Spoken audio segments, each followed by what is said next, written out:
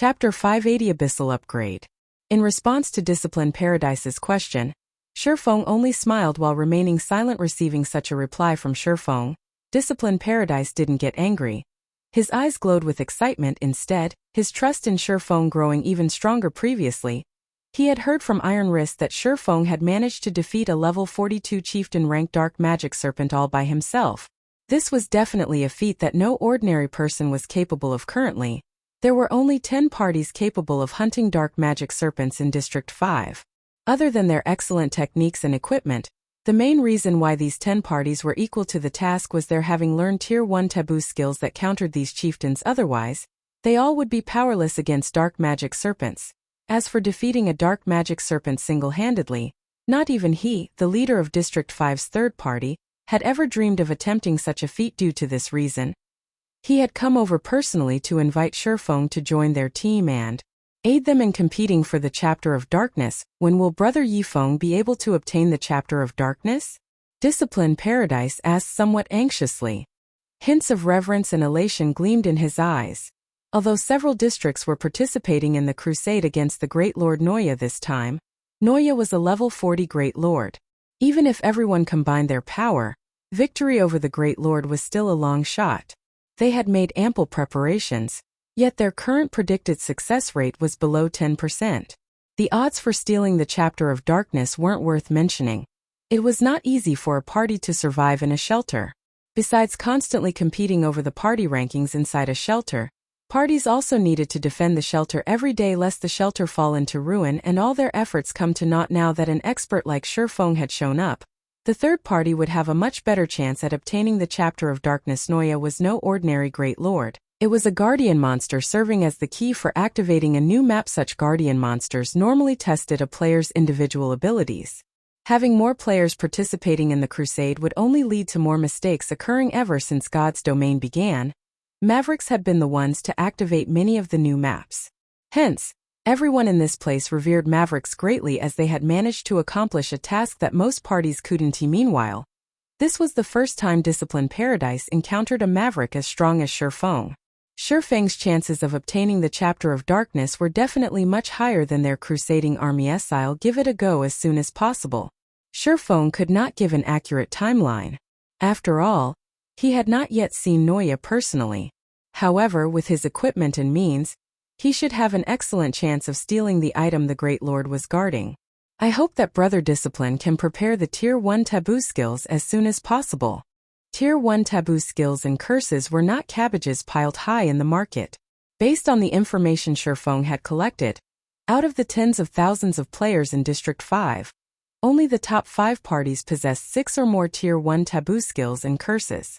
Iron Wrist's 7th party had 2, however, currently only one of his members had succeeded in learning a Tier 1 curse. One could just imagine how difficult it was to obtain Tier 1 taboo skills and curses. Brother Yifeng can rest assured on this point. As long as you succeed in getting the Chapter of Darkness, I will definitely hand over 12 Tier 1 taboo skills. Discipline Paradise laughed confidently, following which, Discipline Paradise shared with Shifeng specific information regarding Noya. Unfortunately, Shifeng and Discipline Paradise's conversation in a private chat dismayed Iron Wrist, who was seated beside the two. However, seeing how Discipline Paradise, the leader of the third party, was acting so respectfully with Shifeng, Iron Wrist also could not help but feel a little prideful. After Discipline Paradise left, Shifeng looked at the depressed shield warrior and said, "Brother Iron Wrist, can I get you to help me with something?" "Brother Yifeng, please don't hold back. You are our party's savior. If you have anything you need help with, just tell me," Iron Wrist assured, clapping his chest. "Can you help me exchange these soul crystals for some level 30 fine gold ranked or above weapons?" Shifeng asked as he took out 3 gray crystals from his bag. "Heavens! You actually have so many soul crystals." Iron Wrist's eyes nearly fell out of their sockets when he saw the 3 soul crystals Shifeng produced.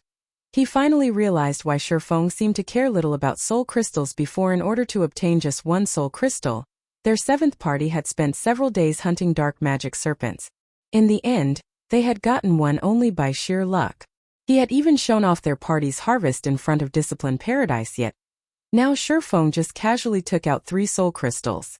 Seeing that Iron Wrist was still silent after quite some time, Shifeng could not help but ask, Has nobody managed to obtain level 30 fine gold weapons yet? The players residing in District 5 were very high-leveled. The high-ranking parties often challenged monsters of higher levels. Although only a few parties were capable of defeating level 40 monsters, there should be plenty that could handle monsters that were level 30 or so. Shifeng had also seen plenty of players selling level 30 bronze and mysterious iron equipment on the streets earlier. Moreover, they were selling the items very cheaply. This was a scene that had yet to appear in White River City, however. After giving it some thought, Shifeng found it to be reasonable the players here were killing monsters day in and day out, especially since monster armies attacked the shelter at night. They were improving their combat techniques daily. In addition to other factors such as gemstones, challenging monsters of a higher level was routine, however. While the players here found it very normal to fight against monsters of a higher level, it was a different story for the players outside. The Dark Den players outside preferred to grind monsters of a lower level whenever possible. They definitely would not choose to grind monsters that were of the same level as or even higher level than they were, as doing so would mean increased risk. As a result, players outside the Dark Den improved their combat techniques and upgraded their equipment at a much slower rate. That's not it. Brother Yifeng, do you really want to exchange soul crystals for weapons? That's just such a waste. Although the market value of a soul crystal is equal to 1 level 30 dark gold weapon or 5 fine gold weapons, no one who manages to obtain a soul crystal would exchange them for equipment or weapons. After all, weapons and equipment will depreciate with time. On the other hand, the contribution shares one can acquire with soul crystals will never lose their value. The true value of a soul crystal is far above a level 30 dark gold weapon. It will be an even greater loss if you exchange it for level 30 fine gold weapons. Iron Wrist advised. The shield warrior's words rendered Shifeng somewhat dumbfounded. Soul crystals were really of no value to him. On the other hand, the value of fine gold and dark gold weapons was much higher. As for why he wanted these weapons, he was planning to upgrade the Abyssal Blade to level 30. A level 40 Great Lord was no pushover, and it would be to Shifeng's benefit to increase his combat power as much as possible. As a magic weapon, the higher level the Abyssal Blade was, the higher its attributes and quality would be. When Shifeng first obtained the Abyssal Blade, the magic weapon's attributes were only equal to a secret silver weapon. Now that the weapon was level 25, its attributes were already above dark gold rank. If Shifeng upgraded it to level 30, it might reach the standard of an epic weapon. A level 30 epic weapon would definitely push his combat power up to a whole new level. At that time, he would have much more confidence in stealing the Chapter of Darkness. Seeing how Shifeng was insistent on exchanging his soul crystals for weapons, Iron Wrist had no choice but to comply and think of a way to carry out the Maverick's wishes. An hour or so later, Iron Wrist had managed to exchange the 3 soul crystals for 1 level 30 dark gold weapon and 11 level 30 fine gold weapons. After Shifeng received the weapons, he parted ways with Iron Wrist and went searching for a secluded location. The commotion the Abyssal Blade caused with each subsequent evolution grew increasingly larger. Now that Shifeng was about to upgrade the magic weapon to level 30, the aftermath would definitely alarm the entire District 5. Not wanting to attract any attention to himself, Shifeng had no choice but to head for an out-of-the-way spot. Devour. Shifeng chose to upgrade the Abyssal Blade upon arriving at a wilderness with no other players around. Chapter 581 Epic Weapon. The moment Shifeng's finger made contact with the system window, the pitch-black Abyssal Blade released a dragon's roar. The deafening roar sounded as if an actual dragon stood before Shifeng right now. With such a ferocious roar, even the birds in flight were petrified, falling out of the sky one after another. Immediately after letting out the dragon's roar, the Abyssal Blade struggled free from Shifeng's hand and flew into the air. In the blink of an eye, the pitch-black Abyssal Blade transformed into a cloud of black mist that devoured the 11 sacrificial weapons. As it consumed the weapons, Shifeng could also hear a strong heartbeat coming from the black mist. It was as if an ancient creature was awakening. A terrifying aura washed over Shifeng and his surroundings. The nearby greenery even withered. Why is there such a huge difference in power from the last evolution? Shifeng looked at the black mist floating in midair, frowning. Is this the beginning of a backlash? Shifeng had never witnessed or heard any details about the backlash of a magic weapon before. In the past, players who obtained magic weapons had never disclosed any information regarding backlashes. They only advised others to stay as far away as possible from magic weapons. The pressure the Abyssal Blade was currently emitting was incredibly terrifying. Back when Shifeng upgraded the magic weapon to level 25, he could still move about relatively easily under the aura the weapon emanated. Now, however, even motion was a luxury. He could only stand still and watch quietly as all of this happened. After a while, the magnitude of the heartbeats gradually increased. The black mist in the sky also took the shape of a black heart. Meanwhile, with this black heart as the core, a vaporous phantom of a black dragon appeared. The black dragon silently looked down on Shifeng, a human-like playful expression contained within its blood-red eyes. In the next moment, the phantom dissipated into nothing, this time transforming into a silver sword that landed at Shifeng's feet. The phantom of the black dragon is becoming more realistic with each subsequent evolution. Even the pressure it emits is growing stronger. No wonder so many players dared not use magic weapons even though they had obtained them. Shifeng frowned slightly as he looked at the abyssal blade, which had stabbed into the ground when, and where a backlash would occur. Nobody knew continuously strengthening the abyssal blade was equivalent to enhancing the power of the magic weapon's backlash. Just the current abyssal blade could already make him feel fearful. If he continued upgrading the abyssal blade, he might really fail to cope with the backlash. This should be the so-called, the bigger they are, the harder they fall. Forget it. Let's take things as they come. Shifeng shook his head, dispelling the negative thoughts in his head. He then pulled out the abyssal blade and took a look at its attributes. Abyssal blade. One-handed sword, magic weapon. Attack power plus 633. All attributes plus 42. Attack speed plus 15. Ignore levels plus 15. Attacks have 50% chance to cause 200% damage, 25% chance to cause 300% damage. Every attack increases attack speed by 2%, up to a maximum of 20% if wielder belongs to any swordsman-related class. All skill levels plus 3 increase free ability points received for every increase in level by 2 points. Equipment level 30. Can be upgraded. Devour 20 level 35 fine gold weapons and 3 level 35 dark gold weapons to upgrade to level 35. Can be evolved. Unknown. Additional skill 1. Phantom kill. Instantly creates a doppelganger. You can control this doppelganger. Doppelganger will have 70% of original body's attributes and all skills. At the same time, doppelganger and the original body can be swapped. Duration 1 minute. Cooldown 5 minutes. Additional skill 2. Abyssal bind. Binds enemies and prevents movement, reducing defense by 100%. Duration 4 seconds. Cooldown 1 minute. Additional skill 3. 9 dragon slash. Instantly creates 12 phantoms of the abyssal blade for wielder to use. Each phantom sword is capable of dealing up to 50% damage. Duration 30 seconds. Cooldown 5 minutes. Additional skill 4. Abyssal curse. Prevents all targets within a radius of 30 yards from moving or attacking for 5 seconds, as well as reducing all their attributes by 20% for 10 minutes. Cooldown 40 minutes. Additional profound inheritance. Black Emperor. When activated, every critical hit will accumulate 1 stack of death aura.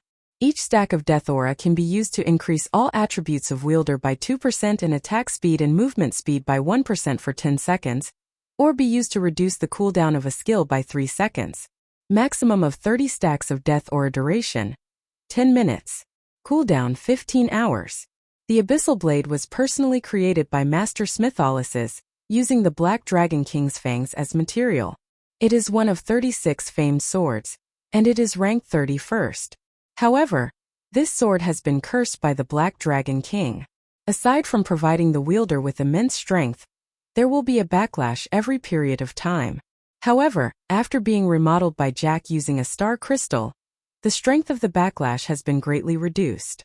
If the wielder is unable to suppress the backlash, the wielder will receive the curse of the Black Dragon King, permanently reducing all attributes by 50%. Unable to be dropped, unable to be traded. Such a high attack. This is equal to the attack power of a level 30 epic rank two-handed sword, right?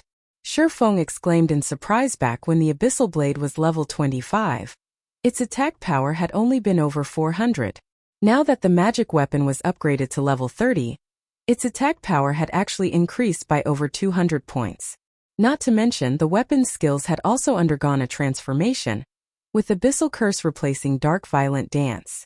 Used against a single target or a group, It was an extremely powerful control and weakening skill, however. This was still not the most significant change to the Abyssal Blade. Swinging the magic weapon lightly, Shifeng felt as if the Abyssal Blade was an extension of his arm, so much so that he could even feel the sword's edge cutting through the air. What's going on here? Shifeng looked at the Abyssal Blade incredulously. There was a saying that, when one's mastery of a weapon reached a certain level, said weapon would feel like an extension of one's own body. However, this was only a saying. Just being able to incorporate a weapon into one's own attack habits and styles was already an amazing feat. During the early stages of God's domain, the attributes of weapons and equipment were very important. However, as players acquire better equipment, they would begin ordering custom-made weapons and equipment for themselves. Even if two items possessed the exact same attributes, most players would choose equipment custom-made to their requirements over the other. Why was this so? The reason was very simple: the far greater ease of harmonization to their habits and styles. For this reason alone, players were willing to spend as much money as necessary. If a player possessed a high compatibility rate with the weapons they wielded, their attacks would flow much more smoothly. Most importantly, a weapon with good compatibility could improve a player's skill completion rate. This was also the reason why, during the later stages of the game, many players chose to discard ready-made epic weapons and instead were adamant in paying an astronomical sum to hire a master or grandmaster forger to produce a custom-made epic weapon for themselves. It was all because custom-made weapons and equipment possessed a much higher compatibility rate. Thinking up to this point, Shifeng immediately began brandishing the Abyssal Blade to get used to the newly enhanced weapon. He then found a level 35 demonic hound to test his sword on. Chop. Usually, Shifeng could achieve a completion rate of 85% or above when using this skill, displaying 100% of the skill's might. In the past, his best record for Chop was 90%. Although this skill was very simple, it was extremely difficult to execute properly. The three sword lights, which should have resembled three silver crescents, converged into one as they struck at the demonic hound, causing the damage dealt by Chop to reach its maximum.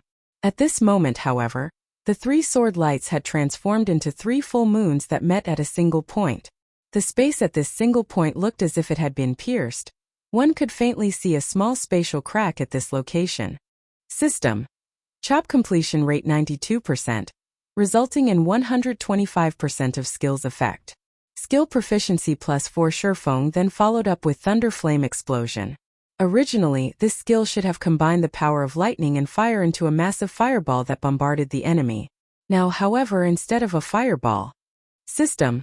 Thunder Flame Explosion completion rate 90%, resulting in 110% of skill's effect. Skill proficiency +3. What? Why is there suddenly such a huge increase in skill completion rate? Shifeng stared at the system notification window, flabbergasted. Compared to his past self, his current strength was much stronger. In the past, his best record for Chop was 90% completion rate. Although it was only a meager 2% increase, the gap was like the difference between heaven and earth. Based on the system's configuration, completion rates between 81% to 90% were categorized into the same group. Achieving any percentage within this range would give an increase of 3 proficiency points. Also, at 90%, one could display 110% of a skill's effect. At 91%, a skill's effect was directly upgraded to 120% and would yield 4 proficiency points. The improvement to Thunder Flame Explosion was even more apparent. Previously, he could not even achieve an 85% completion rate on the skill. Now, however, he had managed 90%. Shifeng had killed a level 35 demonic hound in just 2 movesets. No wonder many had said magic weapons possess frightening power, and many experts could not bring themselves to divest their magic weapons in the past. So this was the case. Shifeng's heart was pounding madly as he looked at the level 35 demonic hound he had just annihilated. His compatibility with the Abyssal Blade right now was practically perfect. He felt invincible. Chapter 582, The True Power of a Magic Weapon. Shifeng killed over a dozen level 35 demonic hounds, testing his various skills. When used with the Abyssal Blade, he could manipulate every skill of his as if just playing with a toy. He could casually mold the skill to his liking, very easily. His past records of skill completion rates in God's domain. Skill completion rates were an important indicator of a player's actual strength in the past. In order to improve the completion rate of one skill by just 1%, many players had trained arduously for days, sometimes even weeks. Particularly after reaching the 85% threshold, raising a skill's completion rate by 1% required a tremendous amount of effort. For some, even that wasn't enough. All the training in the world was useless. However, with the Abyssal blade in hand, this ironclad law was instantly broken. When one wanted to improve their combat techniques, they first needed to learn how to control their own bodies. If one could not even control their form properly, they could never control the weapons in their hand. Shurfeng's control over his body had long since reached a very high standard. Unfortunately, he had not reached a similar level with his control over his weapons. He could not reach a level where he could feel even a strand of hair fall onto his sword's edge. However, his compatibility with the Abyssal blade now was practically perfect. It felt as if he had become one with the magic weapon, allowing his skill completion rate to reach new highs. At this moment, he surpassed all previous records with one of his basic skills, Chop, achieving a 95% completion rate. If a skill's completion rate reached 95%, the skill would display 135% of its effects. In other words, Shurfeng's current Chop dealt an additional 35% damage compared to his previous 85% completion rate.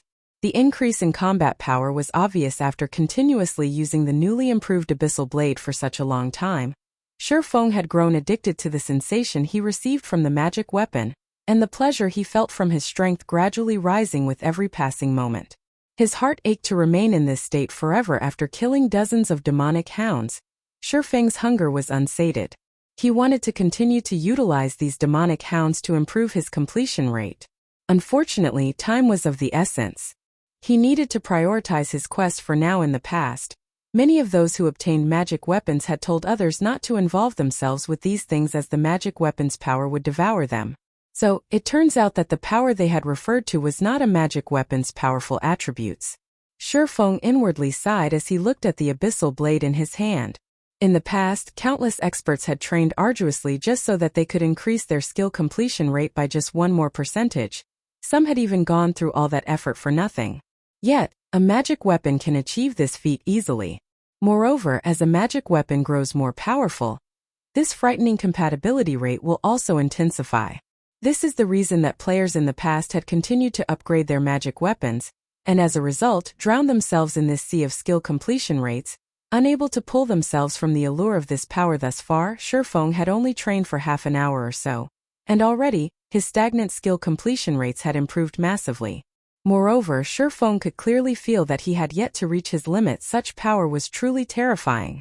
This was a temptation that no expert could distance themselves from. After all, there was not a single expert that did not wish to further refine their own techniques, particularly in this virtual world that was filled with various chance encounters. Even Shurfeng, someone who had played God's Domain for over a decade, hungered to upgrade the Abyssal blade once more, improving the magic weapon's compatibility rate again. This way, he might be able to refine his skill completion rate further. Achieving a 95% completion rate had already increased his combat power by 35%. Every 1% past 90% could increase a skill's effects significantly, not to mention past 95%. At that time, just how terrifying would his skills become? It might even be possible to double his combat power. The impact of raising his skill completion rates was far more valuable than learning a single taboo skill. After all, a taboo skill was only one attack. Although its might surpass skills of the same tier, what would happen the taboo skill's duration? In the end, he would return to his prior strength. Meanwhile, a player normally incorporated a variety of basic skills into their attacks when engaged in battle. If every skill could achieve a 100% completion rate, one could easily wipe the floor with a player that had learned a taboo skill of the same tier. This was the true power of a magic weapon. Its main purpose lay not in increasing its wielder's attributes, but rather, its main function was to improve the fundamentals of a player's techniques. Not even fragmented legendary weapons could offer such a devastating benefit, much less epic weapons in the past. Every player that wielded a magic weapon was undoubtedly a top-tier expert. Some even stood at God's Domain's peak. Shurfeng finally understood that their achievements were all due to the intense compatibility rates that magic weapons offered. Of course, this improvement method was more of a form of diabolism. After all, most of the apex experts of God's Domain had attained their strength step by step. They had first trained their physical control to the very limit. They then focused on their control over their weapons, Apex experts like these possessed unshakable foundations. Even if they switched to new weapons and equipment, their strength would not decrease significantly and would soon recover. However, it was a different story for magic weapon wielders. For those who had obtained a magic weapon at the very start of the game, if they suddenly lost their magic weapons, their strength would plummet. Someone who had initially been an apex expert might instantly become a nobody. Hence, in the past, none of the wielders were willing to part with their magic weapons. As a result, their magic weapons eventually devoured them, and they were forced to start all over again. However, this inspired an idea in Shurfeng. If he wanted to nurture experts quickly, it would be best to start with searching for weapons with high compatibility rates. If a player possessed weapons or piece of equipment that was highly compatible, their strength would skyrocket. Currently, Zero Wing had extremely few top-tier experts, and the standard of the guild's elite members was still relatively low. Meanwhile, dungeons required very high levels of personal strength. Zero Wing's advantage of raiding speed was only due to the equipment its team wore. In truth, they were far weaker than those teams that relied on personal combat techniques. The dungeon's final boss was particularly challenging for Zero Wing. There was practically no way to improve the equipment of Zero Wing's core members any further at the moment. If they wished to increase their combat power, they could only do so through skill completion rates. Unfortunately, until now Zero Wing's members had only focused on finding ways to obtain better weapons and equipment to increase their attributes. They had mostly neglected to improve their skill completion rates. Currently, even Fire Dance, the most powerful melee fighter on Zero Wing's core team, could only achieve a maximum skill completion rate of 80%. She was still a great distance away from reaching 85%. If he could improve Fire Dance and the others' compatibility rates with their weapons, the combat power of Zero Wing's core team would improve by leaps and bounds. Compatibility rate? Shurfeng pondered aloud. In fact, he did have a method that could improve one's compatibility rate. He could recruit a master forger into the guild. Although master forgers could not produce a weapon with a 100% compatibility rate with a player, if Zero Wing had a master forger, said forger could, more or less, produce tailor-made weapons and equipment with slightly higher compatibility rates for some of the guild's members. This would help the guild's experts massively. Only nurturing a master forger was easier said than done. Shurfeng no longer wasted time as he sheathed the Abyssal blade and made his way to Gloomy Valley. Gray mist shrouded Gloomy Valley all year round, limiting players' vision as they explored the area. Moreover, Shurfeng could feel the gray mist suppressing all 5 of his senses while he wandered the valley. It was as if he stood deep within the blood mist of the Demonkin army's killing intent. Only, the suppression effects were much weaker here. The majority of the monsters inside Gloomy Valley were level 40 or above elite rank. There were also plenty of level 40 or above special elites roaming around. Even the outermost region of the valley was a challenge to get through. Meanwhile, in Gloomy Valley's inner region, the level 40 Great Lord Noya stood guard at the gate leading to the next map. If one wished to journey to the new map, they first needed to kill Noya. That's Noya? Sure enough, it's strong. Shurfeng hid in the forest as he observed the massive gargoyle in front of the valley's entrance. Noya, demonic Great Lord. Level 40. HP 10,000,000/10, 0,000,000. Chapter 583. Suppressing a Great Lord. To current players, a level 40 demonic Great Lord was a nightmare. Noya was also a gargoyle among demonic creatures. Gargoyles ranked at the top in terms of magic resistance and defense. Worse, gargoyles possessed a massive pair of wings that enabled them to soar through the sky. If players encountered one, they would not even have the chance to escape. Gargoyles could also attack from the sky, leaving melee players at a great disadvantage. Only ranged classes posed any threat to gargoyles. A black slate tablet was embedded into the towering gate that Great Lord Noya protected. A faint gray barrier also prevented anyone from reaching the gate. Meanwhile, demonic power filled that black slate tablet. It was none other than the chapter of darkness that Shurfeng was trying to obtain. It was also the core energy source for the barrier protecting the stone gate. If one wanted to obtain the chapter of darkness, not only were they required to defend themselves against the gargoyles' attacks, but they also had to break the barrier. It was practically impossible for anyone to obtain the chapter of darkness without killing the Great Lord Noya. Only after defeating the gargoyle could one attempt to break the gray barrier. As Shurfeng approached the gate stealthily, he could faintly hear noise from nearby, and he turned to look for the source. Why are players here at such a time? Shurfeng was surprised. A short distance from the massive stone gate, A team of 100 players with levels ranging from 28 to 29 slowly approached, seemingly intending to raid the Great Lord. The sky grew darker by the minute, and it wouldn't be long before night arrived. To players, this was an extremely unfavorable situation. Ordinary players would normally hurry back to their respective shelters at this time of day. Are they planning to raid Noya now? Shurfeng could not help his shock at this moment. This team of 100 players had already spread out and moved into formation. It was obvious that they intended to raid Noya. Only, a level 40 field Great Lord was not an easy opponent. Even a 500-strong team would face one ending death. Otherwise, District 5 would not have joined hands with several other districts in an attempt to raid Noya. Meanwhile, the Crusading Army, which several shelters had organized, consisted of 1,000 players. Of course, this did not mean that all 1,000 players would enter the battle simultaneously.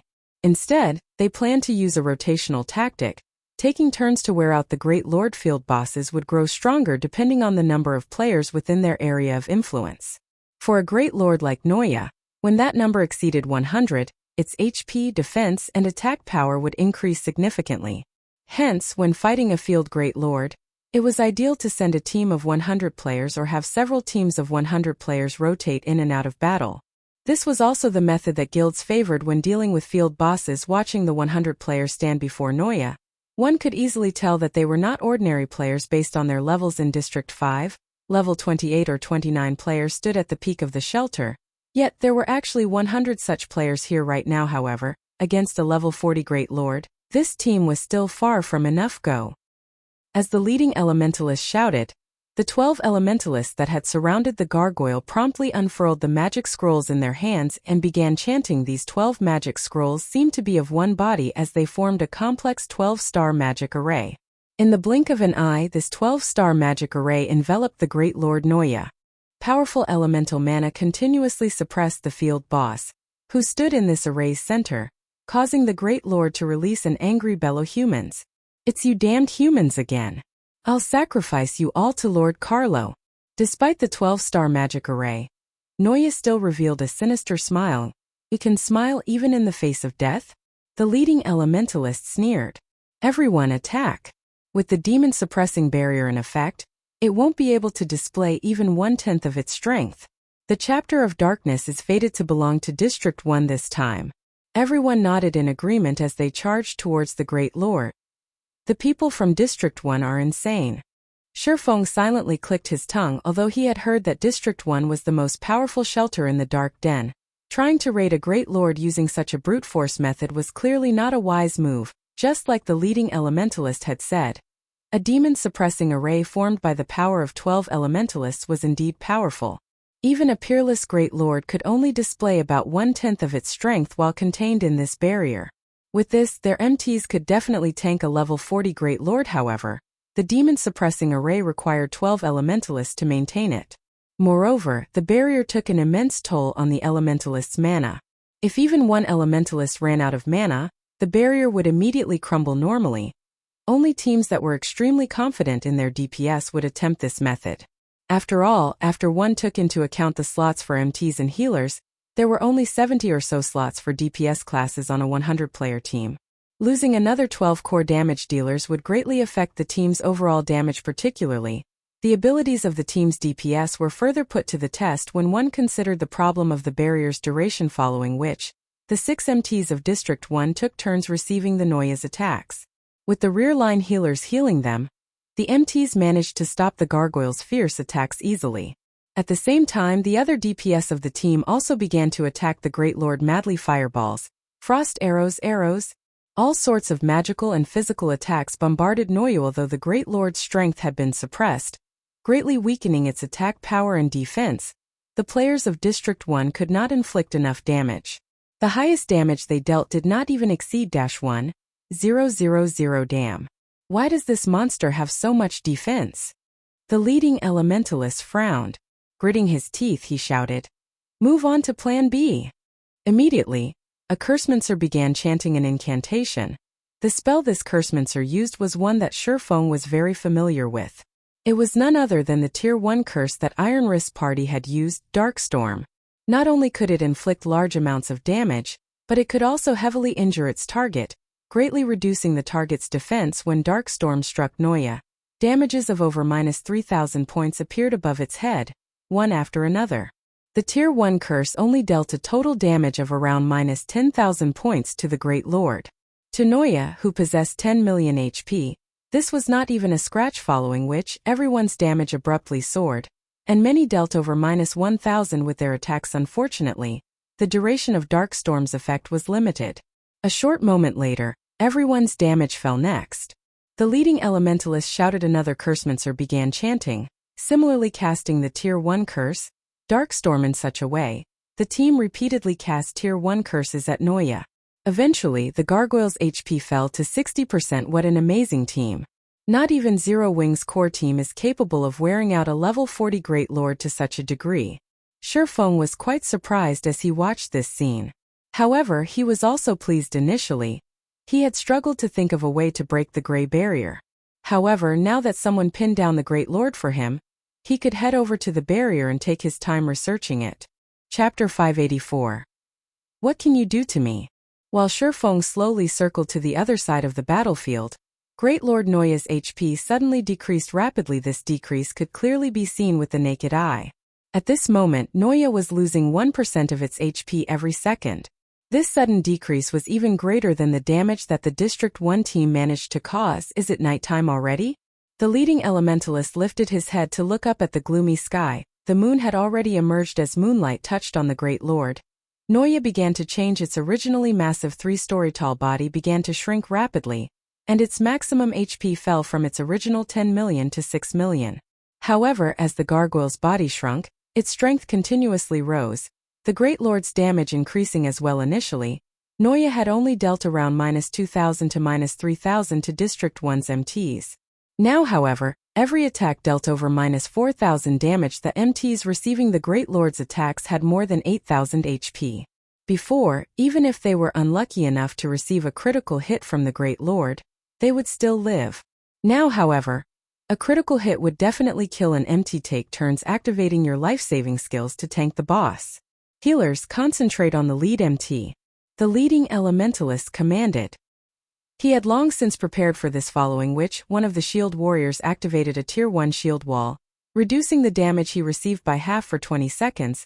The damage Noya dealt instantly fell from nearly -5,000 points to just over -2,000 points. Meanwhile, the healers at the rear began dumping heals on the shield warrior, easily replenishing the 2,000 plus HP the shield warrior lost. However, after 5 seconds or so, the shield warrior suddenly struggled to cope with the Great Lord's attacks. The damage Noya's attacks dealt suddenly increased from over -2,000 points to almost -4,000.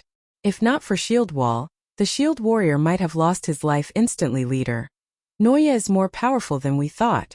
If its damage continues rising, our MTs won't last. A female cleric said hurriedly. Since the battle had begun, the healers had not struggled to keep the team's MTs alive. They had also specifically chosen this time to challenge Noya. Based on their previous observations, Noya's HP during daytime was simply too high. When the sun set, however, the gargoyle's HP fell from 10 million to 6 million, though its damage would soar in return. With their team's damage output, if Noya had 10 million HP, they could defeat the Great Lord within the demon-suppressing barrier's duration. So they could only give the 6 million HP Noya a try. Also, the longer Noya fought at night, the higher its damage became. Hence, they had chosen to challenge Noya near twilight. Only, the Great Lord's damage scaling exceeded their initial estimations. Damn. Its damage is increasing far too quickly. The leading elementalist glanced at his own remaining mana. At most, the demon-suppressing barrier would last a few more minutes. Currently, however, Noya still had more than 3 million HP. It was impossible for their team to deal that much damage in such a short time. Gritting his teeth, he yelled, "Retreat!" Soon, everyone began to back away from the gargoyle in an organized retreat. The lead MT also began retreating from the barrier one step at a time. Not only could the demon-suppressing barrier suppress demonic creatures, but it also limited a demon's range of activity. Only while no one repelled Noya, the gargoyle was able to attack the barrier freely. The damage the barrier received rapidly depleted the 12 elementalists' mana bay. The time everyone left the barrier, Noya's eyes narrowed as it revealed a cold smile. The gargoyle then roared suddenly, Neuya's body cracked, some fragments falling from its body. These fragments then transformed into more than a dozen miniature Neuyas that were as tall as a normal person. However, these miniature Neuyas were no trivial monsters. Although each only had 200,000 HP, they were all level 40 chieftain-ranked monsters.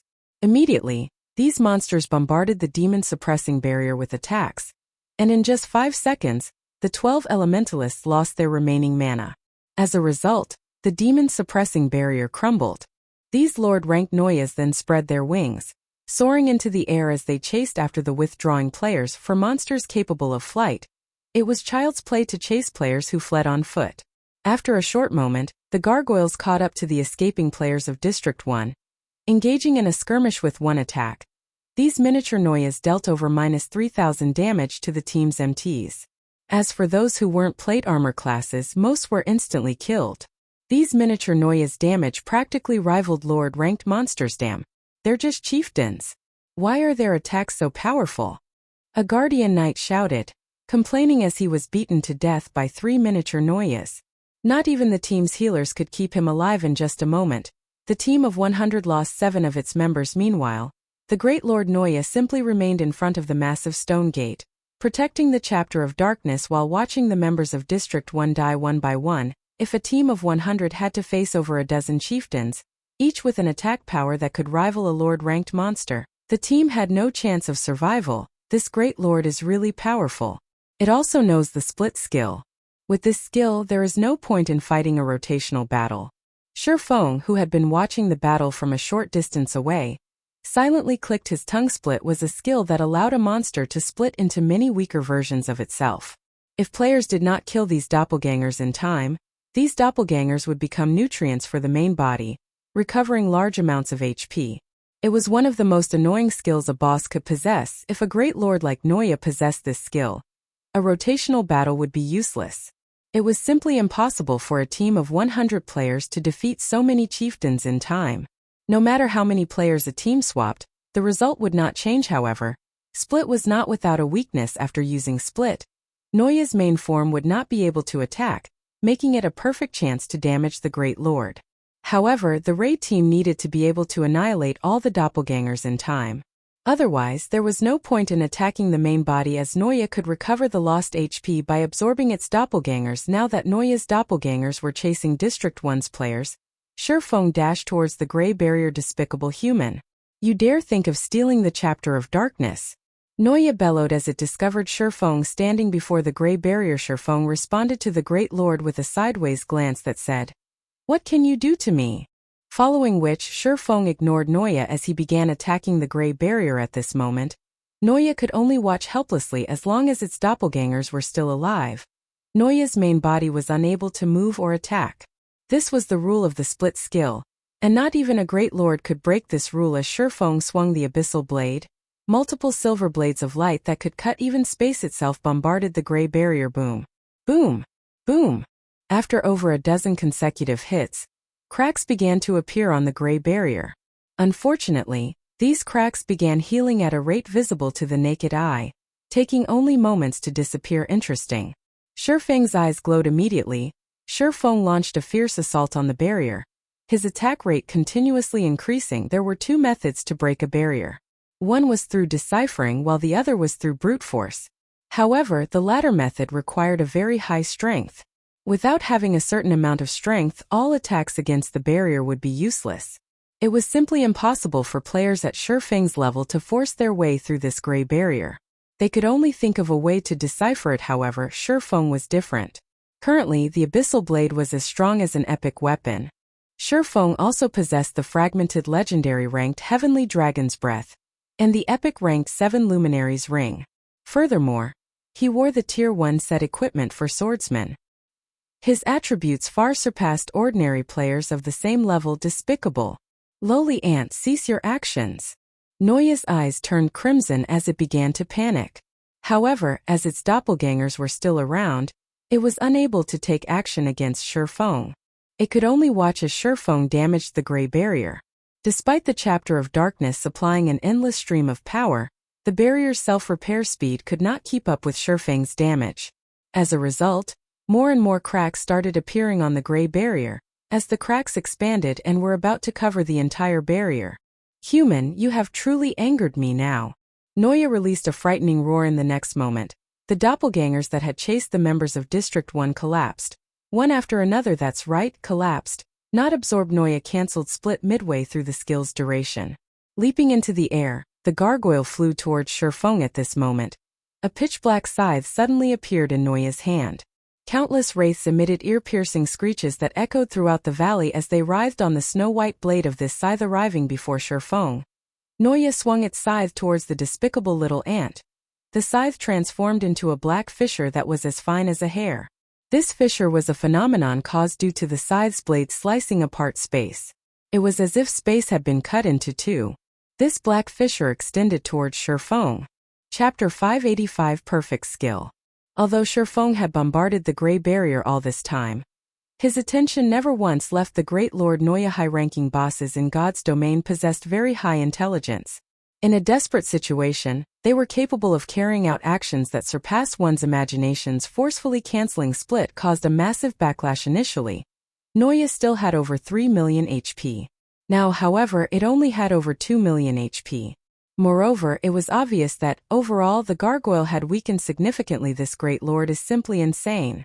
Cold sweat slid down Shifeng's back as he looked at the black fissure extending towards him. This move was the Tier 3 Taboo skill, Dark Annihilation, and it was a skill known for having the highest single target attack power among all Tier 3 skills. Its might could rival even the Tier 4 skill, Dimensional Slash.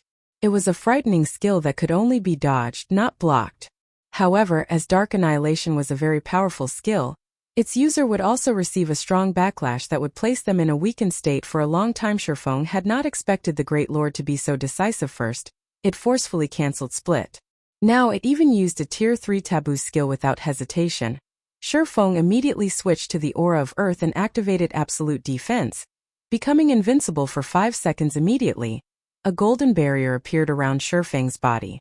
The instant the black fissure collided with this barrier, the impact sent Shifeng flying. He felt as if he had just been struck by a truck. Shifeng flew over 20 yards through the air, his body slamming into a cliff. However, Noya was far from done with its attack. The gargoyle continued to brandish its scythe, sending a stream of black fissures striking at Shifeng, who was embedded inside the cliff. Dark Annihilation was not a one-off skill. Rather, the skill functioned to enhance its user's attacks for a certain amount of time. After suffering over a dozen attacks, the cliff collapsed, transforming into neatly cut gravel that exploded in all directions. This sensational scene stupefied the players of District 1, who currently watched from afar. Compared to their prior battle with Noya, Shifeng's battle with the Great Lord was on an entirely different level. If Noya had used this move against them, it would have wiped them out instantly. They would not have had a chance. Damn. That gargoyle had actually been toying with us. The leading elementalist tightly gripped his staff, feeling humiliated. Leader, this is weird. Why is Noya attacking a cliff instead of us? What's going on here? A level 29 shield warrior asked curiously. Has Noya gone insane? That's not it. I've already used Eagle Eyes to take a look. Noya is currently attacking a swordsman player. A ranger explained. This swordsman sure is dumb. He actually tried to steal the chapter of darkness while we fought Noya. Does he really think the gargoyle will let him steal the chapter so easily? If it were that simple, we would have done it long ago. Many players on the team began ridiculing Shifeng's foolish actions. Alright, that's enough. Let's hurry and retreat. If Noya comes after us again, we will truly be finished. The leading elementalist said. Everyone nodded silently before escaping the valley. Despite their ridicule, they still felt very grateful towards Shifeng. Just the brief battle against Noya's doppelgangers had reduced their numbers to less than 60. If things had dragged on, none of them would have walked out of here alive. As everyone turned to leave, the ranger who had previously used Eagle Eyes suddenly exclaimed, "Team leader Blue Frost, that swordsman is still alive." Alive? How can this be? Not even a shield warrior with protection blessing and shield wall can survive. How could a swordsman possibly live after that attack? The leading elementalist named Blue Frost could not bring himself to believe the ranger's words. It's true. If you don't believe me, you can ask the other rangers as well. The ranger replied, his shock clearly written all over his face. Curious, the other rangers also activated Eagle Eyes and looked towards the cliff. Immediately, they all found themselves tongue-tied. When Blue Frost saw the shocked expressions on the other Rangers' faces, he had no choice but to believe it to be true. Who is that? Blue Frost could not help but ask. Against such an attack, their team of 100 could only embrace their deaths. It was simply impossible for them to block it. Yet, this mysterious swordsman had survived against that frightening power. In Blue Frost's memory, a person with such capabilities did not exist.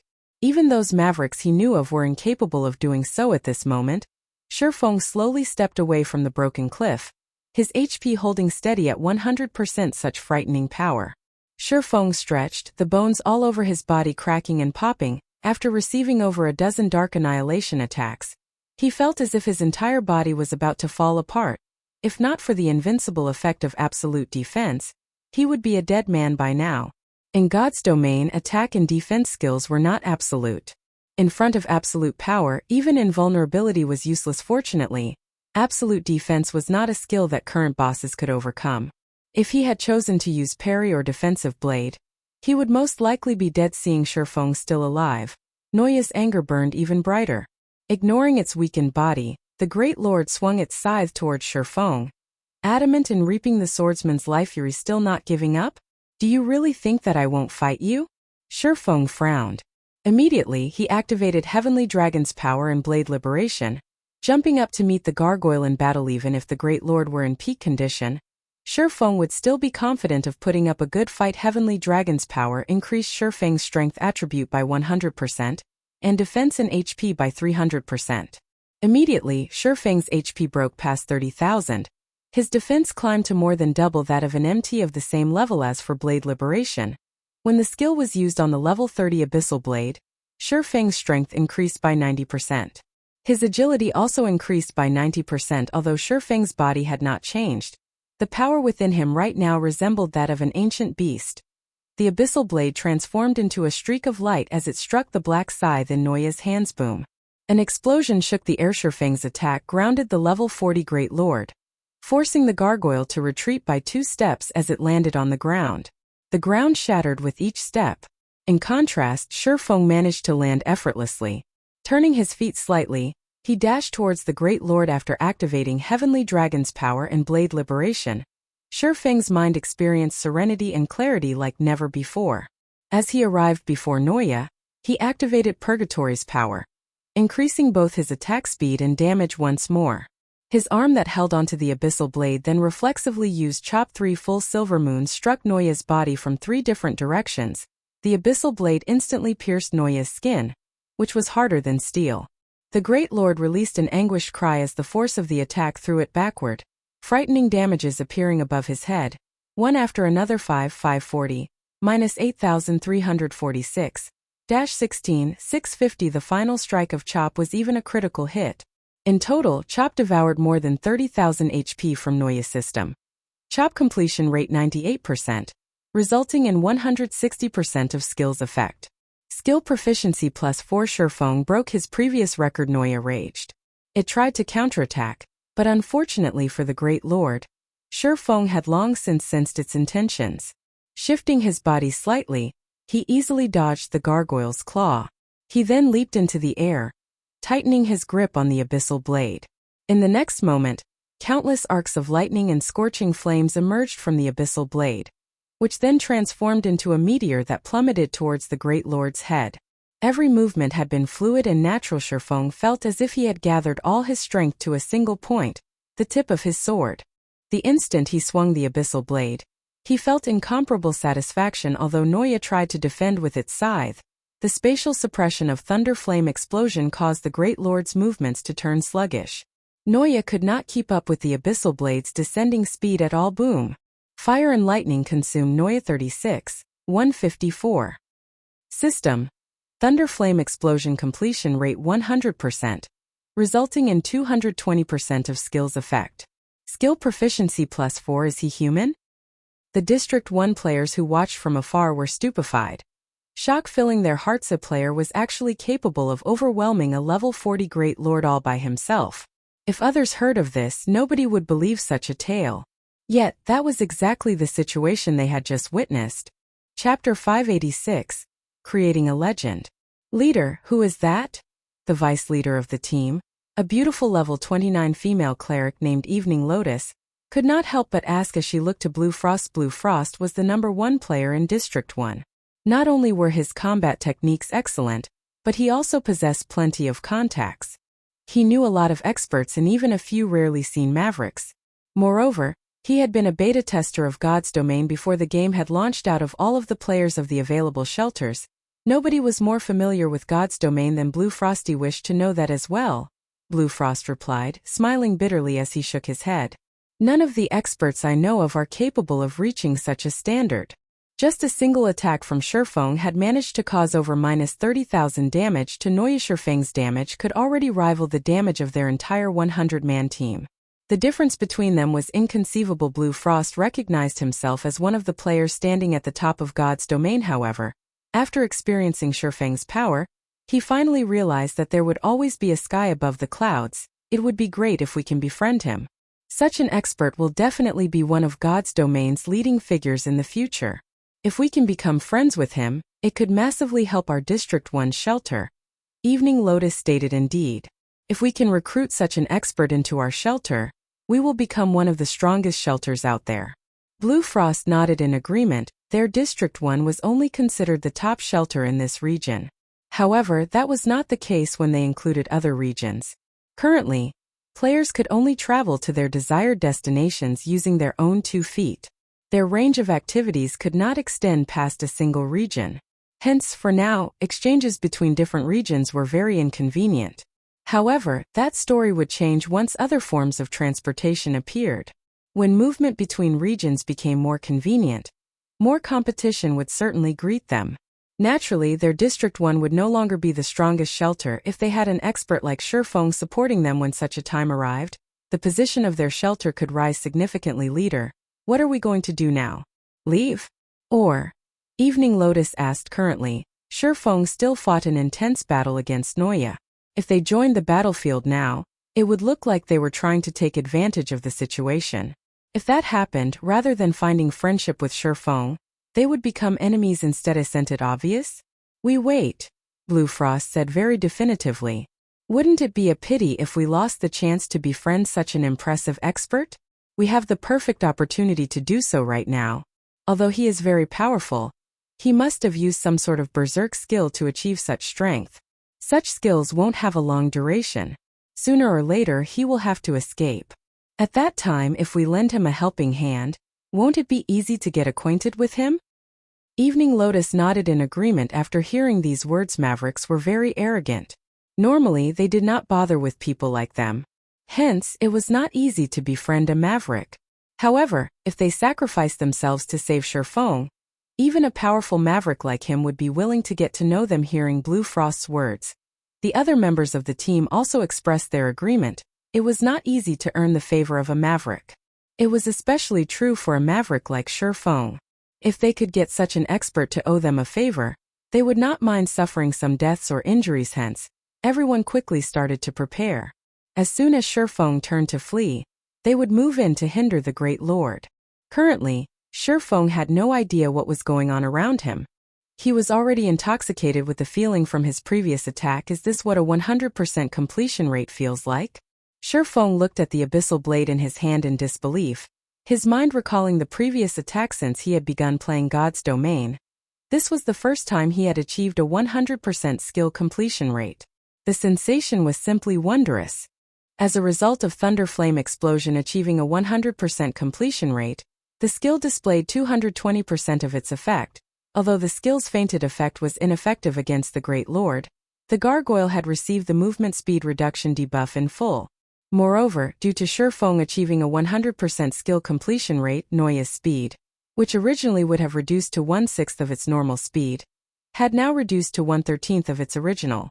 The debuff's duration also lasted over a dozen seconds. Even if the Great Lord were at its peak, having its speed reduced to only 1/13 of its original would slow it to a turtle's pace, not to mention the current Noya, who had suffered 2 debuffs already. Noya's current attack and movement speeds were as effective as if it were in a fainted state.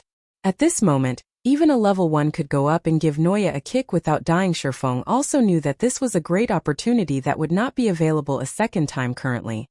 Noya only had 2 million HP remaining. Not only was it suffering from 2 weakening debuffs, but it had also received a Thunder Flame explosion at 100% completion rate. Most importantly, Shifeng was at his peak finish it. This thought suddenly emerged in Shifeng's mind originally. Shifeng had intended to drive off Noya temporarily before shifting his focus to breaking the Gray Barrier. However, the rare opportunity before him was simply too tempting. That was a Field Great Lord. Even the loot of an ordinary Field Lord was astounding, with fine gold equipment being the most common among the drops. If one were lucky, they could even obtain dark gold equipment. Meanwhile, High Lords had a very high possibility of dropping dark gold equipment. As for Great Lords, they would drop dark gold equipment with 100% certainty, and there was even a good chance of epic items dropping. Even if no epic items dropped, there would still be forging designs, recipes, and materials of equal value in the past. Even after sacrificing thousands of lives to kill a Great Lord of the same level, a guild would still profit. One could just imagine how frightening a Great Lord's value was. Currently, a greatly weakened level 40 Great Lord stood before him. How could he let such a golden opportunity go? Without hesitation, Shifeng activated 9 Dragon Slash and Phantom Kill. He even activated Black Emperor. The trump card he had saved all this time. Blade Liberation's effect only lasted 20 seconds. After these 20 seconds, if he were still unable to kill Noya, he would have no choice but to give up and run.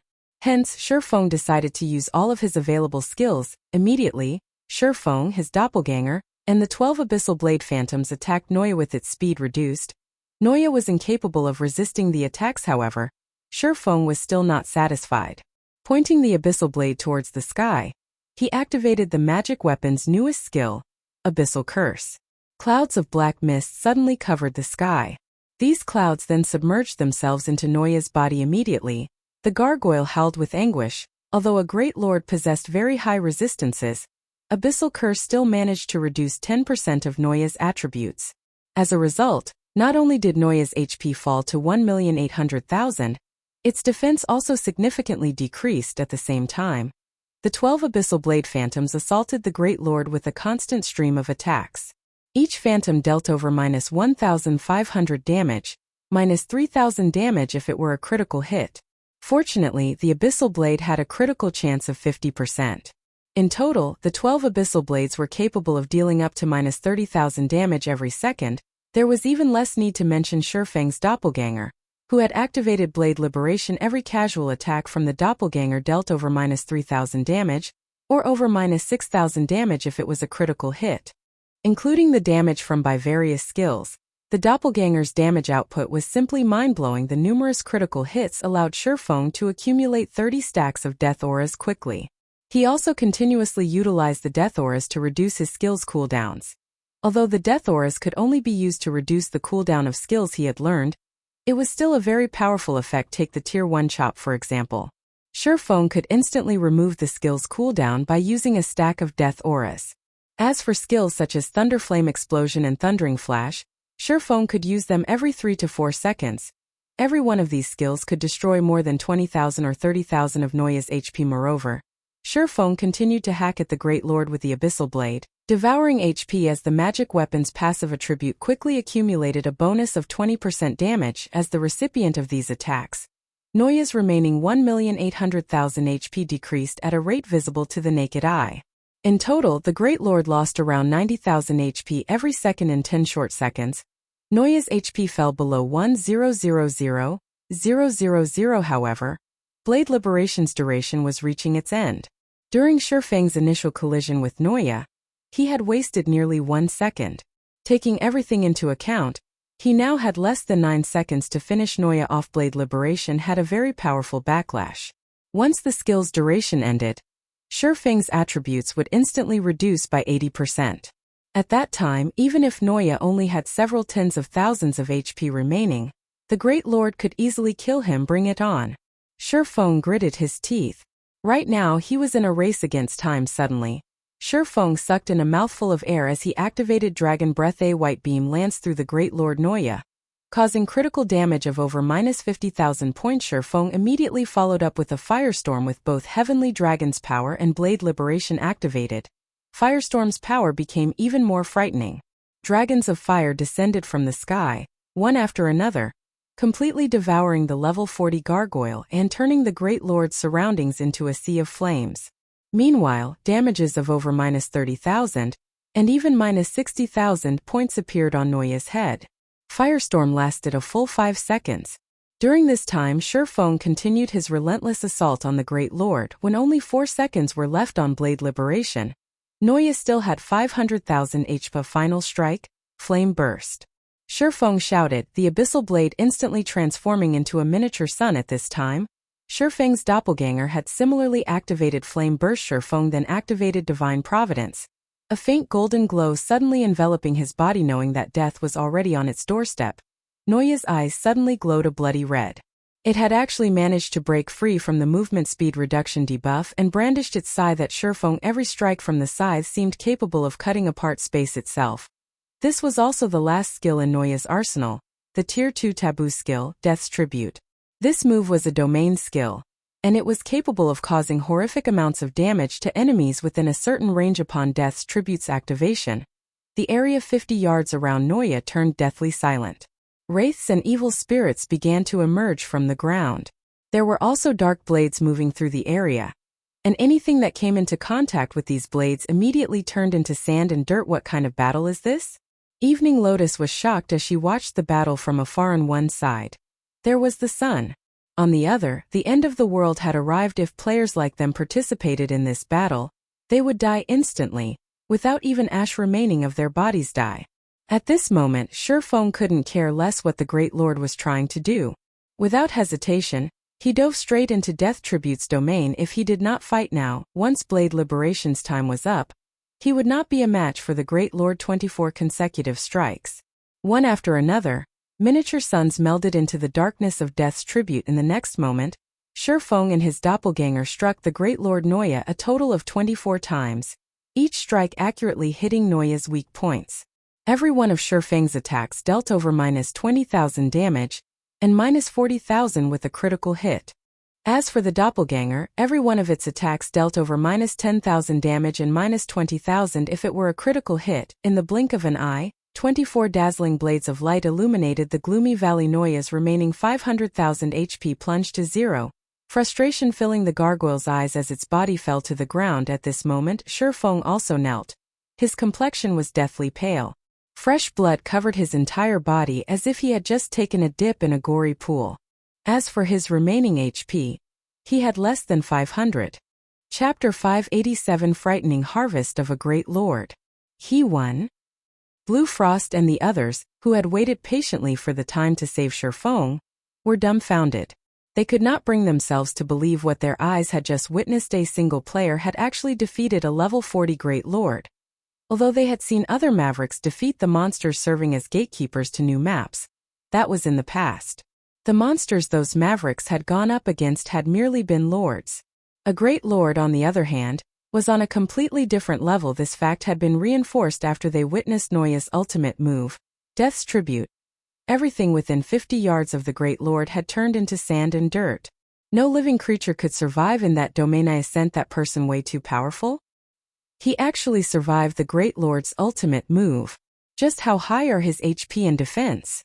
A level 29 Shield Warrior exclaimed back when the Shield Warrior had received Noya's normal attack.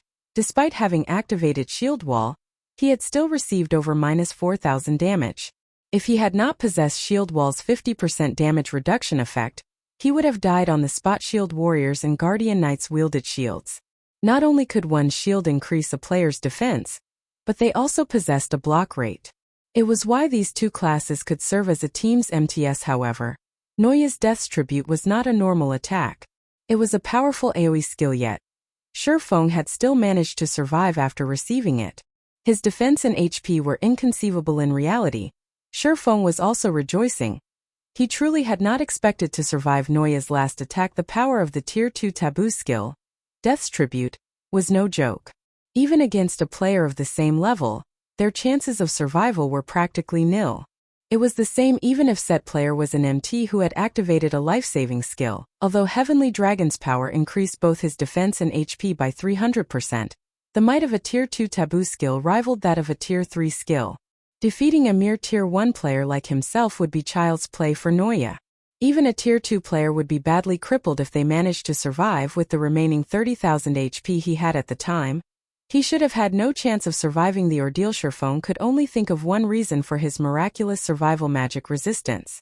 Death's Tribute was an attack that combined both physical and magical damage, with magical damage as the main component. Meanwhile, his high magic resistance had negated a large amount of the Taboo skill's magical damage, and as a result allowed him to survive. Leader, are we still going over to meet him? Evening Lotus asked after recovering from her stupor. Yes, of course we're going. He has just achieved such a feat, and we are the witnesses of this legend. How can we not go and congratulate him? At this moment Blue Frost's eyes were filled with reverence as he looked at Sherfong. To them, a great lord was an immovable mountain. Blue Frost even had yet to hear of anyone throughout God's domain overcoming this mountain. Yet, the man before them had easily scaled it, achieving a miracle that nobody had managed until now. On the other side, Sherfong did not remain idle. After killing Noya, Sherfeng's level instantly rose by 1, pushing him to level 33, and allowing him to recover significantly. Immediately after, Sherfong sent a few slashes at the Grey Barrier. Blade Liberation was still in effect, so it was the best chance for him to shatter the barrier around the gate. Previously, before Sherfong had used any of his berserk skills, the Grey Barrier barely defended against Sherfeng's attacks. Now, however, it had only taken a few swings to shatter the Grey Barrier. Like a balloon being poked with a needle, the barrier released a pop. As it shattered completely, Sherfong then jumped up and retrieved the black slate tablet from the stone gate. Finally got it. Sherfong grinned at the chapter of darkness that was shrouded in a faint layer of demonic aura. Chapter of darkness. Dark gold rank item. The chapter of darkness brims with soul energy. You may pass it to a shelter's caretaker to enhance the shelter's power and activate a portion of the chapter of darkness's ability. Sherfong then stored the chapter of darkness away with satisfaction. Now that he had obtained the chapter of darkness, his task here was finally complete. What's left for him now was to collect the loot from Great Lord Noya. The moment Sherfong arrived before Noya's body, Blade Liberation's effect ended. Suddenly, his whole body lost strength and his feet caught air. His attributes sharply reduced by 80% as well. At this moment, he was not even as powerful as an ordinary player. The aftereffects of using twofold berserk sure is severe. Even my mental power has nearly depleted. Sherfong suddenly felt a powerful migraine assaulting his head, and all he wanted was to lie down and sleep. If not for the Great Lord's enticing loot, he would have logged out to rest that instant. Noya was as tall as a 3-story building. Despite Sherfong having activated Divine Providence before killing the gargoyle, a jackpot had not occurred. Loot had not covered the ground around Noya's body at all. On the contrary, Sherfong only saw 6 items beside Noya's body. Are the monsters in the dark den also stingy? Sherfong frowned. If he had killed a great lord outside the dark den, the monster would have dropped a minimum of 10 items. Although Sherfong had not hoped that Divine Providence would grant him a jackpot from a great lord, was there a need to be this shabby? After all the trouble he went through, he had only obtained 6 items. Sherfong then picked up one item after another. With each subsequent item Sherfong picked up, his heart grew increasingly colder. He had only managed to encounter such a heaven-sent opportunity after much difficulty. Yet, in the end, this was all he got in return. Out of the 3 items he had already picked up, all 3 were pieces of level 40 dark gold equipment. None of these pieces were even set equipment, not to mention weapons. When Sherfong collected the 5th item, however, he was suddenly dumbfounded. Teleportation magic array design. When Sherfong saw this item, he began to have visions of mountains of gold. Players residing in the dark den might be unfamiliar with teleportation arrays as their only form of travel was by foot, but to players outside the dark den, they were quite familiar with the concept. After all, when players outside the dark den traveled to faraway maps to grind monsters, they normally used teleportation arrays to save on travel time. However, teleportation arrays could not teleport a player to every corner of God's domain, as a majority of the locations in God's domain did not possess a teleportation array. For such locations, players could only teleport to the nearest map and run the rest of the way. Even then, they would still have to waste a large amount of time. Meanwhile, the teleportation magic array design could easily solve this problem as long as one paid a certain price and constructed a teleportation magic array at a grinding spot. Players could easily teleport to that location. Of course, unlike the teleportation arrays one would normally find in the teleportation halls, which allowed teleportation between various large cities. The teleportation arrays one could construct with this forging design were the simplest version, a one-to-one teleportation array. These teleportation arrays only allowed teleportation between two locations. Even so, it was something many guilds dreamed of obtaining. Only teleportation magic array designs were not that easily obtainable normally. Great lords or above dropped them. Moreover, their drop rate was horrifically low. There was no guarantee one would obtain a design even after killing 100 great lords on the market. A single teleportation magic array design was worth more than 10 epic items. Its value was only less than fragmented legendary items. However, nobody would be so foolish as to sell the teleportation magic array designs they obtained. For such a strategic level item, not a single player would willingly trade it even if they were offered 20 or 30 epic items depending on the level of an epic item. There would come a time when it would lose its value. However, teleportation magic array designs would never have such a problem. In the past, even after God's Domain had been in operation for over a decade, these forging designs were still incomparably valuable. These were better at maintaining their value than any other item in the game. Chapter 588 System Upgrade. My efforts weren't in vain. Sure Feng sighed as he stored the teleportation magic array design. This single forging design made all of his efforts worth it. His trip to the Dark Den had not been wasted at all. While a piece of epic equipment might improve the combat power of a single player, a single teleportation magic array design could improve a guild as a whole. As players reached higher levels, the maps they would journey to would be much farther away from cities currently. Players visiting leveling maps around level 30 could still reduce their travel time significantly by utilizing the teleportation arrays in cities. However, maps after level 35 practically had no available arrays. Players were required to run across at least one entire map to get to their desired destinations, even if players did not rest and did not encounter any monsters on their journey. With players' current levels, they would require at least 3 hours to cross a map. Moreover, the higher level the map was, the larger it would be, which would result in longer travel times. Hence, after players reached level 35, it was very normal to return to cities only once every 2 or 3 days. They would return only after they had exhausted their consumable items, or when their equipment was in dire need of repair. With a teleportation array, Zero Wings members could return to the city or go out to the fields anytime they wished, saving plenty of time. They also wouldn't need to stay on guard throughout the night. They could easily return to the guild residence. With this, Zero Wings members could grind more efficiently, widening the gap between them and other guild. Sherfong picked up the last item that Noya had dropped. The last item was a dark gold whistle decorated with many complex runes carved into its metal A mount. Sherfong was shocked once more when he saw this whistle. Mounts were one of the means of transport in God's Domain. After all, God's Domain was massive. Not only was it laborious to travel from place to place constantly, but it would also take a huge toll on a player's body. This was where mounts came into play. Sherfong was no stranger to mounts. In the past, as the guild leader of a second-rate guild, he had plenty of mounts to choose from. However, the mount he just obtained was different from those in the past. This was a dark gold mount in God's Domain. Like equipment, mounts were categorized into different ranks. There were common, bronze, mysterious iron, secret silver, fine gold, dark gold, epic, and even legendary rank. Mounts of different quality possessed varying abilities. Common mounts could only be used for transportation, and they provided an additional movement speed bonus of 100%. In other words, a journey that one would normally take 2 hours to complete would only take an hour, saving players plenty of time. As long as players reached a certain level, they could go to cities and purchase the most common mounts. Bronze mounts were slightly rarer, and not only could they be used as a means of transport, but they also possessed some offensive capabilities. They provided an additional movement speed bonus of 120%. Bronze mounts could not be purchased in cities and were only available through some high-level rare quests, large-scale team dungeons, or when a player's reputation with certain powers reached a specific level. It was extremely difficult for ordinary players to obtain bronze mounts. As for mysterious iron mounts, other than having significant improvements to their offensive capabilities, they could also carry items for players, having the same capacity as a player's mobile bag. The mounts also increased a player's movement speed by 150%. Such mounts could only be obtained through super rare quests or large-scale team dungeons with a low drop rate. Secret silver mounts were extremely rare. Not only did they possess strong offensive capabilities, but they also possessed some special skills that could be used to assist players.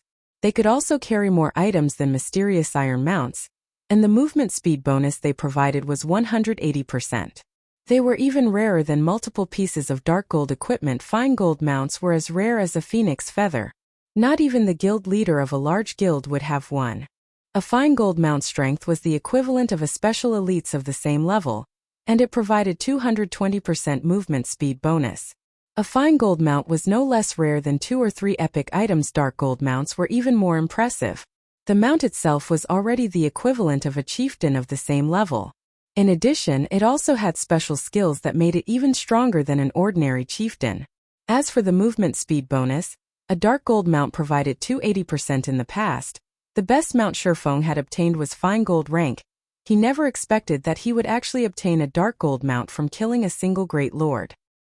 His luck was inconceivable. Even grand lords have an extremely low chance of dropping dark gold mounts. The drop rate from great lords should be practically zero. This could be a system reward item for killing this great lord gatekeeper. Shurfeng rejoiced as he examined the dark gold whistle in his hand. In God's domain, players could purchase mounts in cities once they reached level 40. Shurfeng had originally planned to complete some rare quests to obtain a mysterious iron mount once he reached level 40. However, that was no longer necessary with a dark gold mount. He could move even faster than when he activated Wind Rider. Moreover, Wind Rider had a limited duration, whereas a dark gold mount had no such limitation. In addition, a dark gold mount possessed significant combat power and special skills. Overall, while out in the fields, a dark gold mount was far more useful than an epic item. Unfortunately, it will still be some time before I reach level 40. When Shurfeng thought about how powerful a dark gold mount was, he looked forward to the day he could equip this mount of his. Mounts in God's domain were not static. They could become stronger if nurtured properly. In the beginning, bronze and mysterious iron mounts only possess combat power equivalent to that of a common monster of the same level. However, through careful nurturing, it was not impossible to raise their combat power to the standard of an elite or special elite. Naturally, dark gold mounts had far greater potential. From the moment they were born, they were already as strong as a chieftain of the same level. After nurturing, they could easily become lords or even high lords. In the past, Shurfeng had seen many wealthy players and upper echelons of first-rate guilds parade their lord-ranked mounts on the streets, attracting shock and awe of many players. Compared to luxury cars in the real world, these mounts were several times more impressive. Lord-ranked monsters were bosses in 20-man team dungeons. If one could ride such a monster, one could just imagine what kind of deterrent it would be if Shurfeng could nurture his dark gold mount to become a high lord quickly. It would significantly improve his combat power. Just as Shurfeng stored away the dark gold whistle and was about to turn around and leave, the sound of a system notification suddenly rang out by his ear. System announcement: God's domain will be undergoing a system upgrade. The system upgrade will require 10 real-time hours. All players must log out of the game within 10 minutes. What? Has the third evolution started so soon? Shurfeng was momentarily speechless. Shouldn't it initiate only after players have conquered the first 100-man team dungeon? Did a team already manage to raid one? In the past, God's Domain's third evolution was one that affected the game the most. There were 2 reasons why Shurfeng had not hurried to raid a 100-man team dungeon all this time. Firstly, he still lacked sufficient strength. Secondly, the impact of the third evolution was simply too massive. It was still not something that he could take advantage of at the moment. That's not right. It still shouldn't be possible for anyone to raid a 100-man team dungeon yet. The precondition for doing so is to have all players reach level 30, attain their Tier 1 classes, and achieve peak combat power of a Tier 1 class. However, even with these conditions fulfilled, the success rate of clearing a 100-man team dungeon is no more than 20%. At the very least, a team needed to be fully geared with the set equipment from the 50-man team dungeons to have even a 30% to 40% success rate. Shurfeng shook his head, immediately denying this possibility. Currently, all of the various large guilds were still trying to conquer 50-man team dungeons. How could they possibly have raided a 100-man team dungeon successfully? Shurfeng had to admit that the system evolution this time would greatly impact his plans. Chapter 589: Heir of God's Domain. I wonder how melancholic has been. Hopefully, she has collected a sufficient stock of mana crystals. Shifeng muttered somewhat regrettably as he rubbed his forehead. While the third evolution of the main god system meant that the world of God's domain was going to become even more fleshed out and realistic, it also indicated the opening of a new door. This third evolution would send God's domain to a whole new peak. Not only would demand of mana crystals suddenly rise, but the real world would also undergo some changes initially, sure. Feng had not expected this change for at least another dozen days or so. The largest impact would be the focus shifting from an era of physical fitness to an era of God's domain after the second evolution. Everyone had a vague method of testing a player's skills through their skill completion rates. Players who could achieve a skill completion rate of 69% or below were basic players, whereas those above 70% were considered experts. As to what standard of an expert, nobody could accurately tell. However, after the third evolution of God's domain, this indicator would become very clear. After the third evolution of God's domain, the importance of skill completion rate would grow, especially in battles between players. Meanwhile, the style of combat available would also become more varied. There would be field battles, survival battles, and more. Those who pursued excitement and limits would not miss this opportunity. And these future battles would allow everyone to witness a realistic world that was completely different from the one everyone was familiar with. These battles were far more exciting than the actual fighting competitions in the real world. They were just like the real survival battle that caused a sensation to sweep across the world dozens of years ago. In order to satisfy some of the world's top figures, some of the major powers in the real world had secretly procured death row inmates, having them engage in battle in specified locations. The winner of such battles would not only obtain their freedom, but they would also receive a large sum of credits. In the end, this situation had resulted in many major powers nurturing their own experts in secret and forcing them into such survival battles. Despite major governments banning these battles on the surface, many were still conducted secretly throughout the world. Meanwhile, after God's domain underwent its third evolution and activated similar competitive battles, the game had immediately attracted a large number of players. In addition, due to God's domain's combat system reaching the peak of perfection, the game had managed to replace many of the popular fighting competitions in the real world. After all, not only were fights in God's domain without danger, but the fighters in these competitions could also improve their strength through these battles. In addition, many of those who were disabled in the real world could obtain a complete body in God's domain. Whether they were blind, deaf, or missing limbs, as long as one did not suffer from any brain damage or mental disabilities, they could enjoy life as experts in God's domain. Due to these changes, the entire world entered the era of God's domain. As for how one could become an expert, the main God system had provided a concrete answer. Skill completion rate. How could one go about increasing their skill completion rates? If one relied solely on hard work and constant training, they would not experience any significant improvements. The simplest method of increasing one's skill completion rate was to improve their control over their own body. Take a person's physical strength, for example. In a test, an ordinary person might land a 50 kilograms hit on the first punch and 70 kilograms on the second punch. This was a very wide margin. Meanwhile, this margin would only grow wider in a fight against another person. However, if a person underwent training and often participated in matches against other people, the fluctuations in their strength would become practically negligible and stable. With a stable output of physical strength, one's body would not break form due to using too much or too little, thereby reducing the chances of creating weak points for one's opponent to exploit. Many experts were even capable of achieving a level of control with which they could exert as much strength and accuracy as they wanted. For example, if they wanted to send out a punch with 90 kilograms of force, they could do so. One could say that their physical control had already reached perfection. The usage of skills in God's domain had a very high requirement of the body's movements. Hence, such training was a must. As a result, many people began to study martial arts, learning how to control their bodies more efficiently. Due to this, places such as training centers and dojos became instantly popular again after the third evolution of God's domain. In the past, originally, Shifeng had intended to optimize his training grounds further and secretly nurture plenty of God's domain experts. However, now that the third evolution of God's domain was being initiated, the other guilds and powers would definitely notice of the changes and immediately shift the core of their development towards martial arts dojos and training centers.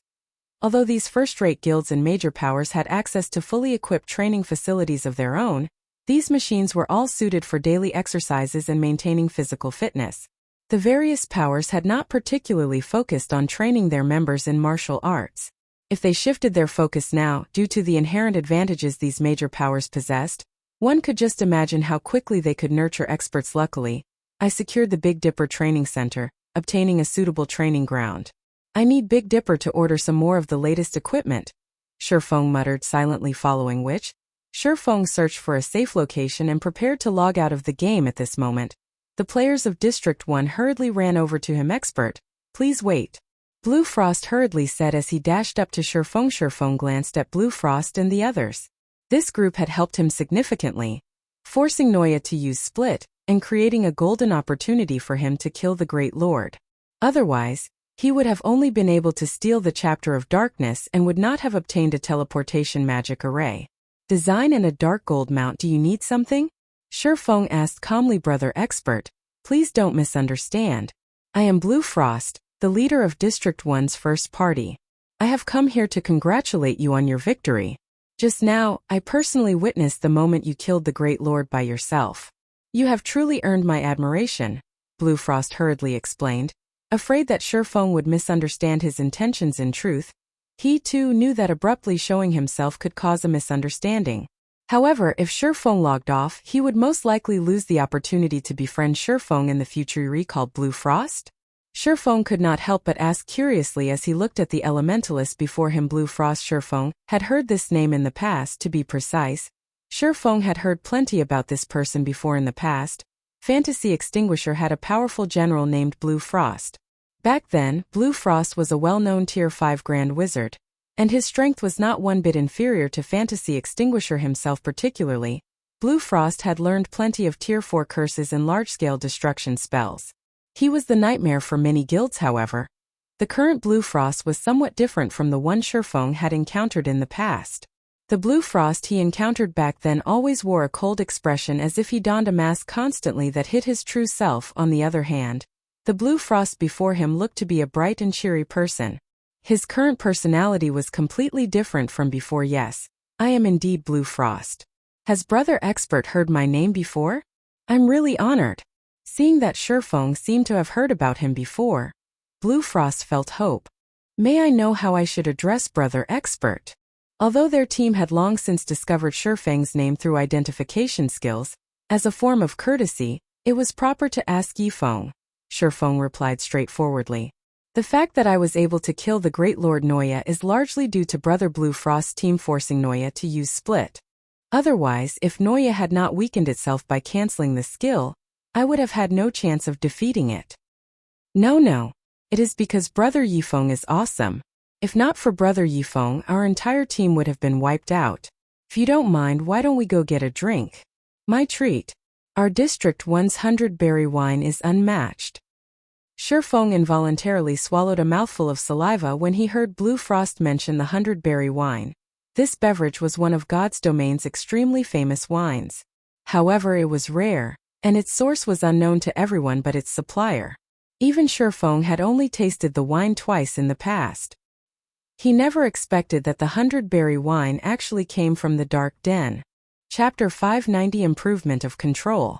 Shifeng promptly accepted Blue Frost's warm invitation. However, as the system was going to update soon, they could only reconvene after the upgrade completed. Shifeng and Blue Frost then added each other as friends. That way, they could contact each other at any time so long as both parties were online inside the Dark Den. Players could still communicate with other players. However, it was limited to players who also resided in the Dark Den. Communication with players outside of this area was still unavailable. After logging off, Shifeng did not remain idle. He called Liangjing over and had her purchase the latest training equipment available nowadays. With the current technology, some of the latest training facilities could even speed up the improvement of one's physical control. Only, these machines were useless to people who only sought to improve their strength and fitness. Moreover, they were extremely expensive. Each unit cost millions of credits. Hence, the various training centers had not bothered to buy them. Even martial arts dojos would only use some of the older models. Currently, the various powers that had invested in God's Domain had not taken note of this.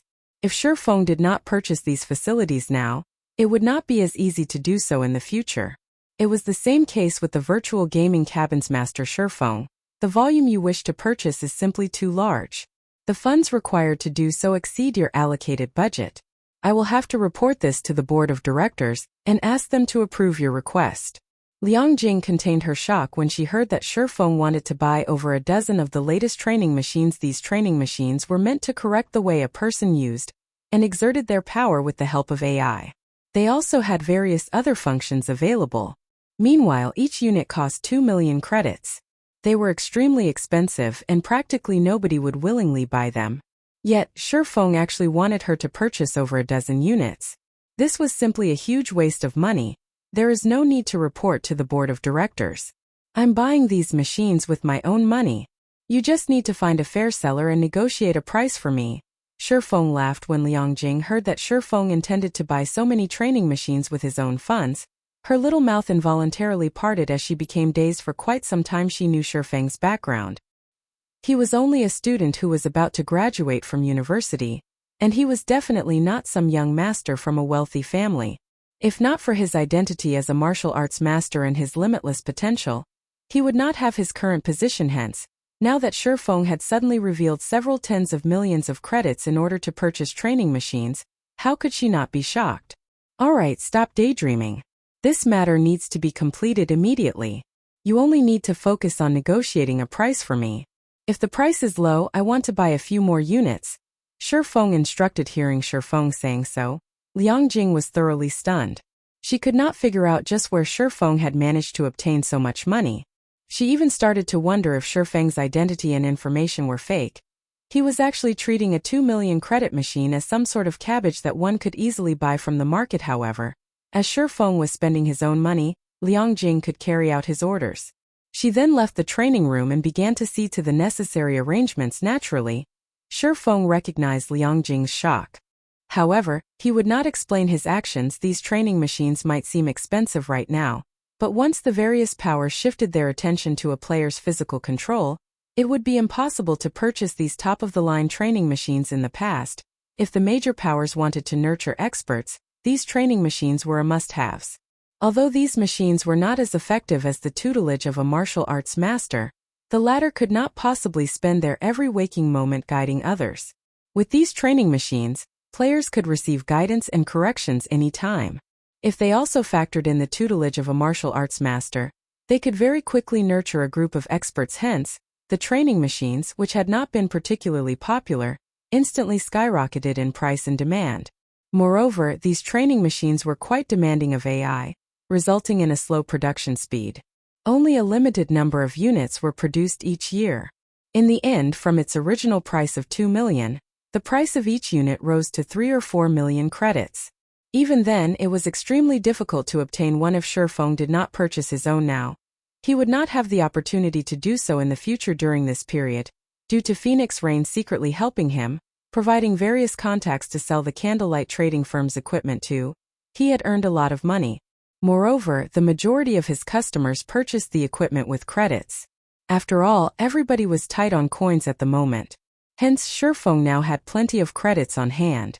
After deducting the necessary expenditures, he still had a little over 50 million credits in the past. This would have been a massive sum of money to Shurfeng. To the current Shurfeng, however, this was nothing. Even Melancholic Smile was treating such a large sum as if it were nothing.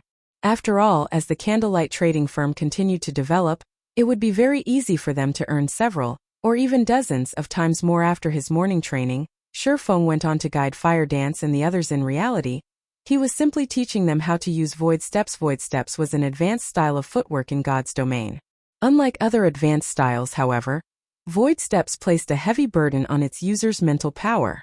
Even in his current state, Shurfeng did not dare use void steps in battle too often. On the bright side, although void steps mentally exhausted its user, this exhaustion gave one the opportunity to break past their mental limits and increase their brain's activity. This was also Shurfeng's greatest discovery regarding void steps. Only the precondition for this was to possess S-rank nutrient fluids. However, it was not easy to learn void steps. Even Shurfeng had only managed to grasp the technique recently. Whether Fire Dance and the others could successfully learn the footwork would depend on their efforts and natural talent. In the past, countless people would watch videos of experts' battles to explore and learn various bodily movements, styles of footwork, and attack techniques. However, the number of people who actually achieved success from doing so was very low. As for those who managed to learn advanced techniques, they were as rare as a phoenix's feathers. Meanwhile, void steps was a special technique that combined breathing, footwork, bodily movements, and various other subtle techniques. It was more difficult than ordinary advanced techniques, so it was typical for players to struggle or fail to learn it through Shifeng's teachings. Only Fire Dance and Violet Cloud had managed to obtain some clues. The others were still at a loss regarding his companion's situation. Shifeng was helpless as well. There would be no helping it if they were unable to learn void steps. Fortunately, it did not matter much if they could not learn it. Everyone had their own strengths and weaknesses. Also, void steps was a combination of a wide array of techniques. Even if Kola and the others failed to grasp void steps, the knowledge and experience they gained would still be very helpful when they went on to learn other techniques. Void steps was especially useful in helping a player improve on their physical control, for example. Despite Fire Dance and Violet Cloud only gaining some clues to performing the advanced style of footwork, their control over their bodies had improved significantly. They were now only a thread away from reaching half a step into the refinement realm. Their skill completion rates also rose from 80% to around 83%. If they took half a step into the refinement realm, their skill completion rates would reach 85%, allowing them to display 100% of their skills' effects. With the top-tier equipment they wore, they would instantly become great experts that stood at Star Moon Kingdom's peak. As night arrived, God's Domain finally finished updating. Drinking a bottle of S-rank nutrient fluid, Shifeng immediately lay within the virtual gaming cabin and began a new day in God's Domain. Chapter 591 New Changes. Just after Shifeng came online, he suddenly felt his body grow heavier. It's been quite some time since I experienced the gravitational system. It really is somewhat difficult to adapt to. Shifeng stretched and absorbed the sights, sounds, and smells of his surroundings. Based on what his senses experienced, the gravity in this region should be around 1.5 times that of normal gravity. After God's Domain evolved the third time, combat and environmental effects in the game had been optimized. Not only could players detect changes in temperature more acutely, but depending on the region one was in, they would also experience a gravitational shift. This change would easily throw players off balance, particularly in battle. This gravitational shift would significantly impact a player's display of their combat power. A weapon that initially weighed 5 kilograms might become lighter or heavier, depending on the area's gravity. It would cause players who had already grown accustomed to the weight of their weapons to feel uncomfortable. This would cause deviations when these players activated their skills, resulting in significant declines in skill completion rates. Shortly after Shifeng logged into the game, the members of District 1 also began to load into the game, one after another. What's going on? Why do I suddenly feel sluggish? A shield warrior very quickly discovered that something was amiss. It's true. Feels somewhat awkward when I try to swing my greatsword. A berserker on the same team clearly felt the problem with his body as well, although the other classes were similarly affected. The impact to their performance was not as significant as it was for the plate armor classes. The gravity must have changed. As one of the top-tier experts in District 1, Blue Frost immediately pinpointed the cause of their current predicament. Since gravity has changed, let's not move unnecessarily for now. We'll leave this place after we adapt. Everyone else on the team suddenly understood upon hearing Blue Frost's words, and they began to familiarize themselves with their new weight. Currently, it was still nighttime in the dark Denver. There were a lot of monsters hunting for food in the fields, although Shifeng and the others had logged into the game in a safe location. A pack of level 40 elite-ranked demonic light jackals quickly discovered them. These light jackals maneuvered their way through the forest swiftly, rapidly approaching Shifeng and the District 1 team. Not good. A pack of jackals is approaching. A ranger with sharp senses shouted. Demonic light jackals were this area's tyrants. At night, these monsters usually moved in packs of 7 to 10. Moreover, a chieftain and multiple special elites usually led these packs. Facing such a group of monsters was normally extremely difficult. Even death was a possibility. Unfortunately, they were not only missing members, but the gravitational change also affected their combat power significantly. Fighting these demonic light jackals, as they were, would be a big problem. Prepare for battle. Blue Frost frowned. Hurriedly he said, MTs just focus on pinning down the jackals. Don't make any rash movements.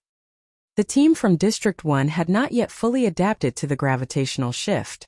This sudden change greatly affected the plate armor classes in particular, and it would be quite challenging for them to serve as reliable combatants. The team could only rely on the magical classes for now, yes sir. Under Blue Frost's command, everyone on the team fell into formation, prepared to welcome the approaching battle. Sure enough, after the team took up their positions, demonic light jackals began to emerge from the dark forest, one after another. These jackals split up into groups of 3 to 5, each group setting their eyes on a single target. Meanwhile, among these groups of demonic light jackals, there were also the larger special elite ranked demonic claw jackals and chieftain ranked black demonic jackals. Demonic claw jackal, demonic creature, special elite. Level 40, HP 360, 000/360, 000. Black demonic jackal, demonic creature, chieftain rank, level 40. HP 1000/10000000. Our luck is really bad. There are 8 demonic claw jackals and 2 black demonic jackals in this group. Evening Lotus's expression turned grim when she saw the pack of jackals. Are there 2 packs here? Normally, each pack only had 1 chieftain and 3 to 5 special elites. Now the numbers had doubled. All elementalists, use Ice Wall. Try to split them up as much as possible, and don't give them any chances to use group tactics. This was not the first time Blue Frost had fought these jackals, so he was very familiar with their attack methods. Upon receiving the command, the dozen or so elementalists in the team began chanting incantations, casting ice walls in an attempt to separate the jackals. Even if they could not separate them, they could still slow their movement speed should the jackals attempt to gang up on a player. The 2 black demonic jackals howled suddenly. The 80+ demonic light jackals began to take action under the command of the black demonic jackals. The demonic light jackals split into 2 groups. More than 30 mounted a frontal attack, while the remaining 50+ rounded to the side for a pincer attack. 4 of the demonic light jackals launched themselves towards one of the level 29 shield warriors simultaneously. Although he tried to defend himself with his shield, due to the change in gravity, his movements were somewhat slow. As a result, he suffered the bites of all 4 jackals, instantly losing more than half of his HP. The other melee players faced similar situations. Only the magical classes standing in the center of the team had an easier time. What's up with these jackals? Are they actually players in disguise? After fighting for some time, everyone quickly discovered that something was off. The demonic light jackals had actually torn a small hole in their formation, and the moment they did, the demonic claw jackals and black demonic jackals charged through that hole, dashing towards the team's healers using Fear Scale. One of the black demonic jackals instantly arrived before a Tier 1 oracle. Before this oracle could use mantra resist, the chieftain's attack sent him flying, his body transforming into particles of light. Something's wrong. These monsters have become smarter. Melees, hold them off as much as possible. We're retreating immediately. Blue Frost's complexion paled. Even a fool could tell that these monsters had changed in the past. While players had pinned them down, these jackals had not bothered the healers in the rear line at all. Now the chieftain and special elite rank jackals sent their underlings to keep the MTs busy, whereas they set their sights on the team's healers. To player teams, this sudden transformation was fatal. At this moment, one demonic light jackal had managed to locate a gap and pounced on Sherfong. Demonic light jackal, demonic creature, elite rank, level 40, HP 140, 000/140, 000. Just as this elite jackal's glistening claws were about to sink into Sherfang's back, he suddenly took half a step to his left and tilted his body. As the jackal's claws glided past Sherfang, the elite monster exposed its body. The demonic light jackal was as tall as a player, and pitch-black fur covered its entire body. There was also a horn on top of its head.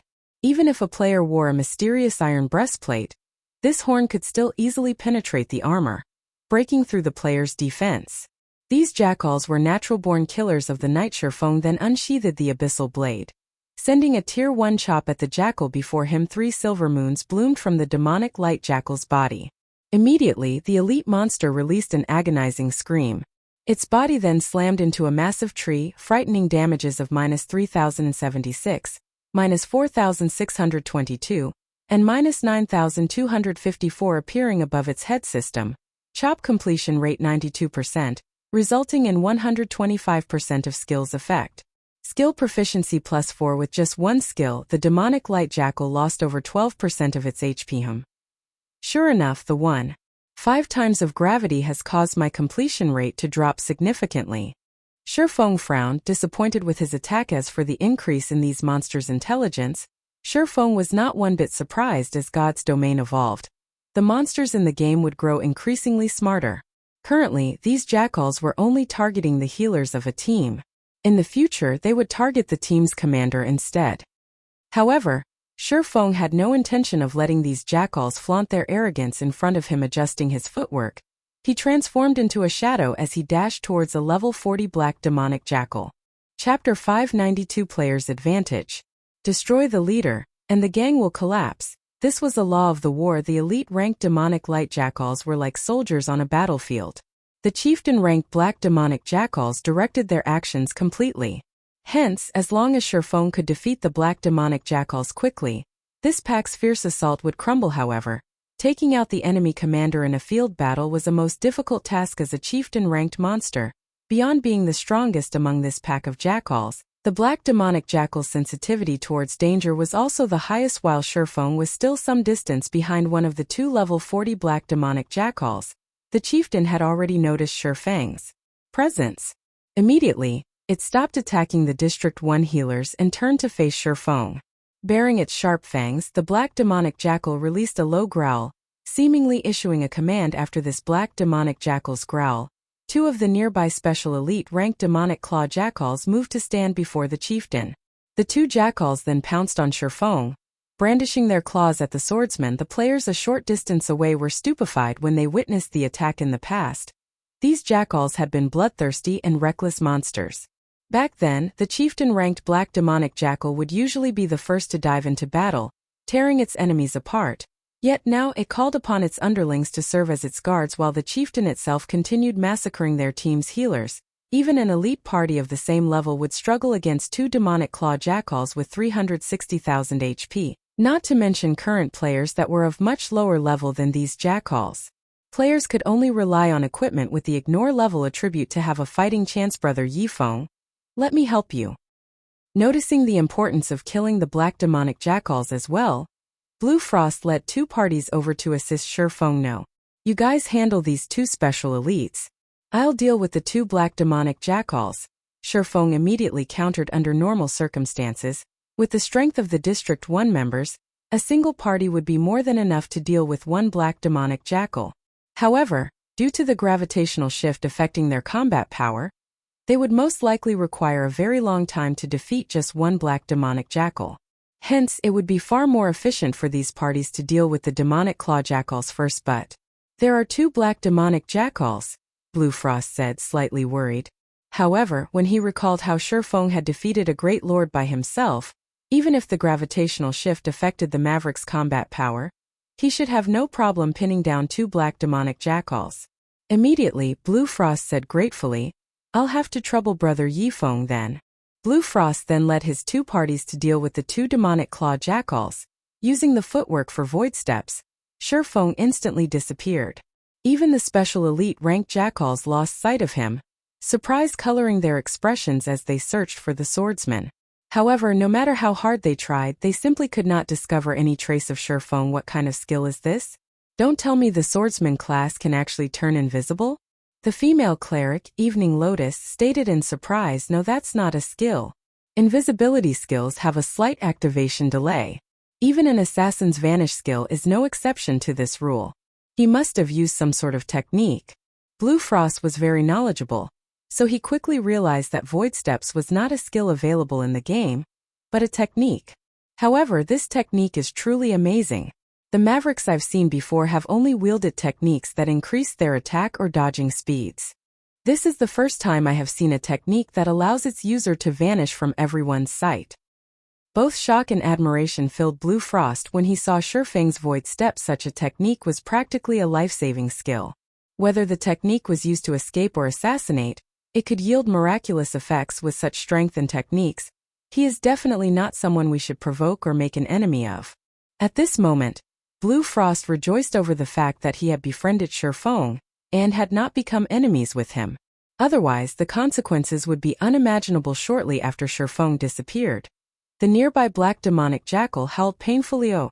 The black demonic jackal called out for the other black demonic jackal to help as it glowered at Shifeng, who had suddenly appeared beside it. At this moment, there was also a hint of fear within its eye. Shifeng had suddenly appeared by its side, his sword easily cutting through its iron-like skin, leaving behind a very long gash. The wound still bled, although its defense is not as high as the dark magic serpent. Its reaction speed is truly frightening. It actually managed to react the instant I stopped using void steps. Shifeng was quite surprised as he observed the black demonic jackal's wound. Although there was a wide slice across the chieftain's body, the wound was not particularly deep. It would not affect the monster's mobility after the third evolution of God's domain. Not only had the gravitational system appear, but the monster combat system had also changed, making battles against monsters even more realistic. This also created a new weakness in the past. Monsters would only lose some HP after being wounded. Even when their vital points had been struck, the attack would only deal a little more damage than usual. Their movements had not been affected whatsoever. However, after the third system upgrade, monsters' injuries would affect their movements and attacks. Naturally, the same held true for players. However, unlike monsters, players had healers to help them recover from these injuries quickly, maintaining full HP. This was a huge advantage when the two black demonic jackals grouped up. Rather than pouncing on their enemy, they circled Shifeng, looking for his weak point to land a fatal hit. Even an MT of the same level would die instantly under the combination of a level 40 chieftain's attack power and a super high damage skill, not to mention Shifeng, who was only level 33 right now. The black demonic jackals were precisely chieftains with such skills. Unlike the dark magic serpent, which utilized its vicious venom skill to exhaust its enemies to death, the black demonic jackals used the horn on their heads to tear apart all enemies before them. The horn attack of a chieftain-ranked monster would even pierce secret silver equipment at this moment. The players of District 1 focused all of their attention on Shifeng and the two black demonic jackals. Every action this battle would determine the life and death of either side. Following the howl, the two black demonic jackals launched their attacks simultaneously. A large amount of wind mana also began to gather around their pitch-black horns. Immediately, the two chieftains transformed into miniature tornadoes as they flew towards Shifeng. Crap. Dodge it quickly. Blue Frost shouted anxiously. These miniature tornadoes were no trivial matter. If they struck a player, there was zero chance of survival. However, Shifeng did not bother to dodge the oncoming attacks. His lips curling up slightly, he activated Heavenly Dragon's power after logging out of the game for 10 hours. Not only had his weakened debuff worn off, but the cooldown for all his skills had also completed. Otherwise, he would have had to activate space movement in order to dodge the attacks. After activating Heavenly Dragon's power, Shifeng's strength doubled. He then met the black demonic jackal's attacks with a Thunder Flame Explosion system. Thunder Flame Explosion completion rate 91%, resulting in 120% of skills effect. Skill proficiency +4. Although his completion rate was significantly lower than before, 120% of the skills effect was still impressive. The Tier 1 Thunder Flame Explosion's effective range of 10 yards immediately increased to 12 yards. When lightning and fire made contact with the two black demonic jackals, the two chieftains' movement speed immediately and sharply dropped, becoming only 1/7 of their initial attribute. As a result, Shifeng easily dodged the two oncoming miniature tornadoes with a speed reduction of nearly 8 seconds. The two chieftain-ranked jackals could only receive a one-sided beating from Shifeng during these 8 seconds. Each black demonic jackal lost roughly 10% of their HP. Just as the movement speed reduction debuff was about to wear out, Shifeng swung the Abyssal blade and summoned his doppelganger. The doppelganger then followed up with its own Thunder Flame Explosion, instantly devouring over 10,000 HP from both chieftains and reducing their movement speeds once more, with the doppelganger assisting him with dealing damage. Shifeng's total damage output nearly doubled. Shifeng and his doppelganger then each fought one black demonic chieftain, significantly reducing the difficulty of the fight. Thundering Flash, Earth Splitter, Skywheel Sword, Firestorm. Flame Burst. When Shifeng activated Flame Burst, every one of his attacks dealt over -20,000 damage. His doppelganger also dealt over -10,000 damage with its attacks. In addition to the frequent critical hits, the two managed to destroy close to half the HP of one black demonic jackal in less than 20 seconds. One of the chieftains fell. The remaining black demonic jackal was also heavily injured, covered in such severe wounds that one could easily see bone. As a result, the chieftain's mobility was incredibly limited. Even without the doppelganger's assistance, with Heavenly Dragon's power's duration of 2 minutes, Shifeng finished off the last black demonic jackal very easily. This burst power is invincible. Evening Lotus's jaw dropped when she saw the 2 dead black demonic jackals. She was so shocked that she had even momentarily forgotten to heal her team's MTS. Although everyone had witnessed Shifeng defeat a great lord, watching 2 chieftains die in such a short time and at such a close distance still astounded them. They were still not used to Shifeng's terrifying damage. Chapter 593 Promising Newcomer. When the 2 chieftain-ranked black demonic jackals died, the entire pack suddenly fell into chaos, their attacks becoming monotonous. Moreover, after such a long battle, every jackal had received some form of injury. Those that were heavily injured had even lost a detrimental amount of mobility. In contrast, although Blue Frost's team had lost over a dozen players in this fight, as their team had healers to keep them alive, the survivors were all in perfect condition. Their combat power had not been affected at all. On the contrary, after fighting for a time, they had begun to adapt to the new gravity. Suddenly, the tides changed. Blue Frost's team immediately gained the advantage as they began killing off the elite and special elite jackals, as expected of a team from District 1. Their members' capabilities are impressive. They can deal with these jackals so quickly. After Shifeng picked up the loot that the 2 black demonic jackals had dropped, he had not bothered to help Blue Frost and the others. He simply glanced at their intense battle. Currently, the melee players of the team had begun striking at the jackal's limbs, particularly the monster's powerful hind legs. That way they could greatly hamper the monster's mobility, making the battle far easier. At this point, the outcome of the battle was already clear. Shifeng began to arrange the drops he obtained from the 2 chieftains. He was already level 33. Despite having killed 2 level 40 chieftains, his experience bar had not increased by much. Meanwhile, after using Divine Providence, his harvest from the 2 black demonic jackals was very bountiful. The 2 chieftains had dropped a total of 6 soul crystals. Unfortunately, the other items were not worth mentioning. The rest was just a bunch of level 40 mysterious iron equipment and materials with 6 soul crystals. I should be able to trade them for a tier 1 taboo skill. Shifeng smiled with satisfaction. It was not easy for players outside of the Dark Den to obtain tier 1 taboo skills.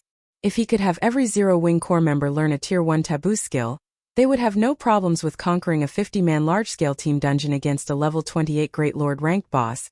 Even if they could not kill it with one series of attacks, they could severely injure it. At that time, the team only needed to expend a little more effort to defeat the boss. After the battle ended, Blue Frost immediately walked up to Shifeng, gratefully saying, "Brother Yifeng, I really have to thank you for your help. If not for you, this might have been our team's grave today. If you need help with anything in the future, just tell me. Can you help me trade for some tier 1 taboo skills?" Shifeng had long since considered this request. Although Discipline Paradise was the leader of District 5's third party, he could only get his hands on a limited number of tier 1 taboo skills. On the other hand, as the leader of District 1's first party, Blue Frost definitely had access to plenty of taboo skills. It would be much easier for Shifeng to trade with Blue Frost. Do you want to obtain a taboo skill? Blue Frost could not help his surprise. With Shifeng's abilities, he should have long since obtained a tier 1 taboo skill for himself. However, although Blue Frost was curious, it would not be proper to ask about it. Immediately he nodded, saying, "That is a simple request. No need to trade. If Brother Yifeng wants a tier 1 taboo skill, I can just give you one." "I don't want just one taboo skill." Shifeng shook his head. "I wonder if Brother Frost can obtain 20 tier 1 taboo skills for me?" 20. Initially, Blue Frost intended to agree with Shifeng immediately. However, upon hearing that Shifeng required 20, he was shocked. Laughing bitterly, he said, "Brother Yifeng, as a maverick, you might not know this, but each Tier 1 Taboo skill requires about 5 soul crystals worth of contribution shares in trade. Even the first party of a shelter needs 4 soul crystals to trade for 1. If they are for someone else, each skill book will cost an additional soul crystal. Moreover, I can only trade for 3 taboo skills per day. If it were in the past, I might have barely been able to trade for 20 taboo skills. However, after I purchased the demon suppressing barrier, the maximum number of taboo skills I can gain right now is 10. If Brother Yifeng wants them, I won't try to profit off you. 10 taboo skills for 50 soul crystals. 10. Shifeng was surprised. He had simply mentioned 20 to discover Blue Frost's bottom line. He had not expected that Blue Frost could purchase as many as 10 Tier 1 taboo skills. Sure enough, the title of District 1's first party was well deserved, so be it. I want all of them. May I know when Brother Frost can obtain all 10? Shifeng did not particularly mind the issue of the soul crystals. He just needed to kill some level 40 chieftains to increase his stock. He can have them ready in a day. Blue Frost was shocked to hear Shifeng's decisive agreement. Even their first party required a long time to obtain 1 soul crystal. Currently, their party only had about a dozen or so in their warehouse. After including the contribution shares they had stocked up, Blue Frost still needed to borrow many soul crystals from other parties. Yet, a maverick like Shifeng could spend 50 soul crystals so casually, following which, Shifeng followed Blue Frost to District 1 on the way back. The group had been ambushed by chieftain-ranked monsters many times. As a result, Shifeng had gained another 9 soul crystals by the time they reached District 1's shelter, the shelter Blue Frost, and the others resided and occupied the heart of a high-level area. The monsters surrounding the shelter were all level 35 and above. That was 5 levels higher than the monsters surrounding District 5 currently. The monster assault on District 1 had ended. Corpses of level 35 monsters littered the surrounding area outside of the shelter's walls. There were over 10,000 dead monsters outside of the shelter. Among them, there was no lack of elite and even chieftain-ranked monsters. One could just imagine how intense the battle must have been. Moreover, even after God's domain had undergone its 3rd evolution, District 1 still managed to defend its shelter successfully. It went to show how strong a foundation the players of District 1 possessed. The moment Blue Frost and his team entered the shelter, the players inside immediately sent them reverent gazes. Many female players even shrieked when Blue Frost's glance swept over them. In District 1, Blue Frost was practically a celebrity. He attracted attention wherever he went, and almost everyone in the shelter knew of him. Leader, you've returned. Did you finish off the Great Lord Noya? A skinny and youthful level 29 berserker asked excitedly as he ran up to Blue Frost. When Shifeng saw the skinny berserker, he involuntarily stiffened. He recognized this berserker. The youth's name was Wind Chaser. He was also one of the most powerful experts who had worked under Fantasy Extinguisher in the past. Back then, he had successfully learned a Tier 5 taboo skill, and his strength was only inferior to those Tier 6 God-rank players. Great Lords and High Lords are monsters on entirely different levels. It was useless, even with the demon suppressing barrier, Blue Frost said, shaking his head. He could not help his fear as he remembered how powerful Noya had been. Fortunately, we had Brother Yifeng's help. Otherwise, we really wouldn't have returned with our lives. When Wind Chaser heard Blue Frost mention Shifeng, the berserker shifted his gaze towards Shifeng, his eyes containing a hint of awe and fighting spirit. Chaser, don't have any foolish ideas. Brother Yifeng is a guest that I've invited. Not to mention, in front of Brother Yifeng, those weak combat techniques of yours are not worth mentioning. If you want to fight, go look for Blue Bull. Blue Frost glared at Wind Chaser. He had personally witnessed how powerful Shifeng was, setting aside the fact that Shifeng had defeated the Great Lord Noya by himself. Just the number of chieftains Shifeng had killed on their way back had left him speechless. Wind Chaser most likely would not survive a single move against Shifeng. Meanwhile, Blue Bull, the person Blue Frost had mentioned, was none other than their District 1's number 1 berserker. Blue Bull was extremely powerful, and within their first party, Blue Bull's position was only beneath his. However, as the operation against Noya had mainly relied on magical classes, and defending the shelter against the monster's assault was also very important, Blue Bull had not been selected to participate in the raid. Meanwhile, Wind Chaser often liked to test himself against Blue Bull. Although Wind Chaser lost terribly every time, the berserker never grew bored of challenging Blue Bull. After Blue Frost's reprimand, Wind Chaser was a little satisfied. However, after hearing his leader's suggestion, he immediately turned around, planning to look for Blue Bull to test his skills against him once again. At this time, however, Shifeng suddenly said, "No worries. It's good to be impulsive sometimes. As a guest of District 1, I have not prepared any gifts.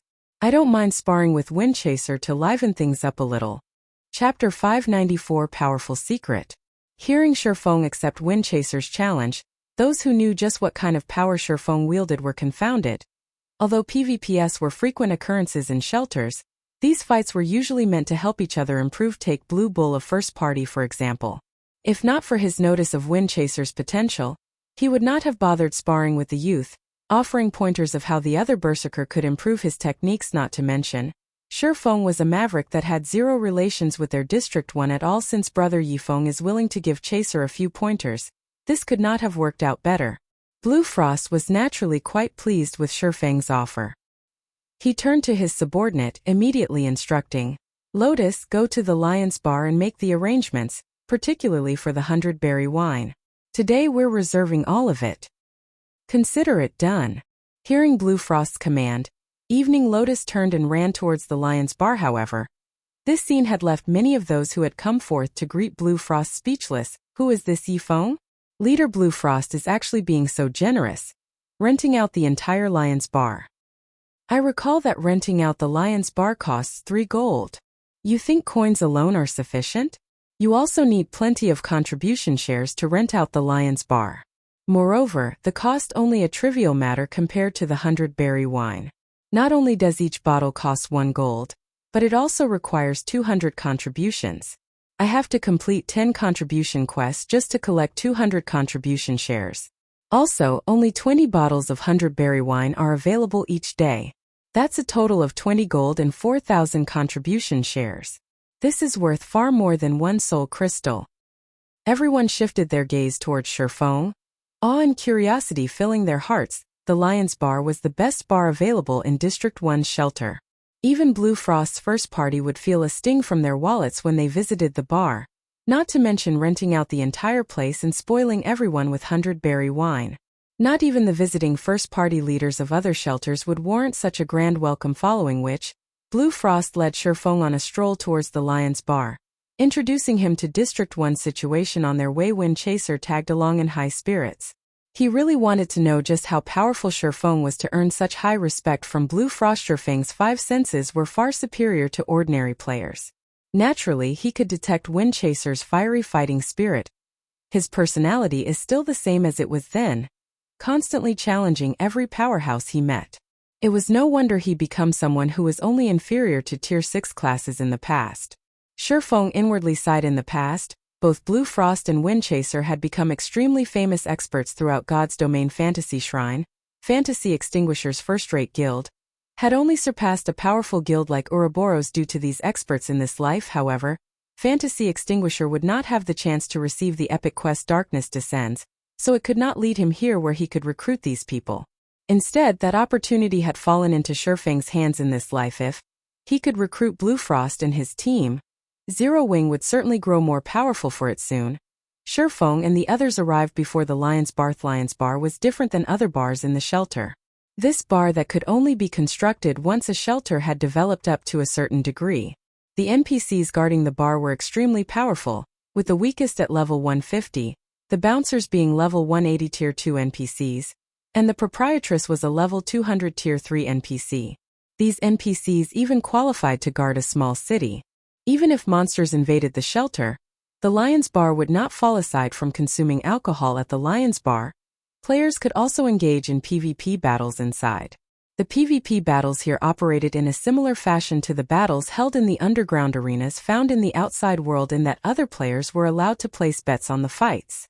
Hence, many players of District 1 frequented the Lion's Bar. At this moment, however, Blue Frost had reserved the entire establishment, so not many players occupied the 3-story tall bar right now. Upon entering the Lion's Bar, Shifeng discovered that the place resembled the Colosseum of ancient Rome. There was an arena in the establishment's center. There were also spectator stands surrounding the arena that allowed players to consume alcohol. While watching the matches, when Shifeng arrived before a large private room, he discovered that the room already held plenty of players. Every one of these players possessed frightening auras, and they all wore dazzling equipment. The lowest-leveled player among them was level 28, and one could easily tell that they were not ordinary players. Brother Yifeng, let me introduce you. These people are the party leaders and vice leaders of our District 1's top 10 parties. They have heard about your arrival, so they wished to make your acquaintance. Blue Frost began introducing These's leaders, one after another. Hello, I am the party leader of second party, Best Reincarnation. Hello, Big Brother Yifeng. I am the leader of third party, Shallow Moon. Oh, these players did not even show a hint of arrogance as they introduced themselves to Shifeng. On the contrary, they treated Shifeng as if he were an old friend. In truth, even without any introduction, Shifeng already knew who they were in the past. Every one of these players had been upper managers of Fantasy Shrine. Encountering Blue Frost and Windchaser had already surprised Shifeng. Now, even the many upper managers of Fantasy Shrine appeared before him. Shifeng began to suspect whether or not District 1 had been Fantasy Shrine's main headquarters. After exchanging pleasantries, Shifeng finally understood why Blue Frost had invited all of these players. Unlike the other shelters, the parties of District 1 were fiercely ambitious. They did not care about holding the title of District 1 in this region. Rather, they hoped to step out of this region and become the #1 shelter in all regions. Hence, the parties in District 1 were all united, unlike the parties in other shelters, which treated each other as enemies rather than allies. It was also due to this that the shelter in District 1 had managed to construct the Lion's Bar so quickly. On the other hand, the other shelters in this region had yet to construct a single advanced establishment like the Lion's Bar. As the conversation continued, Blue Frost also revealed Shifeng's victory over the Great Lord Noya and his slaughter of the many chieftains they had encountered on their way back. Shocking everyone present, the various parties present had all been helpless against Noya. Only the first party had a small chance of defeating the Great Lord. They had not expected to hear that Shifeng had actually defeated Noya by himself. Even though the Great Lord had been weakened, it was still an astonishing feat. Brother Frost, you are too insincere. You did not record a video for us to take a look. That's right. This will definitely become a legend throughout God's domain. Everyone voiced their complaints, greatly disappointed that they had not personally witnessed Shifeng's performance. At the same time, their reverence of Shifeng grew even more intense. Ha. I had been completely stupefied by Brother Yifeng's performance. By the time I thought of it, the battle was already over. Blue Frost scratched his head in embarrassment. However, you are not without a chance to watch him fight. In a moment, Brother Yifeng is going to give Chaser a few pointers so you guys will get to see how powerful Brother Yifeng is. Leader, can I drink a bottle of the 100-berry wine before the match begins? Wind Chaser hurriedly asked Blue Frost in embarrassment. Initially, he had thought Shifeng was only an ordinary maverick. He never expected that Shifeng was actually capable of defeating a great lord by himself. Immediately, Wind Chaser had treated Shifeng as if the swordsman were the strongest expert he had ever encountered. If you were sparring against anyone else today, I wouldn't let you waste a bottle. Here, take this. Blue Frost laughed as he shook his head. He then took a cyan bottle of wind and handed it to Wind Chaser. Thank you, leader. Wind Chaser hurriedly accepted the 100-berry wind. The youthful berserker was like a hungry wolf looking at fresh meat when he saw the bottle of berry wine in his hands. With just a few gulps, he emptied the entire bottle. Wind Chaser's cheeks suddenly flushed, clearly having become drunk already. Ha. He's drunk after just one bottle. It seems that Chaser still needs training. The others could not help but laugh. Although Wind Chaser had gotten himself drunk, Shifeng could clearly tell that the feeling the berserker gave off had changed. If he had been an unsheathed blade before drinking the wine, he was now a hidden blade. The blade might seem harmless while sheathed, but once it was revealed, it would definitely take its target's life. Though everyone else had similarly detected the change in Wind Chaser, it did not surprise them whatsoever. On the contrary, they all thought it was natural. What's going on here? Shifeng could not help his surprise. Is this related to the 100-berry wine? Chapter 595, Frightening Wine. Shifeng glanced at the bottle of 100-berry wine on the table, confirming that it was identical to the one he had drunk in the past. However, when he had enjoyed the 100-berry wine, he had not experienced any particular changes to his body like Wind Chaser had. He only considered it incredibly delicious, so much so that it was hard to stop drinking. Yet, seeing Windchaser's sudden transformation, it was obvious that the 100-berry wine had some hidden effect. Does the 100-berry wine possess some sort of effect that I do not know of? The more Shifeng thought about it, the more he felt it was possible aside from satisfying thirst and hunger. Some food and beverages in God's domain could increase a player's attributes or provide some other temporary benefits. Take the black steel beer for example. Players that consumed it could gain the ignore levels effect, allowing them to challenge monsters of a higher level without suffering any penalties, although one could ignore more levels as they consumed more bottles of black steel beer. There were also side effects. One side effect was the drunken effect. With this debuff, one's vision would turn blurry, and their senses would numb, resulting in a decrease in combat power. One might even lose the ability to fight at all if they consume too many black steel beers. Meanwhile, the 100-berry wine clearly possessed a similar effect in the past. I only drank a cup of 100-berry wine at a time. On the other hand, Windchaser drank the entire bottle at once. These changes must only happen after a player drinks an entire bottle. Shifeng's interest in the 100-berry wine grew. He then jumped onto the arena. Smiling at the drunken Windchaser, he said, "Let's get this started." Shifeng intended to test Windchaser properly. The 100-berry wine's effect should not be limited to increasing a player's attributes if it was able to cause a person's aura to change to such a degree. The PvP battles held in the Lion's Bars arena were slightly different. Most arenas would not usually limit a player's attributes. The Lion's Bars PvP arena, on the other hand, would adjust both parties' attributes to be on equal footing.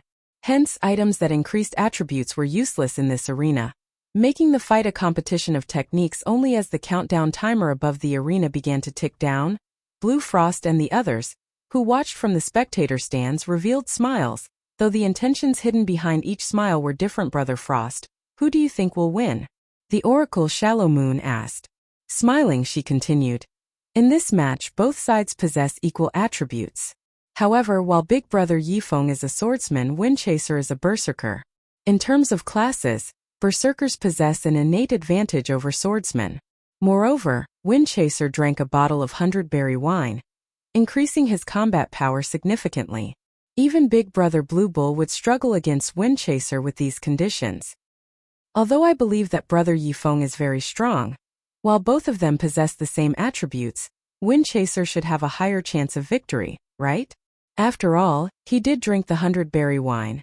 A Guardian Knight commented. Everyone nodded, agreeing with this Guardian Knight's estimation. Everyone present was quite familiar with Windchaser's techniques. Among the melee classes in the first party, other than Blue Bull, no one could defeat Windchaser in terms of techniques. Meanwhile, against a great lord, players relied more on attributes rather than techniques. Despite Blue Frost's mention of how mysterious and godlike Shifeng was in their opinion, they only thought of Shifeng as just someone who was slightly stronger than Blue Bull. On the other hand, when Windchaser consumed a bottle of 100-berry wine, not even Blue Bull could win against the youthful berserker. Naturally, Shifeng would not fare any better. Since none of you have a high opinion of Brother Yifeng, why don't we place a bet? Blue Frost suggested. This is my favorite part. What are we betting? Best Reincarnation, the leader of second party, suddenly grew interested. Simple. We'll bet on the outcome of the battle. The wager will be soul crystals and I'll be the bookkeeper. If Brother Yifeng wins, the payout ratio will be 1-2, while Windchaser will be 1-1. You may only bet on one player. Blue Frost could tell that everyone doubted Shifeng's strength. After all, without having witnessed the battles personally, even he would find it unbelievable. Now, it just so happened he could take advantage of the situation to make a little profit, making up for the cost of the feast he hosted. Okay, I'll bet 2 soul crystals on Windchaser. That brat has improved quite a lot recently. Brother Frost, you better not regret your decision. I'll bet 1 soul crystal on Windchaser as well. Oh. In a short moment, the various party leaders and vice leaders had all placed bets on Windchaser winning this match. One could tell just how little trust everyone had in Shifeng's strength. Only the cleric Evening Lotus had bet on Shifeng winning. Leader, can I use credit on this bet? I only have 2 soul crystals with me, but I wish to bet 10 crystals on Big Brother Yifeng. Evening Lotus asked as she gave Blue Frost a pitiful look. Immediately, Blue Frost rolled his eyes at his party's cleric. Resolutely, he said, no.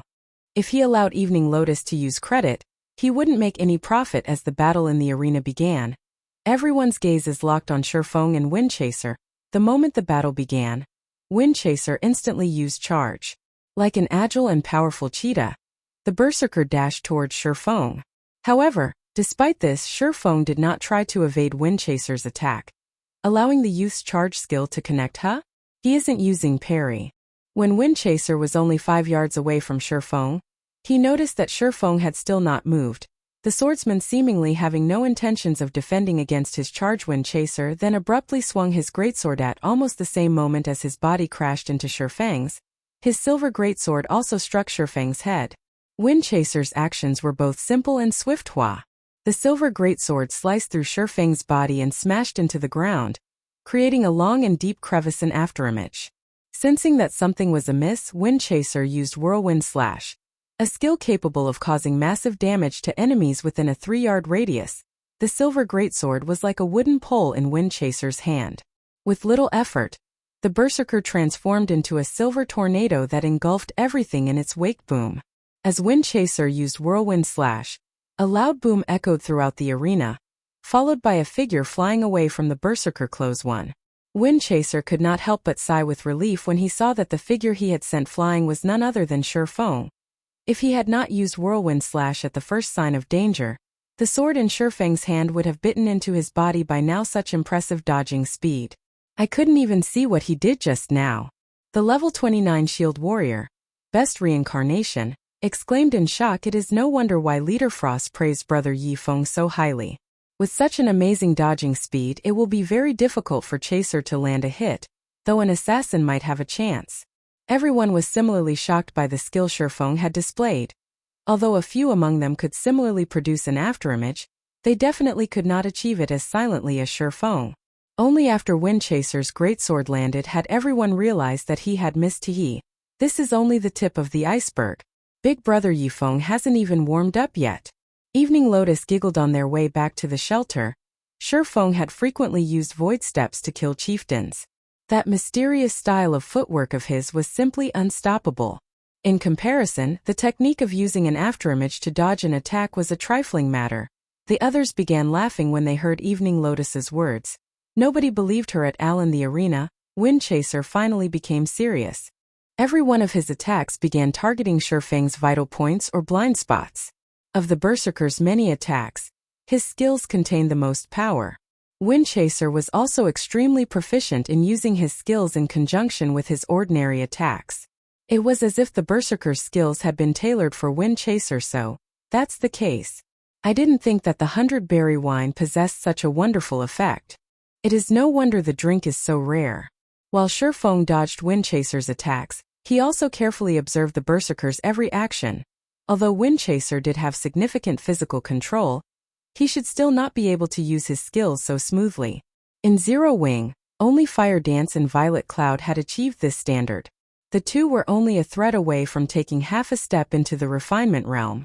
On the other hand, Windchaser was still far from reaching that level. The only explanation Shifeng could come up with was that the 100-berry wine increased a player's compatibility rate with their weapons. Thinking up to this point, Shifeng involuntarily shivered. Improving compatibility rate. This was something that countless experts dreamed of. Otherwise, nobody would bother wasting so much effort to obtain weapons and equipment that fit their styles. Chapter 596 Unbalanced Fight.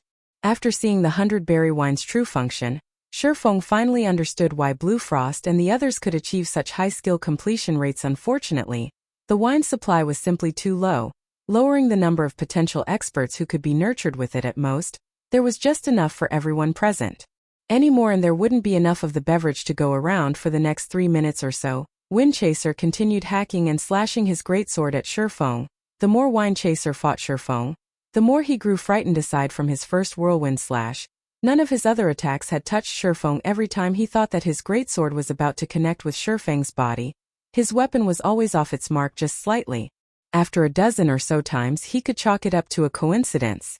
However, if over 100 attacks had the same result, there was definitely no coincidence. Just what is going on?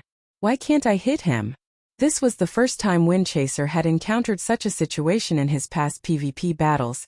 Both sides had always suffered some form of damage.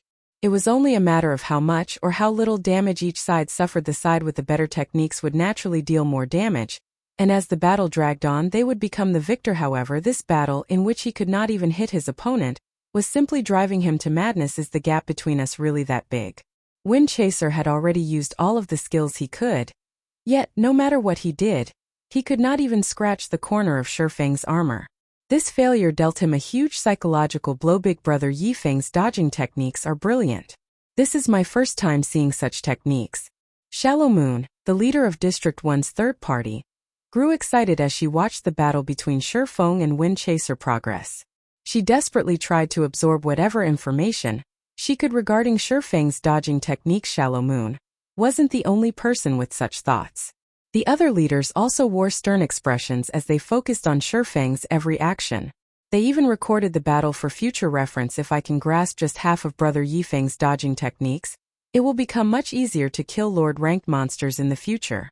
Best reincarnation side, you don't say? Lords have extremely high attack power. If an MT can evade 50% of a Lord's attacks, this will significantly reduce the burden on healers. Unfortunately, nobody within our District 1 has managed to reach such a standard yet. As a cleric, Evening Lotus had the most say on this matter. She was the #1 cleric on District 1's first party. Every time the party's MT tanked a lord, the MT's HP would fall as quickly as flowing water.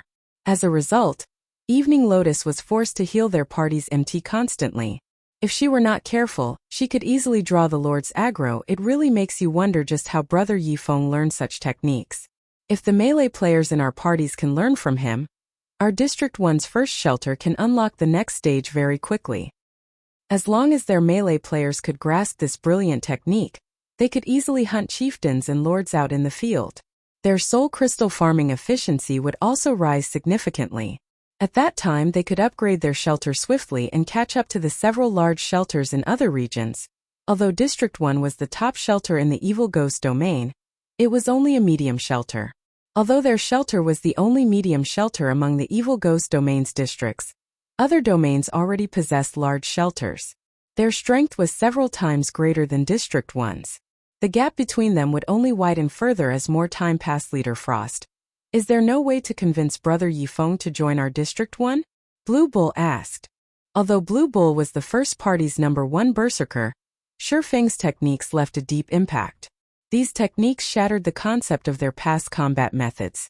If they could persuade Yifeng to join District 1 and become one of the shelter's residents, it could lift the shelter to a whole different level. Hearing Blue Bull's suggestion, the other party leaders also turned to Blue Frost. You guys. Blue Frost was rendered speechless. Although I want that as well, Brother Yifeng is a maverick. You all know how mavericks behave, right? It really is a pity. The others sighed dejectedly when they recalled Maverick's play styles. The shelter was like their home. Naturally, they wanted to see their shelter grow stronger. Unfortunately, Mavericks did not like restrictions. As the conversation came to an end, Shifeng stopped dodging Windchaser's attacks. I have most of the information that I need. Let's end this match. Shifeng had already obtained a thorough understanding of Windchaser's strength and the 100-berry wine's effect. There was no reason to prolong this battle. Immediately, he used void steps and vanished before everyone's eyes. He disappeared. Windchaser gaped at his surroundings in disbelief. Looking to his left, right, and even above him, he could not find any trace of Shifeng. Where is he? Windchaser could not even sense Shifeng's presence normally. When an assassin snuck up to him, even if he could not see the assassin, he could, more or less, sense that someone was nearby. Now he could not detect even the slightest indication of Shifeng's presence. The swordsman's technique was far more powerful than an assassin's stealth. Everyone in the spectator stands was similarly stupefied. A live human had actually vanished into thin air. No swordsman should possess any stealth-related skills. Once a match began, players could only exit the arena after a victor had been determined. The victor's portrait would also be displayed above the arena after the match ended. If one of the fighters suddenly logged out of the game, the system would automatically determine them as the loser, thereby concluding the match. However, the system had yet to declare the outcome of this match. Thus, the only possibility was that they were really unable to see Shifeng. However, before everyone could recover from their shock, Shifeng appeared beside Windchaser. He then swung his sword, sending 3 silver moons towards the berserker's body, intersecting as they struck. Such a fast attack. Although Windchaser tried to defend himself with his greatsword, Shifeng's sword was simply too fast. The attack landed before he could even react. The force behind Shifeng's chop sent Windchaser flying backward. Although they both possessed the same attributes, Shifeng's chop had achieved a 95% completion rate. The skill effect he displayed instantly extinguished over 50% of the youthful berserker's HPIs. He really a swordsman? Windchaser was terrified when he saw how much HP he had lost. When he had fought other swordsmen with the same attributes as his own in the past, their chop only managed to devour close to 20% of his HP. Now, however, Shifeng's chop had obliterated over half of his HP. This disparity was insane. Windchaser even wondered if the system had made a mistake. What Windchaser did not know, however, was that the Abyssal blade Shifeng wielded had a 50% chance to deal 200% damage. Adding in his 95% skill completion rate, his total damage was astounding. Gets over. Shifeng looked at Windchaser, who he had thrown backward, and used Dragon Breath. Dragon Breath was a skill he had gained from a fragmented legendary item. Not only did the skill possess frightening power, but it also required no casting time. The skill's attack speed was also extremely high. In the next moment, a green ray of light devoured Windchaser, inflicting 6 times Shifeng's damage. Dragon Breath depleted Windchaser's HP to 0. It's over? The spectating crowd was dumbfounded. Although they had long since realized that Shifeng could defeat Windchaser easily, they had not expected him to be capable of finishing off the youthful berserker instantly. How was it possible for a swordsman to instantly kill a plate armor class? Chapter 597 Zero Wing Guild Branch. Even if everyone found it inconceivable, the appearance of Shifeng's portrait above the arena was irrefutable proof that he had won this match. If he can defeat Windchaser so easily, despite having the same attributes, it is no wonder how he can solo a great lord.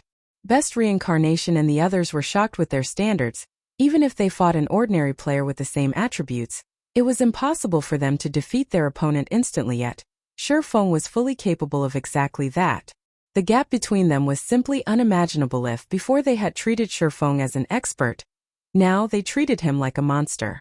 They were people living in completely different worlds. Meanwhile, Windchaser, who had revived below the arena, was still stuck in a daze. Chaser, didn't I tell you earlier? With your weak skills, you are simply flaunting your incompetence before an expert. Why haven't you thanked Brother Yifeng for his pointers yet? Blue Frost laughed when he saw Windchaser's stunned expression. He was the slightest bit surprised by Windchaser's crushing defeat compared to the battle with the great Lord Noya. This match was child's play to Shifeng. Hearing Blue Frost's words, Windchaser hurriedly thanked Shifeng. After this match, Windchaser finally understood the extent of his strength, following which, the leaders also turned to ask Shifeng for advice on their combat techniques. Bombarded with questions, Shifeng's response to the situation was not miserly, graciously teaching them, one after another. Before anyone knew it, 3 hours had passed. Even so, none of them could get enough of Shifeng. His guidance was targeted towards improving everyone's individual weaknesses, allowing them to see immediate improvements to their combat power. This result furthered everyone's admiration of Shifeng. Not only did Shifeng possess monster-like strength, but his teaching skills were also on point. In reality, though Shifeng had only made a few suggestions to remedy their bad combat habits and teach them how to control their foundations, they were unlike Fire Dance and the others, who Lei Bao had personally trained to control their bodies properly. May I know if Brother Frost would be willing to sell me 100-berry wine for the long term? The 100-berry wine sorely tempted Shifeng. Although the residents of District 1 had the 100-berry wine to improve their compatibility rates, they did not possess the foundations necessary to display its full effects. If he had some of the wine for Fire Dance and the others to consume, they would most likely see massive improvements immediately. Brother Yifeng, you should know that the 100-berry wine is a specialty of the Lion's Bar, and its supply is very limited. If it is only a few dozen bottles, I have no problems with giving them to you. However, you saw the 100-berry wine's effects for yourself. It can help us improve our skill completion rates, making it easier for us to understand our skills. If we sell it long-term, it will weaken our shelter's players significantly. Blue Frost explained. I understand this, of course. However, what if I have a different method to improve the shelter's strength? Shifeng smiled. Improve the shelter's strength? Everyone present was suddenly interested. The competition between shelters was very intense. Moreover, as players reached higher levels, The intensity would only grow as fewer high-level maps and resources would be available. Naturally, the areas where players could station shelters would also decrease naturally.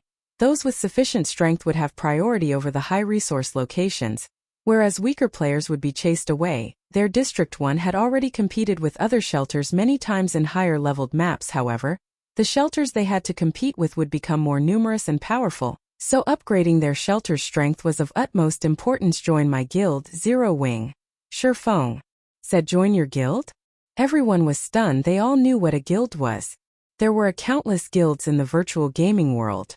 In fact, members of guilds had formed many of the shelters. Only, as there was no guild system available in their location, nobody could officially establish a guild here.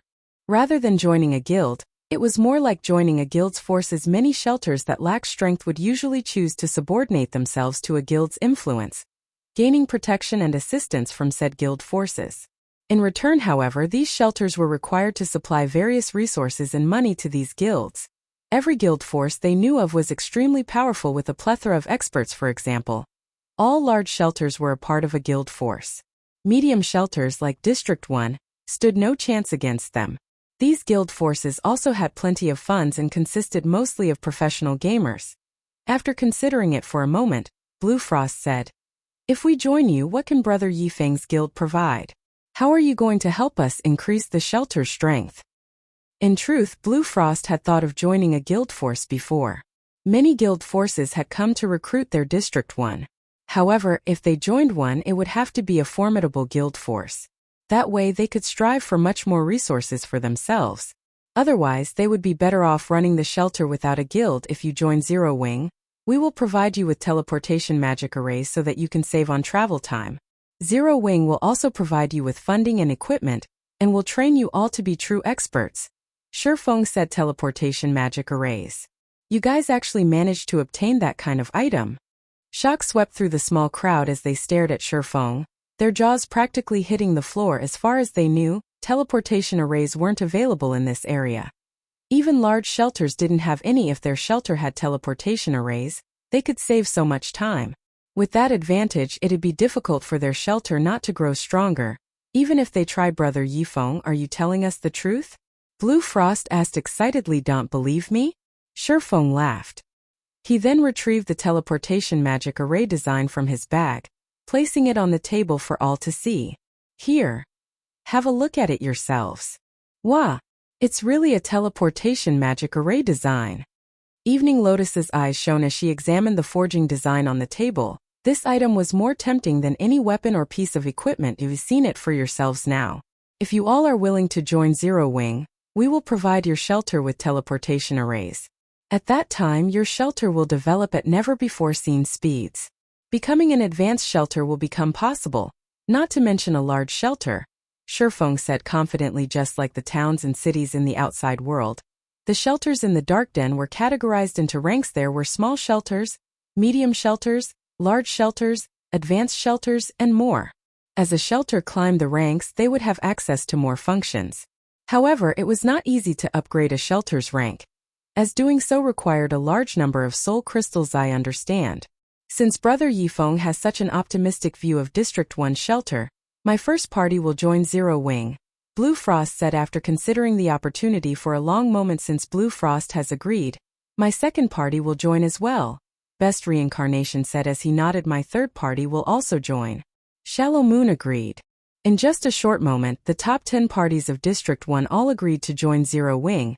They were not fools. To put it simply, teleportation arrays were like strategic weapons to a shelter. If news of this got out, countless shelters would vie to join Zero Wing. Moreover, after seeing how powerful Sure Feng was, they realized that the guild behind him would not be any ordinary existence. Chapter 598 Gaining Control over District 1. After gaining everyone's agreement, Sure Feng handed out contracts to each party leader and vice leader. Not one of them was an ordinary player. They all were players at the top of District 1. Naturally, they would not join Zero Wing as normal members but middle managers at the very least. And since they were going to become Zero Wing's middle managers, they needed to sign contracts. By the time Sure Feng had arrived at this shelter, he had already considered establishing a Zero Wing guild branch here. The Dark Den was different from the outside world. Players here had a much easier time obtaining gemstones and Tier 1 taboo skills, as well as the specialties unique to various shelters.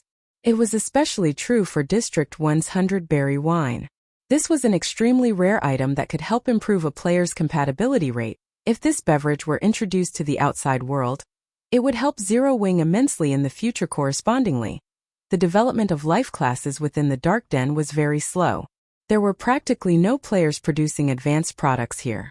Particularly, consumables that players normally required to survive out in the fields were extremely hard to come by.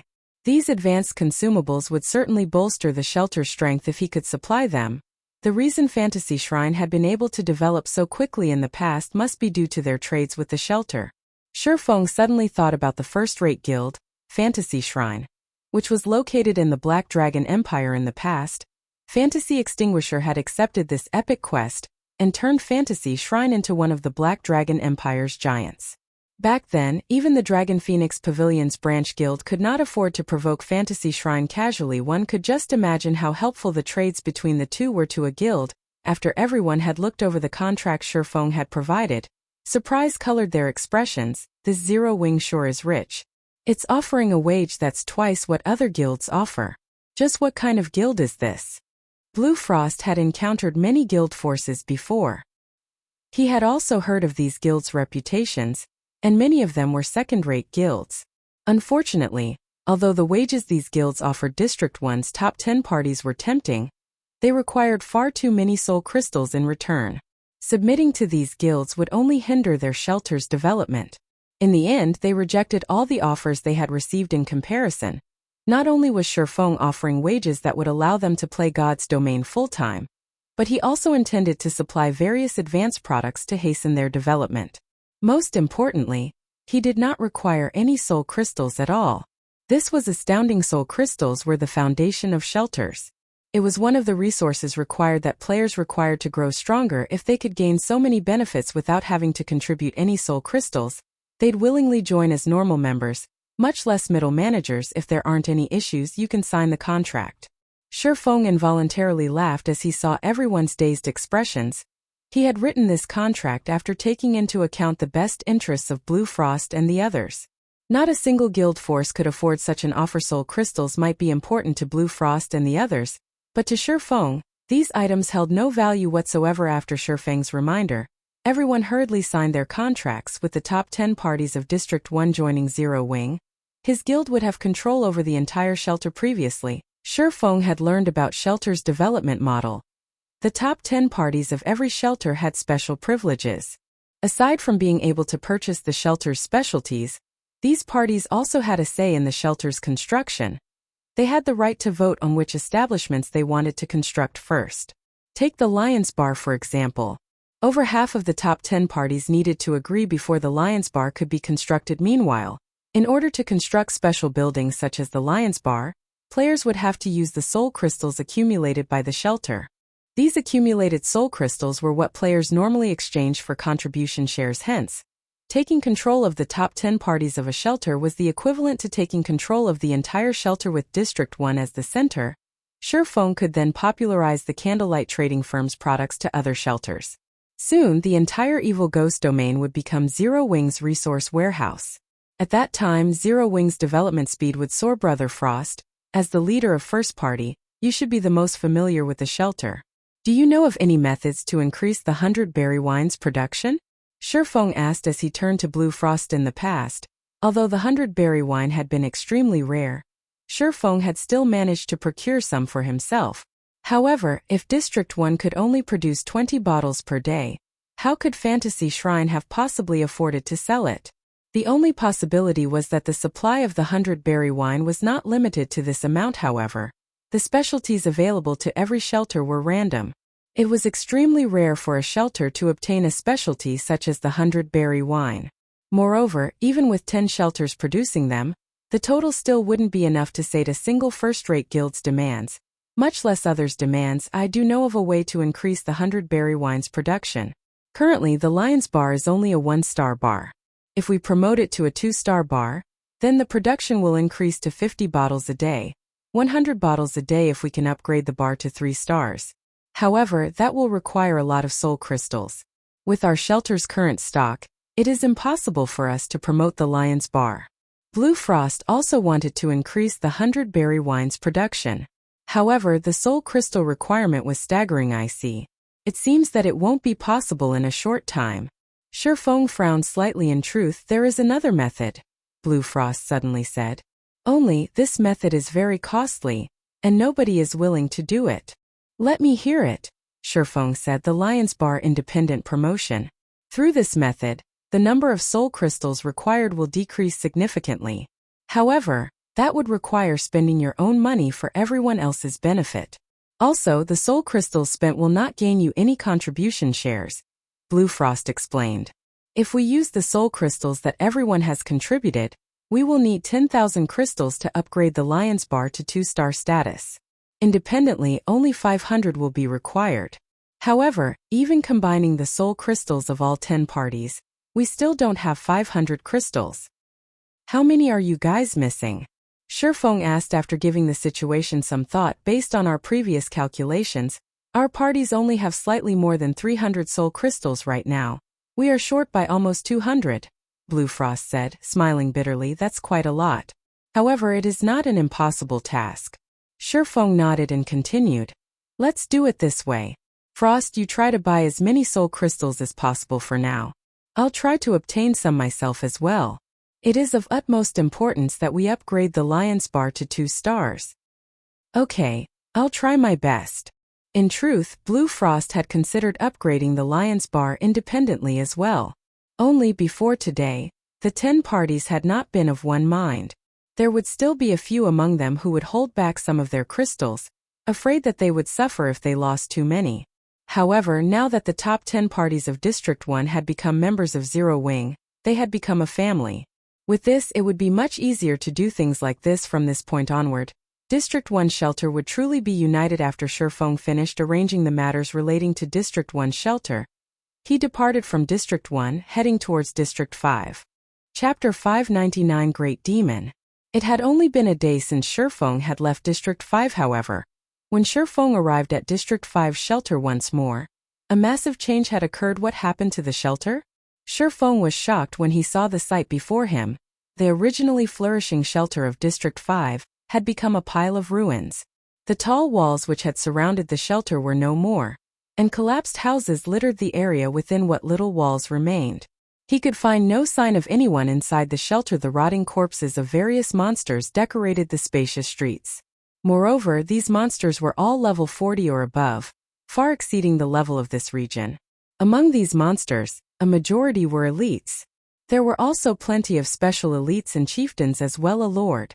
After entering District 5's shelter, on the second street Shifeng crossed, he discovered the corpse of a 3-story tall black bear nightmare bear. Demonic creature, Lord rank. Level 40. HP 0/2, 800,000. Even in the evil ghost domain, Lord-ranked monsters were extremely rare. Based on Shifeng's understanding, the monster armies that assaulted shelters every night almost never had any lords. The strongest monsters in these assaults were usually chieftains. Yet, right before him, Shifeng could see the corpses of 4 lords on the street. One could just imagine how intense this monster assault on District 5 had been. Just what happened here? Even after running down several streets, Shifeng still failed to discover any other players. It was as if District 5 had become a ghost city overnight. Normally, even when a shelter had been invaded, players would not retreat from the region so quickly. When Shifeng arrived at District 5's Central Street, players' screams reached his ears. This was not the first time Shifeng had heard such screams of pain. However, he had only heard them in the past. This was his first time hearing such a desperate and painful wail in this life. Shifeng then activated Windwalk and dashed towards the source of the cries. However, when Shifeng was 200 yards away from the source, his body suddenly felt extremely heavy. It was as if he had just jumped into a quagmire. Crap. This is a domain. Shifeng immediately jumped backward, retreating from the domain's range domain. It was something only high-tiered creatures were capable of using.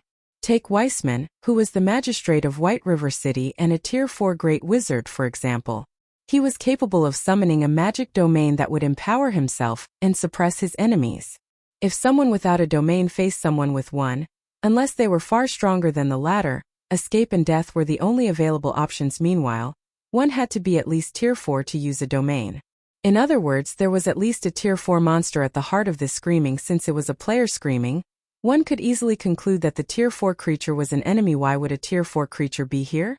Sherfong was greatly surprised. Based on players' current levels, encountering such a creature should be impossible. Not to mention in such a low-level region. Sherfong hurriedly jumped onto a collapsed rooftop and looked towards the origin of the screams. At this moment, 3 players were still alive on the central street. Discipline Paradise, someone Sherfong was familiar with, stood in the lead. The other 2 were a level 28 assassin and a level 28 berserker. At this moment, however, all 3 of their HPs were very low. All sorts of level 40 monsters surrounded them, making escape impossible. Worst of all, a pitch-black demon with bat-like wings and blood-red eyes hovered high above them. Nettle. Demonic creature, Great Demon. Level 60. HP 50,000, 000/50,000,000. What is a tier 4 Great Demon doing here? Sherfong was astonished when he saw Nettle demons were enemies to the human race. As long as a demon appeared within God's domain, the armies of various countries throughout the continent would set out to exterminate them immediately. Hence, encountering a demon was rare. Not to mention a great demon. Although Nettle was only a level 60 great demon, to current players he was invincible.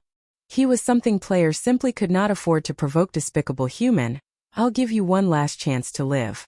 Surrender the Moloch's ring that you stole and submit. Nettle glared down at Discipline Paradise and said coldly, otherwise, I will give you a taste of soul fire, destroying your soul just like your companions. Sherfong immediately sucked in a breath of cold air when he heard Nettle's words to players. Their souls were very important, and damage would bring about severe consequences. It was just like when Sherfong collected the immortal souls of players he killed, and as a result, said players were unable to log into God's domain for a short time. However, what he collected was only a small portion of a player's immortal soul. If soul fire burned a player's soul completely, the consequences would be unimaginable. This penalty would not be limited to being unable to play the game for a few days. If a player's soul were burned by soul fire, their account would be crippled. They would have no choice but to restart an account and obtain a new immortal soul. Just what kind of quest did Discipline Paradise take on for it to have such a frightening penalty? Sherfang's heart skipped a beat when he saw the black flame in the Great Demon's hand. Tier 4 creatures, particularly a Tier 4 Great Demon like Nettle, would not come here for no good reason. The only explanation Sherfong could come up with was a quest. Meanwhile, Discipline Paradise must have failed to complete this quest on time, and as a result incurred such a punishment. This penalty was similar to the penalty of Sherfang's epic quest. Darkness descends. You want me to submit? Not in a million years. I'll fight you to the end. Discipline Paradise shouted as he threw his shield at the Great Demon Nettle. Before the golden shield hit Nettle, however, the Great Demon effortlessly caught the flying shield with a single hand. Nettle lightly clenched his fist palm. With just a squeeze, a level 25 fine gold shield was crushed. To a tier 4 creature, it was an easy task to destroy fine gold equipment. Only dark gold equipment could withstand its power for some time. The 2 players standing by Discipline Paradise's sides were immediately terrified. Since you aren't willing to become my servant, you can die. Nettle sneered. With a light wave of his hand, black flames rained down on Discipline Paradise. Discipline Paradise's group of 3 had no hope of defending against the rain of soul fire. Not only did their HPs rapidly deplete, but they also released agonizing wails due to the burning pain. The black flames devoured the trio for over a dozen seconds. Only when all 3 had turned to ash did the black flames disappear. This is going to be troublesome. A headache began to plague Sherfong. He had only managed to obtain the chapter of darkness after much difficulty. Yet now Discipline Paradise had accepted a horrible quest that was impossible to complete and was even forced to recreate his account. How was he supposed to go to the dark den right now? What's that? With his extraordinary vision, Sherfong discovered a flashing black light amidst Discipline Paradise's ashes. A ring. Suddenly, Sherfong recalled the Morlock's ring that the Great Demon Nettle had previously mentioned. That ring should be an item that would trigger a quest. Since it was a quest item, it naturally would not disappear with Discipline Paradise. Instead, it would remain and wait for the next player to come along. Is that ring somehow related to the Dark Den? Sherfong could not help but wonder before this. He had asked Blue Frost about the Dark Denver. However, Blue Frost did not know anything. He had not known that the chapter of darkness could open the gate leading to the Dark Den either. No matter how one looked at it, it was impossible for the leading figure of District 1 to possess less information than Discipline Paradise. The only explanation was that Discipline Paradise had obtained this information through some special means. Moreover, Discipline Paradise had been very eager to get his hands on the chapter of darkness now. A great demon had appeared to retrieve a ring. If one were to claim that the ring and the chapter of darkness were unrelated, who would believe it? I can only give it a try. Sherfong gritted his teeth. He then dashed forward towards the ring with intense speed. Chapter 600 Ring of Legends. After Sherfong crossed about a dozen yards or so, the great demon Nettle sensed his presence. Why is there still an ant? Go, finish him off. Nettle, who hovered in the air, commanded 5 level 40 chieftains to deal with Sherfong in the great demon's eyes.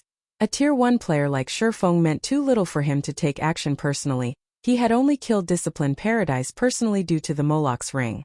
Otherwise, he would have let his subordinates finish off the Guardian Knight and the others. When 100 yards stood between Sherfong and the Moloch's ring, 5 massive black demonic bears surrounded him just in time.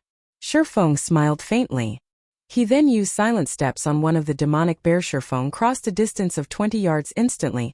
He then activated the Aura of Wind's activatable skill, Wind Rider, his speed abruptly increasing by 220%.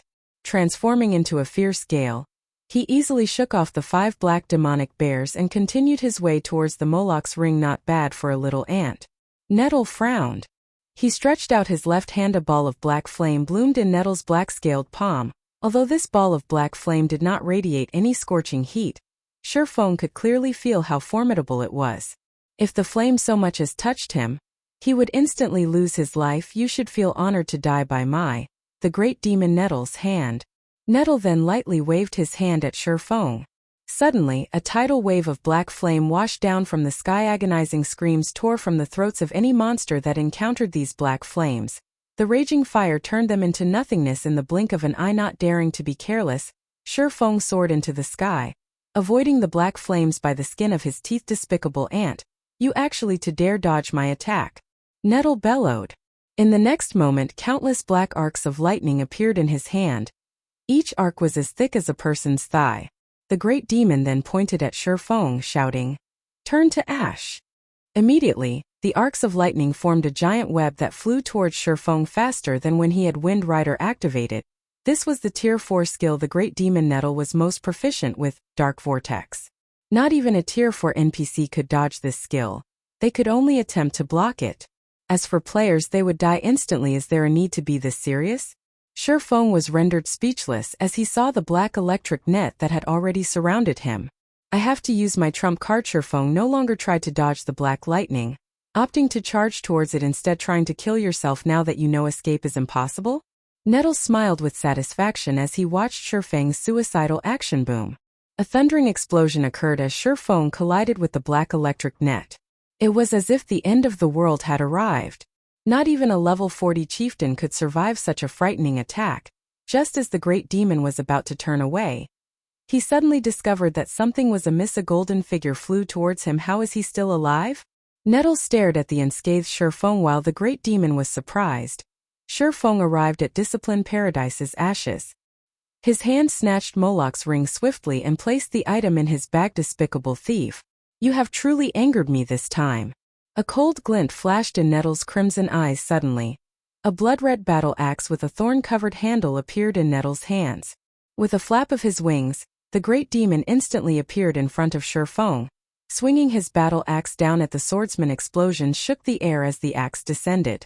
It was as if Nettle's powerful attack shattered space itself, and not even Sherfong could dodge or defend against the attack in time. Boom. When the blood-red axe struck Sherfang's body, he suddenly felt disembodied. After a fraction of a pause, the attack sent him crashing into a 4-story building over 30 yards away. What strength and speed! Sherfong exclaimed as he climbed out of the rubble. The great demon Nettle's strength was definitely at upper rank Tier 4. If he had not switched the Aura of Wind to the Aura of Earth and activated absolute defense in time, even if he were a level 60 Tier 2 Swordmaster, that single hit would have obliterated him. Currently, Although Shifeng had not received any damage, his entire body was numb. Even moving was difficult for him. The strength of a Tier 4 Great Demon was simply too terrifying. Moreover, Nettle's strength wasn't just limited to his attributes. His techniques were similarly frightening. Nettle's simple swing had not contained any excess movements at all. The demon was operating at the same level as a top-tier expert against an opponent who possessed the attributes of a Tier 4 class and the skills of a top-tier expert. Even in his prime, Shifeng could only turn tail and run. Nettle could not help his surprise when he discovered that Shifeng was actually still alive. A tiny little ant had actually survived 3 of his moves. He had never encountered this in the past. Before the great demon could recover from his shock, Shifeng activated Phantom Kill. Suddenly, he turned and fled at maximum speed. You want to escape? Do you really think you can run from me, the great demon Nettle? Nettle revealed a malevolent smile. To the prideful great demon, the fact that Shifeng had provoked it repeatedly was humiliating. If others heard of this, he, the great demon Nettle, would watch his reputation in the dark den wither. Spreading his wings, Nettle transformed into a black streak of light as he chased after Shifeng so fast. As expected of a winged Tier 4 Great Demon, glancing at the rapidly approaching Great Demon, Shifeng inwardly prayed that it would not discover his plan. Wind Rider only had a duration of 24 seconds. From the time he had activated Wind Rider until now, nearly 7 seconds had passed. He had also used up absolute defense already. If he wished to escape from the Tier 4 Great Demon, his could only rely on diversions at this moment. Shifeng's doppelganger hurriedly activated Blade Liberation and Windwalk. The doppelganger then dashed in the opposite direction of Shifeng. None of the surrounding level 40 chieftains could keep up with the doppelganger's speed. In just a short moment, the doppelganger had shaken off all its pursuers. Roughly 5 seconds later, Nettle also caught up with Shifeng. Despicable human. I admit that you are very skilled. A little Tier 1 swordsman like you has actually forced me, the great demon Nettle, to expend so much effort to deal with you. As a reward, I will grant you endless torture. You will become my puppet for the rest of eternity. Nettle shouted, a ferocious grin appearing on his face as he watched the currently motionless Shifeng. Oh really? You'll have to catch me first. Shifeng replied disdainfully. Catch you? The great demon Nettle's expression sank as he suddenly discovered that the Shifeng before him had changed. Although the Shifeng before him had become stronger, his eyes were that of a puppet's. There was not the slightest sign of anger within those eyes. Damn! It's a doppelganger. Saying so, Nettle abruptly jumped into the air and returned to District 5. However, roughly 4 seconds after the great demon Nettle turned to fly back to the shelter, the originally emotionless Shifeng suddenly wore an angry expression. Shifeng had swapped positions with his doppelganger once more. The Abyssal Blade's Phantom skill could be an extremely powerful life-saving skill. As long as his doppelganger was still alive, Shifeng could swap positions with it indefinitely. With this move, even a Tier 4 Great Demon should not think of killing him easily. Shifeng then changed directions and flew towards District 1. Even after Wind Rider's duration ended, the Great Demon could not find any trace of Shifeng. Finally safe, Shifeng, who currently hid in a forest, breathed a sigh of relief. Fortunately, the Great Demon does not know my trump card. Otherwise I really would have died. Hopefully this Moloch's ring is worth all I went through to get it. Shifeng carefully retrieved the pitch-black ring, which was engraved with innumerable inscriptions, from his bag. Omniscient eyes. Shifeng examined Moloch's ring. Immediately, a shocked expression appeared on his face. Impossible. At this moment, even Shifeng did not dare believe his own eyes. Moloch's ring was actually a legendary item. Chapter 601 Legendary Quest. Even after a long look, Shifeng still did not dare believe that what he was seeing was real. Legendary items were as rare as a phoenix's feather in God's domain, and not even Tier 5 players would necessarily possess one. Any player who owned a legendary item had the power to challenge opponents of a higher tier. Take Shifeng's fragmented legendary, ranked Heavenly Dragon's Breath for example. When he activated Heavenly Dragon's power, he could contend with a Lord, which was the equivalent of a Tier 2 class. For a short time, if he possessed a legendary item, he could definitely contend with a High Lord. A Lord rank monster was merely the boss of a 20-man hard mode team dungeon.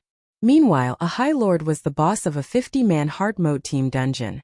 The difference in power was immense if he could equip a legendary item now, not to mention a 50-man hard mode team dungeon. He could even lead a team in a 50-man hell mode team dungeon. He could even give a 100-man hard mode team dungeon. A tri-team dungeon tested the overall strength of a team, while a legendary item was capable of increasing the overall strength of a team significantly. This was why legendary items were so frightening. They could break the limits of conventional strength unfortunately.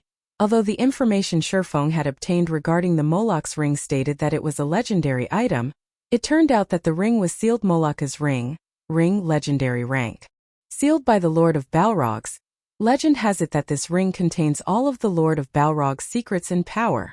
By wearing this ring one can obtain this power. After Moloch's ring had been sealed away, the Great Demon Nettle stood guard over the item. The ring holds the Great Demon Nettle's mark, allowing the Great Demon to sense its location periodically. System. Legendary quest Lord of Balrog's Fall. Activated quest details. Lift the seal on Moloch's ring. Quest rewards. Unknown. A legendary quest. Shurfeng smiled bitterly. No wonder the penalty Discipline Paradise received was so severe. Just the penalty for failing an epic quest could half cripple a player's character. Not to mention a legendary quest, however. I've never heard of this legendary quest before. The clues the quest provides are so limited, too. It says that I need to lift the seal on the ring, but it doesn't tell me how to do that. The ring doesn't provide any clues either. It is no wonder Discipline Paradise failed the quest. Shurfeng knew very well just how frightening a legendary quest was. A single epic quest had already given Shurfeng such a huge headache. Not to mention a legendary quest, however. God's domain was fair in all regards. If he could complete this legendary quest, the reward he could obtain would definitely be incredible. In God's domain, if a player wished to obtain a legendary item, they would have to do so by completing a legendary quest. However, a majority of the players that took this path normally ended up plunging themselves into a dark abyss. This was also why legendary items were so rare if possible. Shurfeng would rather not accept a legendary quest right now. After going through so much to get this ring, in the end, it still doesn't help me get to the Dark Denver. Shurfeng sighed. Currently, as long as he held onto this ring, a great demon would hunt him. Moreover, there was no definite time as to when the Great Demon Nettle would make his appearance again. This was far more dangerous than his epic quest, which provided a clear time limit. Shurfeng stored Moloch's ring in his bag. Right now, completing the Darkness Descends quest was of the utmost priority. Just as Shurfeng was about to leave his hiding spot, the sound of a system notification reached his ear. System. Moloch's ring has detected the presence of the power of darkness. Do you want Moloch's ring to devour the power of darkness? Devour the power of darkness? Shurfeng was stunned. Giving it some thought, he could not recall there being anything important in his bag. He then clicked agree.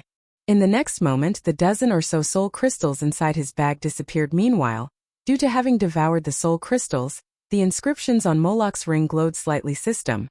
First seal on Moloch's ring lifted. It's lifted just like that? The sudden development rendered Shurfeng speechless. He then examined Moloch's ring again. Moloch's ring. Ring legendary rank. Sealed by the Lord of Balrog's. Legend has it that this ring contains all of the Lord of Balrog's secrets and power. By wearing this ring one can obtain this power. After Moloch's ring had been sealed away, the Great Demon Nettle stood guard over the item. The ring holds the Great Demon Nettle's mark, allowing the Great Demon to sense its location periodically. First seal lifted. A fragment of its power has been released. Power of darkness required to lift the second seal. 6/100. All attributes plus 10%. Fire resistance plus 30. Additional skill dash. Gate of Darkness. Opens a teleportation gate to the central area of the Dark Den. Duration. 10 minutes. Cooldown, 24 hours. Sure enough, the Dark Den and this ring are related, Shurfeng stated, laughing. With this, I can head to the central area of the Dark Denver. After Shurfeng equipped Moloch's ring, he activated Gate of Darkness. Boom. The ground suddenly trembled as dark smoke slowly emerged from the forest floor. After a moment, the black smoke formed a pair of gates that was over 5 meters tall. There were countless golden runes engraved on the gates, radiating a frightening pressure so powerful. This pressure can rival even that of a Tier 5 NPC. At this moment, Shurfeng even found it difficult to breathe. He felt as if he were only an ant in front of these gates. However, when Shurfeng tried to push apart open the gates, he suddenly discovered that they were locked. Rather, he noticed a small groove in the center of the gates. Seem like a keyhole, so that's the case. Originally, Shifeng had thought Discipline Paradise had been trying to trick him. Now, however, it would seem that he really did need the Chapter of Darkness to enter the Dark Denver. He then placed the Chapter of Darkness into the groove. When Shifeng placed the black slate tablet into the groove, the golden runes on the gates suddenly linked with each other, releasing a golden brilliance. The gates began to open slowly. The instant the gates opened, Shifeng felt as if something were emerging from within the gates. His body suddenly felt incredibly heavy, and even taking a step forward was an extremely difficult task. Just what kind of place is this dark den? The pressure from behind these gates alone is enough to suppress my combat power to 1/10. Shifeng had not felt such fear when he was in the god's grave. Is there a god on the other side? However, Shifeng couldn't care less. Gritting his teeth, he gradually pushed his body forward, advancing to the other side of the Gate of Darkness. He did not have much time left. If he did not complete his quest soon, only a dead end awaited him. After Shifeng entered the Gate of Darkness, it seemed as if he had entered an entirely different space. A mountain, so tall that he could not even see its peak, loomed before him. He could also see many magnificent temples on the mountainside. These temples grew larger as one approached the top of the mountain. The temples at the foot of the mountain were merely 10 meters in height. The largest temple that Shifeng could see was over 100 meters in height. Other than their massive sizes, these temples also radiated a powerful divine might. While Shifeng was still overwhelmed by the sight before him, a figure suddenly flew down from the peak of the mountain. The figure descended with lightning speed, and in the blink of an eye, it appeared before Shifeng. My luck can't be that rotten, right? It's actually a Tier 5 fallen angel. Dread gripped Shifeng's heart as looked up at the enchanting woman, who had 3 pairs of pitch-black wings on her back, hovering above his head. Chapter 602 Time Limit. Fallen angels were considered higher beings in God's domain, and they were born far stronger than ordinary beings. They were also known to be invincible against ordinary beings of the same tier. Even a Tier 5 expert with a Tier 5 taboo skill could only run when facing a Tier 5 fallen angel. I'm dead for sure this time. Shifeng could only reveal a bitter smile as he looked at the fallen angel hovering in the sky. He might have been able to escape a Tier 4 great demon, but against a Tier 5 fallen angel, he had no hope of resistance. Within a domain established by a Tier 5 being, even the 7 luminaries ring space movement would be useless, not to mention his other skills. As for competing in terms of speed, if he was not even a match for a Tier 4 great demon, how was he supposed to outmatch a Tier 5 fallen angel? In front of a Tier 5 fallen angel, even the Tier 4 great demon Nettle was an insignificant speck of dust. Human, it seems that you are quite courageous. Despite being only a Tier 1 swordsman, you have actually dared to steal Moloch's ring from Nettle, the fallen angel said, wearing a mischievous expression. She looked like a child who had just gained a new toy to play with. Before Shifeng could react, the fallen angel disappeared from the sky. By the time Shifeng realized what had happened, the charming fallen angel stood before him, her flawless white hand piercing Shifeng's heart. Instantly, Shifeng's HP, which was over 10,000, fell to 0. Is this the power of a Tier 5 fallen angel? Shifeng stared at his rapidly decreasing HP, shock filling his heart regarding both speed and power. The fallen angel was far more powerful than any Tier 5 player Shifeng had ever encountered. However, the fallen angel's combat standards were by far the most frightening. They were impeccable. There was not the slightest excess movement her actions. It was no wonder many experts in the past had paled whenever they spoke about fallen angels. Although Shifeng had already reached the flowing water realm, the second stage of the refinement realm, he was still far from reaching a state of perfection with his physical control. Only when he achieved a domain could he strive for such perfection. However, just how many players could achieve a domain in God's domain? At this moment, Shifeng felt quite fortunate as the fallen angel had not used any special moves to kill him. Rather, she had only needed an ordinary attack to finish him off. With this, he would only lose 1 level and some skill proficiency at most.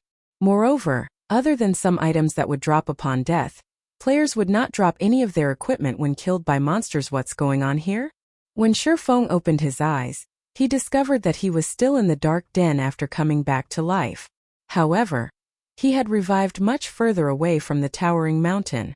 If he wanted to head towards the mountain, he would have to run for more than half an hour. Normally, when a player died in a special map, they would revive back in a city.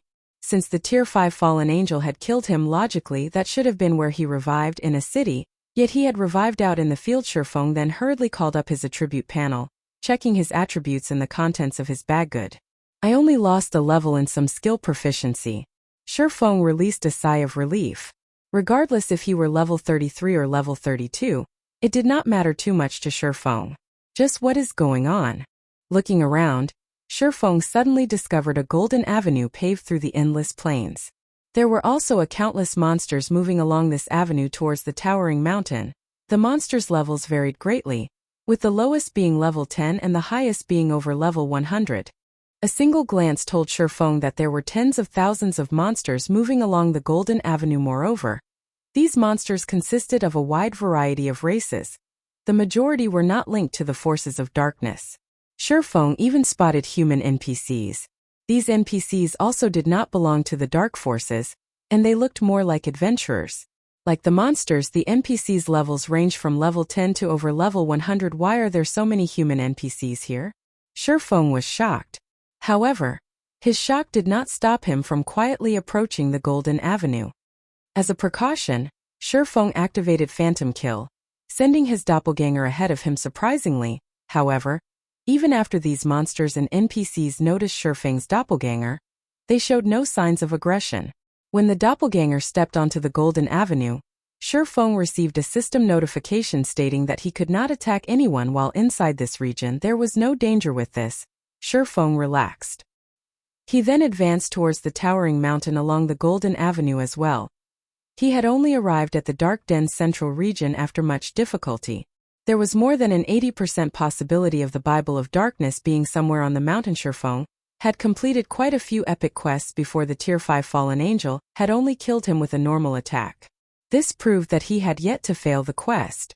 It was possible that he had only incurred a punishment because he had used an incorrect method to enter the Dark Den. Otherwise, he would have truly been finished if a Tier 5 fallen angel were guarding the Bible of Darkness.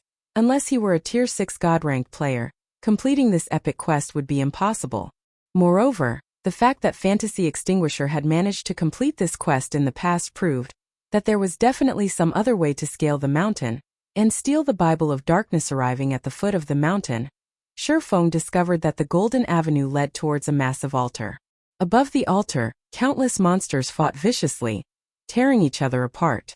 Occasionally, victors would emerge from the ceaseless battles, holding a golden key. These victors would then scale the mountain, reaching Shurfeng's original arrival point. Sure enough, my entry was flawed. After watching the situation for a while, Shurfeng did not discover any high-tiered monsters guarding the mountain. There were also no Tier 5 fallen angels patrolling the sky. Very quickly, Shurfeng arrived before the altar. The instant he set foot onto the altar, a system notification sounded out by his ear system. Defeat all enemies before you, and you will be given entry into the World Summit system.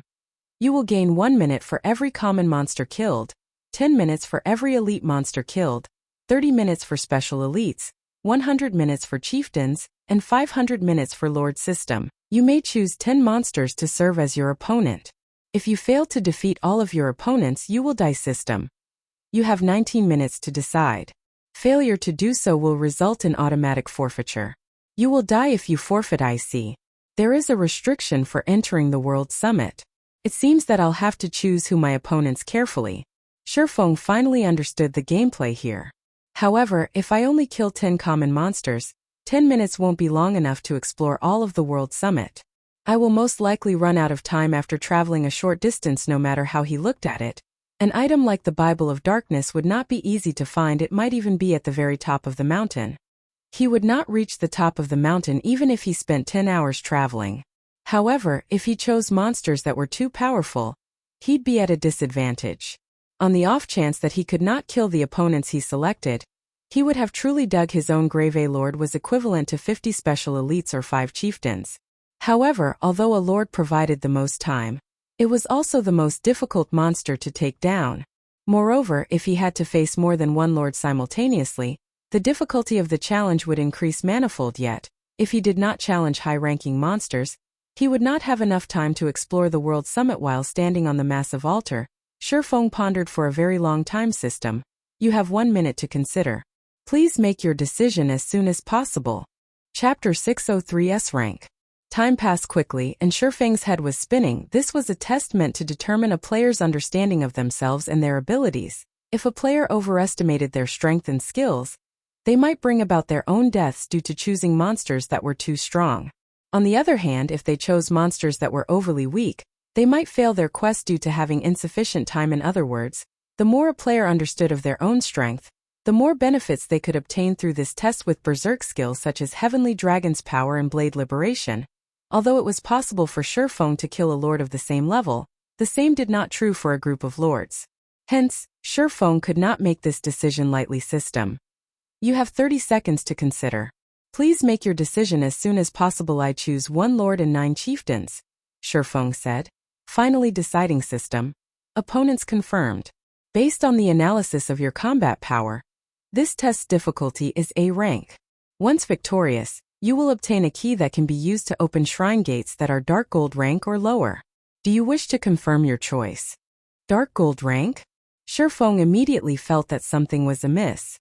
Hurriedly he said, I wish to change my selection to 2 lords and 8 chieftains. His quest was epic rank. It was clear that he would not be able to obtain the Bible of Darkness if he could only visit dark gold shrines. He needed to be able to enter epic shrines. Otherwise, even if he won this battle, he would still fail his quest. System. Opponents confirmed. Based on the analysis of your combat power, this test's difficulty is A rank. Once victorious, you will obtain a key that can be used to open shrine gates that are dark gold rank or lower. Do you wish to confirm your choice? Crap. Even with 2 lords, it still hasn't reached S rank? Shifeng inwardly cursed. Change my selection to 3 lords and 7 chieftains. Shifeng should be at his limit with 2 lords. There was only a 50% chance that he would emerge victorious from such a battle. If he faced 3 lords, based on his estimations, his success rate would be less than 20%. System. Opponents confirmed. Based on the analysis of your combat power, this test's difficulty is S rank. Once victorious, you will obtain a key that can be used to open shrine gates that are epic rank or lower. Do you wish to confirm your choice? Confirm. Shifeng shouted, gritting his teeth. Hopefully, the lineup of these lords won't be too powerful. A moment later, 10 monsters appeared before Shifeng on the altar. 3 of them were lords and 7 were chieftains. All 10 monsters were combat puppets of the same shape and size as an average player. In terms of attributes, however, they were leaps and bounds above Shifeng. Golden Puppet, Lord rank. Level 32. HP 1-600. 000/1-600. 000. Silver Puppet, Chieftain rank. Level 32. HP 550. 000/550. 000. Good, my luck isn't that rotten after all. These puppets are all melees and their HPs are quite low as well. I shouldn't have too many issues if I fight them from a distance. Shifeng released a sigh of relief when the battle started. The 10 puppets began moving. Step by step, they slowly approached Shifeng, lacking the dexterity of a living creature. However, Shifeng did not dare to be careless. Immediately, he activated Heavenly Dragon's Power, increasing his strength by 100% and defense and HP by 300%. Instantly, Shifeng's HP broke through the 30,000 threshold. Sure enough, lords were not that easy to deal with. The instant Shifeng activated Heavenly Dragon's Power, the combat puppets dashed towards him. Much faster than an ordinary chieftain and lord, the 10 combat puppets crossed the distance of 50 yards in the blink of an eye. The first to attack were the silver puppets, who thrust their spears at Shifeng. Following closely, the golden puppets unsheathed the twin swords slung over their backs without hesitation. Shifeng activated the ice blue devil flame and black emperor, holding nothing back. Deep blue flames covered Shifeng's entire body, raising his fire and ice damage by 40%. Shifeng then used Skywheel Sword, sealing the movements of all 10 combat puppets within a fixed perimeter. He followed up with a firestorm. Ice blue flames devoured the 10 combat puppets, dealing over -20,000 damage, or -40,000 damage with a critical hit, to all 10 puppets every second for 5 seconds. When the spell's duration ended, the 10 combat puppets had received over -100,000 damage each. Shifeng fully displayed the devastating might of the large-scale destruction spell. Meanwhile, Shurfeng collected 30 stacks of death aura from this single attack. I'll get rid of one of you first. Shurfeng then took out a bottle of 100-berry wine from his bag, drinking it. Instantly, his compatibility rate with his sword soared. Moving towards a silver puppet with less than 300,000 HP remaining, he used Phantom Kill, followed by Flame Burst. 24 consecutive strikes. 24 swords of light illuminated the altar. The silver puppet faded out of existence. Although Shurfeng killed one silver puppet, the remaining 6 silver puppets and 3 golden puppets caught him in a pincer attack with his most powerful burst skill. Exhausted, Shurfeng used Thunder Flame Explosion to slow the remaining combat puppets, as well as deal over -10,000 damage to each. Due to his compatibility rate rising, he managed to achieve a 95% completion rate on Thunder Flame Explosion, reducing the movement speed of these combat puppets for over 10 seconds. Following which, he switched to the Aura of Wind. Turning around and fleeing with his doppelganger. Facing 2 lords at the same time was already enough to overwhelm Shurfeng, not to mention 3 lords and 6 chieftains simultaneously. With the Aura of Wind's movement speed increase and Thunder Flame Explosion's movement speed reduction, the silver puppets were unable to catch up with Shurfeng. As for the golden puppets, although their speed allowed them to keep up with Shurfeng, their occasional attacks caused their speed to drop sharply as well. As a result, it became impossible for them to surround Shurfeng. Meanwhile, Shurfeng activated 9 Dragon Slash, the 12 Abyssal Blade Phantoms constantly assaulting the distant silver puppets. From time to time, Shurfeng would also attack with the Blazing Meteor. Although damage from his ranged attacks caused was not as high as the Abyssal Blade, each attack still dealt around -2,000 to -3,000 damage. Occasionally, Shurfeng would also use Thundering Flash to inflict the damage amplification effect on the remaining 9 combat puppets. Shurfeng also constantly expended the death auras he accumulated to reduce the cooldown of Thunder Flame Explosion, Thundering Flash, and other skills. Among them, he reduced the cooldown of Flame Burst the Most in such a way Shurfeng reduced the movement speed of all combat puppets while exterminating the silver puppets. From time to time, he would use Flame Burst to instant kill a silver puppet in less than 2 minutes. Shurfeng had annihilated all of the silver puppets. Only 3 golden puppets remained. However, these 3 golden puppets were inseparable. Shurfeng could not find a chance to take them on one-on-one. Moreover, even though so much time had passed since the battle began, the 3 golden puppets were still at full HP thanks to their battle recovery. Even when Shurfeng activated Wind Rider and managed to single out one of the golden puppets with his overwhelming speed, the remaining 2 would quickly catch up. As a result, Shurfeng could only land a few hits before he was forced to retreat. This is troublesome. Although the golden puppets do not have any skills, the 3 of them are like a single entity, attacking and defending as one. Shurfeng, who hovered in the air, frowned at the 3 golden puppets. The golden puppets were too powerful when working together. Moreover, the Heavenly Dragon's power's duration would end soon. At that time, even a battle of attrition would be difficult against the 3 golden puppets. Do I have no other choice? Shurfeng muttered as he reluctantly retrieved an aqua blue magic scroll from his bag. This was his greatest trump card, one that he never thought of using. Watching the remaining seconds of the Heavenly Dragon's power's duration tick by, Shurfeng had no choice but to unfurl the aqua blue magic scroll. Chapter 604 Time is Money. Shurfeng had prepared extensively to obtain the Bible of Darkness. His preparations included this aqua blue magic scroll. Although lords were powerful, in the end, they were only tier 2 monsters. It was only their high HP and damage, which were far superior to ordinary players, that made them so difficult to deal with. When Shurfeng activated Heavenly Dragon's power, his attributes were no longer below that of a lord of the same level. With his superior dodging techniques and powerful skills, he could easily defeat a lord of the same level.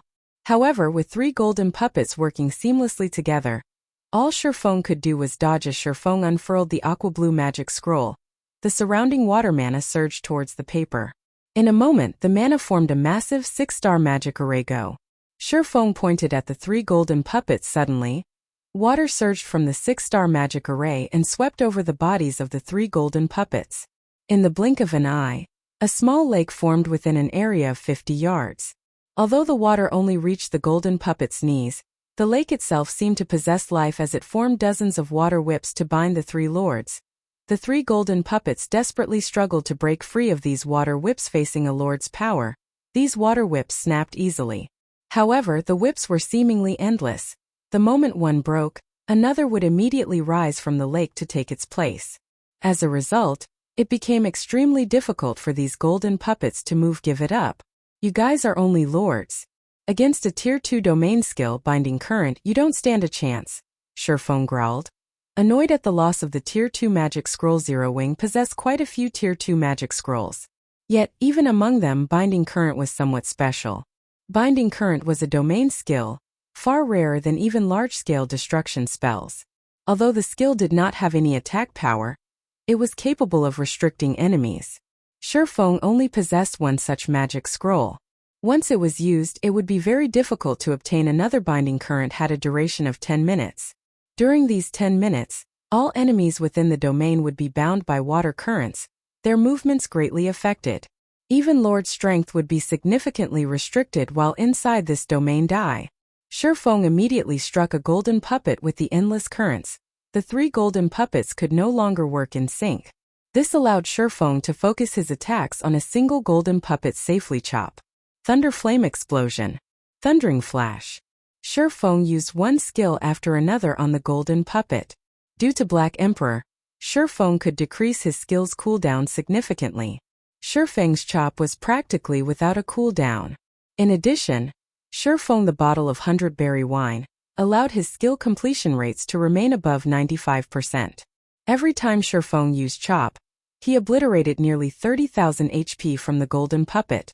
As a result, the golden puppet's 1,600,000 HP decreased at a rate visible to the naked eye. When the golden puppet's HP fell to 30%, Sherfong suddenly sensed danger. Hurriedly, he retreated by several steps. Boom. After backing up, a powerful impact slammed into Sherfong, sending him flying over a dozen yards backward. This is absolute domain. Sherfong was shocked at this moment. A faint gray membrane surrounded the golden puppet with only 30% of its HP remaining. When the countless water whips collided with his gray membrane, they were immediately repelled. Unable to enter the domain without the currents binding it, the golden puppet recovered its speed fully. In the blink of an eye, the golden puppet arrived before Sherfong and brandished its twin swords. The puppet's swords were like whips as they viciously assailed Sherfong just in time. Sherfong involuntarily smiled. As if he had long since seen through the golden puppet's intentions, he nimbly bent his body, allowing the whip-like swords to move over his body unhindered. The puppet's swords slid against Sherfong's body as they passed. However, they did not truly connect with Sherfong flowing water realm. Sherfong was like flowing water as he received the golden puppet's barrage, evading the countless sword lights smoothly. He would also occasionally strike back at the golden puppet, his attacks targeting the monster's joints. If the puppet were capable of using any other skills, Sherfong might really be in a predicament. However, since it could only use Absolute Domain, a skill that dispelled all control skills targeting its user, the golden puppet was no threat at all in terms of power. He was not one bit inferior to a lord. As for speed, although he was slower than the golden puppet, he could make up for the gap with his dodging techniques. Moreover, even in the event that dodging was not possible, he could confront the puppet directly. He was not afraid of facing the lord in melee combat. After roughly a dozen seconds, Sherfong finally defeated one of the golden puppets. With the death of one golden puppet, Sherfeng's concerns had gone out the window. His chances of victory instantly increased to more than 50%. He then proceeded to deal with the second golden puppet. When Heavenly Dragon's power's duration finally ended, Sherfong used the Tier 2 magic scroll, Scorching Saber, to finish off the second golden puppet. Sherfong glanced at Flame Burst's cooldown before shifting his gaze towards the final golden puppet. Smiling faintly, he muttered, "I can finally end this." After roughly 2 minutes of exhausting battle, Sherfong finally managed to wear down the golden puppet's HP to 1,000,000. Not wanting to waste any more time, Sherfong activated Blade Liberation, increasing both his strength and agility attributes by 90%. He then proceeded to torture the last golden puppet to death. Compared to when he had activated Heavenly Dragon's power, his attacks dealt slightly less damage. However, due to his increased attack speed, his total damage was higher than before. When the golden puppet was about to activate its Absolute Domain, Sherfong activated his ultimate skills, Flame Burst and Dragon Breath, killing the golden puppet, which only had 30% HP remaining. Instantly when the battle ended, the sound of a system notification rang out by Shifeng's ear system. You have completed the S-rank difficulty test. Rewarding Epic Shrine Key.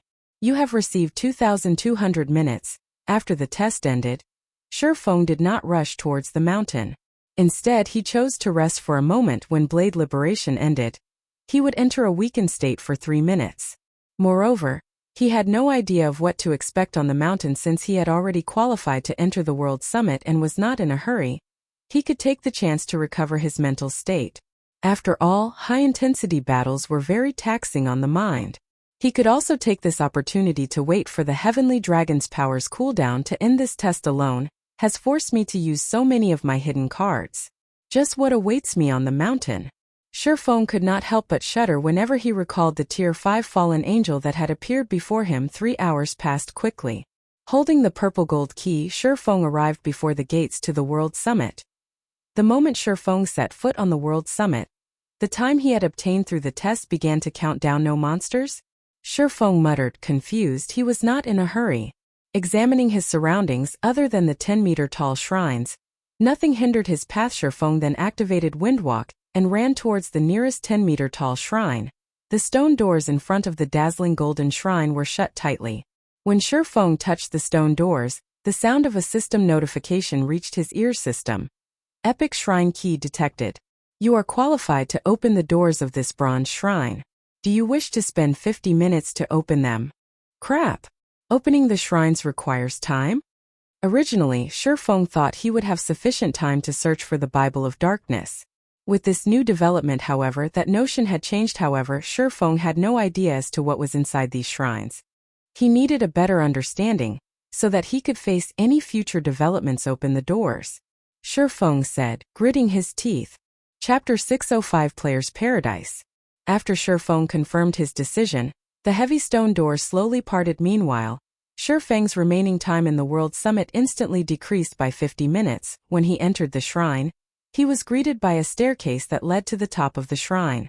Engraved runes and pictures decorated the staircase's walls. Among them, there were even images of gods before the Great Destruction. Shifeng ascended the shrine's staircase, step by step. In the beginning, Shifeng had not felt anything out of the ordinary. However, by the time he was halfway to the top, he felt something off. Why has the gravity here increased? Shifeng's physical control was quite strong. As he took another step up, he felt the gravity increase by 10%. Although the gravity had only increased from 1 to 1g, this small change would affect his skill completion rates, resulting in a decrease in his combat power. However, since Shifeng had already entered the shrine, he had no intentions of leaving. If he could not even overcome a single bronze shrine, obtaining the Bible of Darkness would be a pipe dream. Shifeng continued to ascend, step by step. However, he was no longer as fast as before, as with every 10 steps the gravity increased. And with each change, Shifeng needed some time to adapt. By the time Shifeng reached the top of the shrine, the gravity had shifted to 4g. Exposed to such an intense shift, even Shifeng was significantly affected. The room at the top of the shrine was not large. It was roughly the size of a basketball court. Aside from a black stone coffin in the room's center, the area was empty. Shifeng approached the center of the room. When he was 10 yards away from the stone coffin, golden runes suddenly emerged on its black surface. A moment later, a golden magic array began to expand from the stone coffin, enveloping Shifeng with a barrier. Shifeng glanced at his surroundings. Golden, translucent walls enclosed the area around him, trapping him with the stone coffin. Just as Shifeng considered his escape options, a semi-transparent figure materialized inside the barrier. This figure was actually Shifeng himself. Both the figure's appearance and apparel were exactly like his own shrine guard. Level 32. HP 20000/20000. Am I supposed to defeat him? Shifeng frowned at the shrine guard, his expression becoming somewhat solemn. Shifeng only required one critical hit to finish off the shrine guard's 20,000 HP. However, he did not dare to casually approach the shrine guard because currently, his intuition warned him that should he approach the guard, only death awaited him. Shifeng was a player that was capable of defeating a lord by himself, yet against this shrine guard who only had 20,000 HP, he was utterly helpless. Are you too scared to approach me? The shrine guard asked, laughing. Shurfeng could not help his shock when he heard the shrine guard's human-like speech and behavior in his memories. Only high-tiered NPCs were capable of such performances. He had never heard of a common monster behaving like this. It was obvious that the shrine guard was an extraordinary existence. I don't have a death wish. Shurfeng shook his head, growing more certain of his intuition's warning. Not bad. You have actually discerned the gap in strength between us. However, rest assured, since you have already made it here, there is no danger. On the contrary, I have a reward for you, the shrine guard said, laughing. Reward? What kind of reward? Shurfeng did not think that an NPC would trick him, and there was no need to do so. This NPC was certainly far stronger than himself. The shrine guard could simply kill him if he wanted. Toy will help you become stronger. The shrine guard then explained, I can offer you guidance on one swordsman skill. How much you learn depends on you, of course. However, you don't have much time left. You only have 49 minutes remaining. Guidance on a swordsman skill. Shurfeng was surprised. When he thought back to the price required to enter the bronze shrine, he immediately understood. Hurriedly, he said, I would like you to give me pointers on chop. Shurfeng had plenty of swordsman skills. However, there were some he used frequently and some he only used occasionally. Among them, he used chop most often. Although his magic weapon had allowed his skill completion rate to rise significantly, he was still far from achieving a 100% skill completion rate. You've made a wise decision. Watch me carefully then. The shrine guard nodded. He then began to flow through the motions of chop. The shrine guard's body leaned forward and swung the abyssal blade in his hand. The abyssal blade then began to blur. In the next moment, it was as if the space in front of the shrine guard broke as a faint spatial crack appeared. The shrine guard's chop was completely different than Shurfeng's. How is this possible? Shurfeng was at a loss for words. His skill completion rate with chop was over 95%, and he was extremely close to reaching perfection. However, whenever he used chop, it always appeared in the form of 3 sword lights resembling full moons that gathered at a single point. However, these 3 sword lights did not appear when the shrine guard used chop. From the beginning, there had only been a single sword light. Moreover, the shrine guard's swing had not been particularly fast, so Shurfeng could see the skill being executed very clearly. However, the most frightening aspect was the power the shrine guard's chop had displayed. Shurfeng could sense that the shrine guard's strength and constitution and his own were exactly the same. The only difference was that the shrine guard had slightly more HP. Yet, the shrine guard's chop could tear apart space itself. Although the spatial crack that had formed seemed very small, the might it contained was sufficient to kill him instantly. Despite the shrine guard's speed and power being ordinary, he was actually able to display such frightening power. Confused? The shrine guard asked, smiling. Shurfeng nodded and admitted shamelessly no matter what was said or done, he was a top-tier expert in God's domain who had reached the flowing water realm. Although he still could not compete with those apex experts in the past, he was not that far away from reaching their level. Yet, the chop the shrine guard had executed shattered his conception of the skill known as chop. If you don't understand, I will display the skill a few more times. You can also experience it for yourself. Rest assured. While inside this barrier, you will not receive any damage. The shrine guard spoke like a teacher who guided his student carefully. Hearing this, Shurfeng quickly sought the shrine guard's guidance. If one wished to improve on their techniques, the fastest way to do so was through actual combat. Previously, he had kept a distance between himself and the shrine guard, worried that the NPC would kill him. Now that he knew the NPC intended to help him improve his ability with the skill, he would not hold back. Immediately, he displayed his best chop and began battling the shrine guard. Since Shurfeng attacked him, the shrine guard replied with a chop of his own. When the 2 swords collided, sparks flew into the air around them. In one moment, Shurfeng sent a chop at the shrine guard, and in the next moment, his body left an imprint on the barrier's wall. There was even a faint spatial crack lingering in Shurfeng's original positions. Is this a super perfect skill? Shurfeng stared at the shrine guard with a stupefied expression. His mind replayed the shrine guard's sword swing regarding speed. Shurfeng was definitely the victor. Moreover, he had prepared to dodge the NPC's attack beforehand. However, before he had any chance to dodge, the shrine guard's sword had collided with his own. He instantly felt a tremendous power flow into his hand. In the next moment, He had been thrown backward. Shurfeng was still badly shaken by the shrine guard's attack. Fortunately, this was only a lecture. Otherwise, the NPC's attack might have really killed him. He and the shrine guard were worlds apart from each other. Perfect? The shrine guard laughed. Nothing is perfect in this world. It is only because your vision is limited, and you are confined to your own world. Nothing is perfect.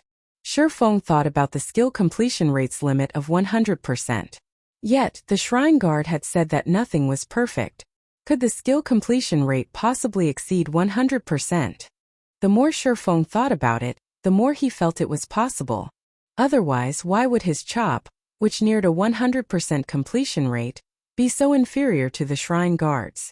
Following which, Shurfeng faced off against the shrine guard again and again. Although every exchange ended in Shurfeng's utter defeat, the more Shurfeng fought, the more his excitement grew. He felt as if he had caught onto something that he had never noticed before. He had placed too much importance on his body, trying too hard to replicate a skill's template motions that had been provided by the system. He had forgotten to think outside of the box as Shurfeng traded blows with the shrine guard. His skill completion rate continued to rise: 96%, 97%, 98%. It should feel like. Shurfeng leaned forward. He no longer pursued ultimate speed as he swung his sword along the air's resistance. Suddenly, a spatial crack appeared before him. Chop's skill completion rate reached 101%. Chapter 606, Epic Shrine. This is a really wonderful feeling. When Shurfeng looked at the black fissure before him, he could not help but recall the sensation he felt when he drew his sword before. Unfortunately, he had only achieved this super-perfect completion rate accidentally. Trying to grasp this feeling was akin to trying to catch a dream. Just as Shurfeng was about to commence another bout with the shrine guard, the sound of a system notification suddenly entered his ear. System. Active duration of the shrine has ended. Player will be sent out of the shrine in 3 seconds. Time's up already? Shurfeng could not help his surprise. He felt as if he had fought against the shrine guard for only a short while. He still had many questions he wished to gain answers to.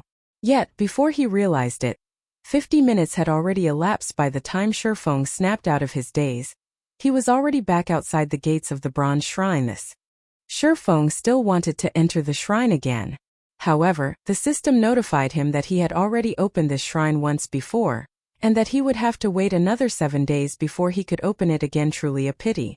If I were to practice there for a few more hours, I might be able to grab a hold of that feeling. Shurfeng silently lamented. In God's domain, whether it be a player's combat techniques or skill usage, both were learned through self-experimentation. There was no teacher to guide players on these topics. The system only provided a holographic video of the template motions of a skill. The rest was up to the players themselves to experiment and practice. Having someone specially teaching them how to use their skills was definitely a heaven-sent opportunity. After all, having a guide was far more efficient than groping for answers in the dark. The learning speed would definitely be more than 10 times faster. Otherwise, there wouldn't be so many players who couldn't achieve a 100% skill completion rate. I wonder what kind of rewards the other shrines have? Expectations welled up inside Shurfeng. Just a single bronze shrine had provided him with such a guidance reward. What would the mysterious iron, secret silver, fine gold, dark gold, and epic rank shrines have in store for him? Thinking up to this point, Shurfeng no longer wasted any more time. He immediately activated Windwalk and dashed towards the peak of the world summit. Shurfeng could determine the rank of a shrine based on its location on the world summit.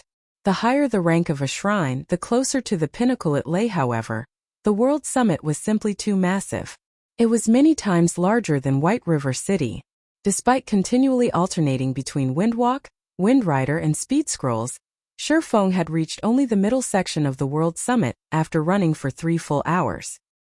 He still couldn't see the peak of the mountain from where he stood. On the other hand, the shrines at the foot of the mountain were no more than little dots in his eyes. Now I have managed to reach the area of the fine gold shrines only after 3 hours. That's 6 special elite kills gone. Even if an expert player were to come here, they would not be able to obtain the reward of the fine gold shrines. Shurfeng had tried checking one of the fine gold shrines earlier, and it required him to spend 200 minutes just to open it. It should be known that the current elite players of God's domain were only capable of contending against an elite monster of the same level, while ordinary experts were capable of opposing up to a special elite of the same level. Only first-rate experts could fight a chieftain of the same level. As for top-tier experts, they were capable of contending against a lord of the same level. In order to arrive at this place and open the doors of a fine gold shrine, a player would need to defeat 2 chieftains and 8 special elites, obtaining 440 minutes at the very least. In other words, an extremely powerful first-rate expert would barely be able to open the doors of a fine gold shrine and obtain the reward stored within it. Have only reached the middle section of the mountain. Just how long do I have to continue running to reach the epic rank section? Shifeng grew somewhat worried. Shifeng discovered that the distance between shrines also grew wider the further up he went. He had only reached the edge of the fine gold shrine area right now. He still had to traverse the dark gold area to arrive at the epic area. He also had to spend time searching for the right epic shrine. Moreover, he had obtained the epic shrine key by the skin of his teeth. He had no idea how much time was required to open the doors of an epic shrine. In the off chance that he did not have enough. This place really is damnable. I can't use the aura of space's spatial movement here. Only the aura of wind speed increase and wind rider are of some help. The rules of the World Summit were thoroughly exasperating. If Shifeng could use spatial movement here, he could travel a distance of 400,000 yards in just 1 second, saving him hours in travel time. Time passed by quickly. After running for another 5 hours, Shifeng finally arrived before a shrine that was over 300 meters in height. The shrines around this area were completely different from the ones he had seen before. This is an epic shrine? Shifeng muttered as he looked at the mountain-like shrine. The shrines he encountered before were all inanimate objects. On the other hand, the epic shrines here had frightening auras. Shifeng even began to wonder whether terrifying monsters lived in these shrines. Done admiring the shrine before him, Shifeng walked up and touched its door system. Epic shrine key detected. You are qualified to open the doors of the epic shrine. Do you wish to spend 1,000 minutes to open them? 1,000 minutes? Shifeng breathed out a sigh of relief. I still have slightly more than 1,600 minutes right now. I will have plenty of time remaining even after I open an epic shrine. I should be able to locate the shrine storing the Bible of Darkness within 600 minutes. The World Summit had a large number of shrines, and the same held true even for epic shrines. Shifeng counted 9 epic shrines just within his range of vision. There were also plenty more up above. He guessed that the total number of epic shrines on the World Summit exceeded 100. These shrines were different from each other. There was a huge difference just in terms of the elemental mana surrounding these shrines. Some shrines released bright and dazzling elemental mana, and others released flaming elemental mana. Even shrines that released the same type of mana would have different images engraved on their doors. Images of angels, demons, and many other races. Some shrine doors even depicted gods. Hence, Shifeng would not have difficulty looking for the shrine that contained the Bible of Darkness. So long as he had sufficient time, the Bible of Darkness is a treasure of the demon race. It should be stored in one of the demonic shrines of the darkness element. Although Shifeng had little understanding of the World Summit, he knew quite a lot regarding mana. A curse was categorized as a darkness skill. Since it was a great demon who had cursed him, the great demon knew how to cast darkness spells. This meant that the Bible of Darkness had to be related to a shrine of the darkness element. With a target in mind, Shifeng quickly began his search. Very easily he had managed to locate 5 darkness shrines. Among them, only 2 belonged to the demon race. Meanwhile, of these 2 shrines, one belonged to the Lord of Destruction, while the other belonged to the Lord of Nightmares. The Bible of Darkness was a descriptive record of all demons written by the Lord of Destruction. Rumor had it that as long as one managed to control the Bible of Darkness, they would become the Lord of Demons, with all demons obedient to their commands without hesitation. Shifeng opened the Lord of Destruction's shrine when the black stone doors parted. An ancient aura washed over him. Shifeng could feel the origin of destruction contained within this aura.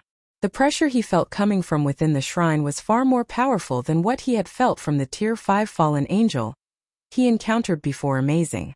It is only a shrine. There is clearly no living being inside, yet it gives off such an overwhelming pressure.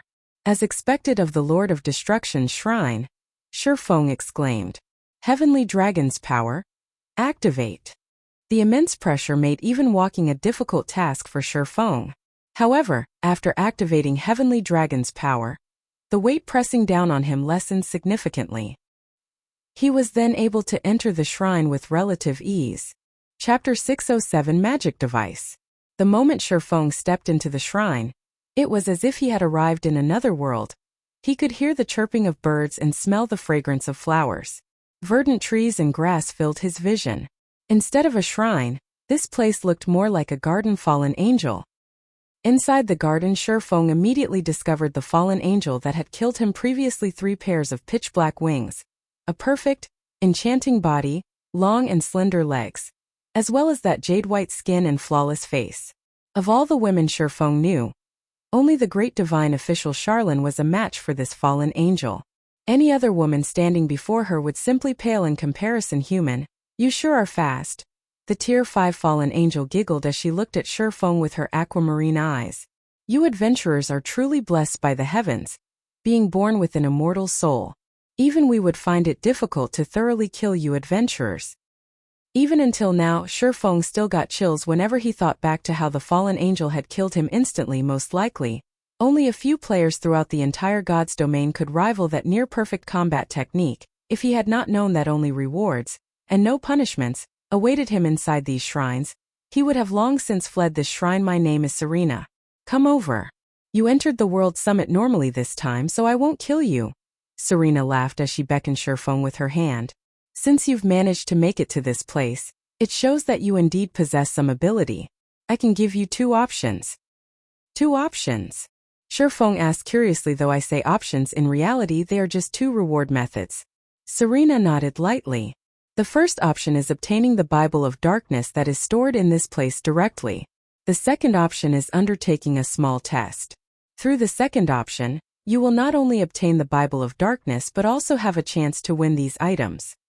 Serena waved her hand lightly. Suddenly, 3 rainbow treasure chests appeared in midair. The first rainbow treasure chest contained a large number of soul crystals.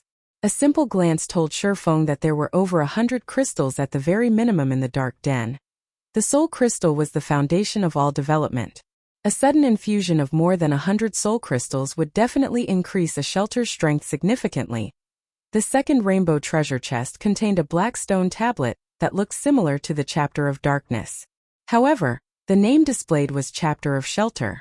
It could be used to immediately promote a shelter by a single rank, up to a maximum of large shelter. There's such a good item available as well?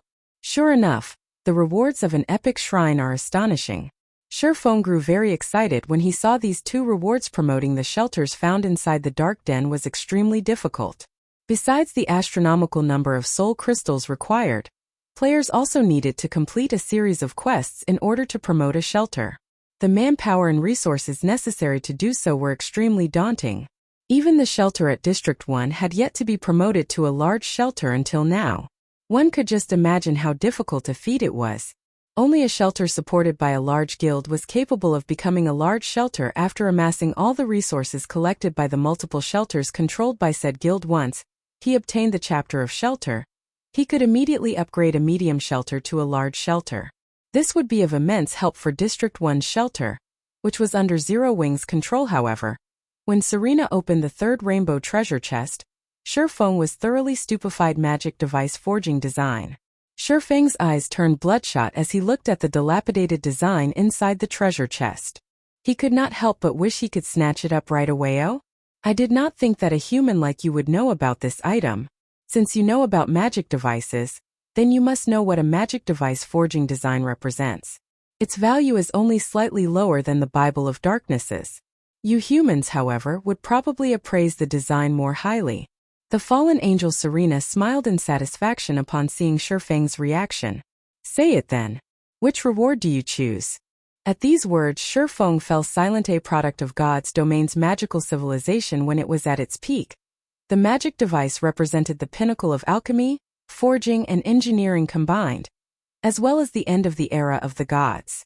Even the lowest rank bronze magic device boosted a player's strength to a whole new level. Not to mention a magic device forging design. Even the lowest rank bronze magic device forging design could provoke a war between guilds in the past, when a mysterious iron magic device forging design had appeared. Over a dozen countries and more than 100 guilds had fought over it. Multiple super guilds had also participated. The death toll for that war was innumerable. A rough estimation had pegged it at 5 million. In the end, a super guild had emerged victorious. As for Shadow, which had been a second-rate guild back then, it had not dared to even participate in the war. It could only stand on the sidelines and watch. Now that a magic device forging design appeared right in front of him, how could Shifeng not grow excited?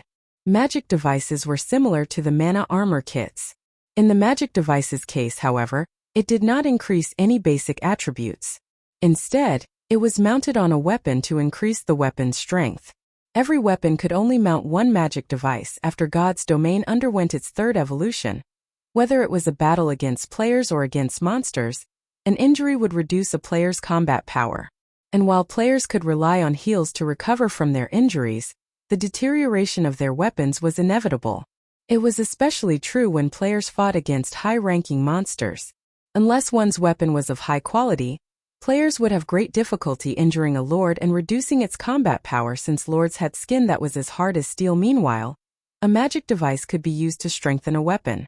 Not only could it make a weapon sharper, but it could also bestow special effects such as reduced weight, increased weight, hardness, mirage, paralysis, and other effects that could improve a player's combat power significantly. Most importantly, magic devices were not consumable items.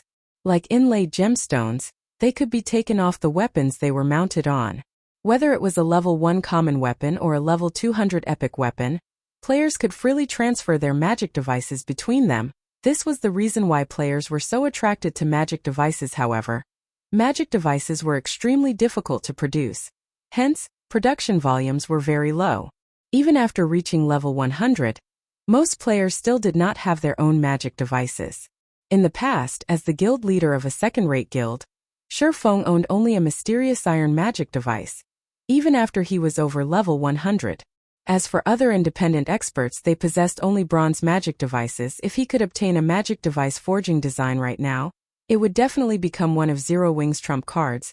Have you come to a decision? Serena asked, smiling as she flourished the magic device forging design in her hand. Time waits for no one. You only have 3 minutes to decide. If you do not give me an answer, I will take it as you picking the first option, and you may leave once you obtain the Bible of Darkness. To hell with it. Shifeng looked at the fallen angel, a passionate flame burning in his heart. I choose the second option. Both the chapter of shelter and the magic device forging design were items that were not easily acquired. The difficulty of obtaining the magic device forging design was even above that for an epic item. Otherwise, magic devices wouldn't have been so rare in the past. Good. I knew you were a smart man. Let's begin then. Serena smiled in satisfaction. She then waved her hand. The entire garden promptly vanished, and replacing it was a volcanic hell. Molten magma surrounded a 40-yard area of solid ground. The ambient temperature was scorching hot. Any ordinary player would most likely broil to death slowly. Only someone like Shifeng, who possessed high fire resistance, could stay in this place for long periods of time. Meanwhile, the gravity here had also increased to 3G, which would greatly affect a player's mobility. Come, then. If you can defeat me, you win, Serena said, smiling as she looked down at Shifeng from midair. Chapter 608 Tier 2 Taboo Skill. Originally, Serena had anticipated seeing a look of horror on Shifeng's face. However, even after she had revealed the contents of the test, Shifeng did not evince any shock. On the contrary, it seemed as if he felt that the test was totally reasonable. Don't you feel surprised that the final test actually requires you to defeat me? Serena asked, a perplexed expression on her face as she looked at Shifeng, a Tier 1 human against a Tier 5 fallen angel with such a massive gap. Even a person with a stable mentality would feel despair. And if not despair, then at the very least anger, as this was obviously not a fair contest yet. Shifeng remained unfazed by this revelation. So how could she not be surprised? Since the rewards are so bountiful, I naturally prepared for the worst. Not to mention I really don't have a choice, do I? Shifeng laughed, a helpless smile on his face. There were no free lunches in God's domain. Not to mention, the rewards of the test were of such a frightening caliber. Seems that you understand the rules of the world quite well, so it wasn't just luck that prompted you to pick the second option. Serena squinted her aquamarine eyes slightly as she looked at Shifeng. At this moment, she no longer looked down at the human before her. Curling her blood-red lips into a seductive smile, she continued, if you had chosen the first option, then the Bible of Darkness you would have received would have been a replica. As for the second option, while you may fail the test, you will still obtain the real Bible of Darkness regardless. Although Shifeng had guessed that this was the case, he inwardly felt relieved to hear these words directly from the fallen angel herself. When all was said and done, the Bible of Darkness was a treasure left behind by the Lord of Destruction. How could it possibly be that easy for players to acquire it? Since you are already clear on the situation, I will explain the rules of the test. Serena raised her brows slightly and continued in a low tone. The rules are very simple. You will not die while inside this area. Both our strengths will also be suppressed to Tier 1. It will be your win as long as you are able to defeat me in the remaining time you possess. Both suppressed to the standard of a Tier 1? Shifeng frowned. Although both their strengths would be suppressed to the standard of a Tier 1 class in the upcoming test, fallen angels were higher beings. Not only were they born much stronger than other beings, but they also wielded many more skills even at Tier 1. Serena's combat power would most likely be at the peak of an ordinary Tier 2 class or above. She was stronger than even a High Lord of the same level. There was actually a possibility that her combat power approached that of a Great Lord. If there are no problems, you may begin attacking as much as you want. Serena smiled faintly as she sent Shifeng a teasing look. Rest assured, I'll make sure to hold back plenty. I also won't use any Tier 3 or Tier 4 skills. Despite Serena's reassurance, Shifeng had no intention of attacking her just yet, even without using Tier 3 or Tier 4 skills. A Tier 1 fallen angel can still kill me easily using Tier 2 skills. He smiled bitterly as he took in Serena's leisurely attitude. Shifeng had a very clear understanding of his own strength. Although he had grasped plenty of powerful skills, they were all Tier 1 skills. As for Tier 2 magic scrolls, while he had quite a few on him right now, his opponent had Tier 2 skills which he could use indefinitely. The only trump card he had was twofold Berserk. If he activated Heavenly Dragon's power and Blade Liberation simultaneously, he would gain the ability to contend against a High Lord for a short period of time. However, engaging a Tier 1 fallen angel in melee combat was simply suicidal. I have close to 10 hours left. It would be pointless to charge into battle right now. My only option is to wait for the cooldown of Dragon's power to end. Shifeng was in no hurry. He then sat on the ground, resting as he quietly observed the fallen angel before him. Earlier, when he was entering the shrine, he was forced to use Heavenly Dragon's power to resist the intense pressure. If he fought Serena, a fallen angel who had the attributes of a High Lord, without twofold Berserk, he would just be seeking his own death. Fortunately, the condition to clear the test was only to defeat Serena, not to kill her. There was a massive difference between these two conditions. Defeat meant that he was only required to cause a certain amount of damage to Serena. After all, even if Serena simply stood still and allowed him to attack her freely, he would not be able to kill her within 20 seconds. Currently, although Serena was only level 32, she had a total of 5 million HP. Tier 1 skills are definitely useless against Serena. In terms of combat techniques, she is also far superior to me. If I wish to defeat her, my only option is to rely on Tier 2 magic scrolls. Although Shifeng had his ultimate skill, Flame Burst, this skill was meaningless if his weapon could not connect with his opponent. Not to mention, in a direct clash of power, Serena would trounce him. Having thought up to this point, Shifeng suddenly stood up. He then replaced the aura of wind with the aura of fire and cast Firestorm at Serena. The platform he currently stood on only had an area of 40 yards. Firestorm certainly covered most of it. At level 7, Firestorms could easily rival a Tier 2 large-scale destruction spell. A tsunami of flames descended from the sky. However, just as the flames were about to engulf Serena, her finger suddenly moved. In the blink of an eye, she had finished writing the runes required to cast Frost Storm, a Tier 2 large-scale destruction spell. In the next moment, fire and ice clashed, filling the space around the platform with steam. Meanwhile, Shifeng's Firestorm did not even manage to touch the fallen angel. Fallen angels with high intelligence are really difficult to handle. Shifeng was not surprised. In the virtual reality games of the past, there would only be two possible outcomes when a player used a skill. Either the skill hit or missed. There was no third possibility. In God's domain, however, one would encounter various scenarios when attacking using a skill. Aside from hitting or missing, it was also possible for the skill to be blocked, offset, or unraveled. Blocking a skill would result in one taking a small amount of damage, and normally, this was an action that most lords were capable of. However, offsetting or unraveling a skill was a feat that was doable only for high-tiered monsters and NPCs.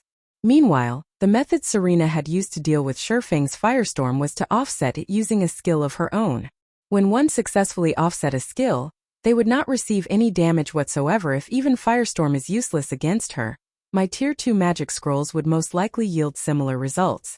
Shurfeng felt a huge headache when he looked at Serena, who was currently hovering in midair.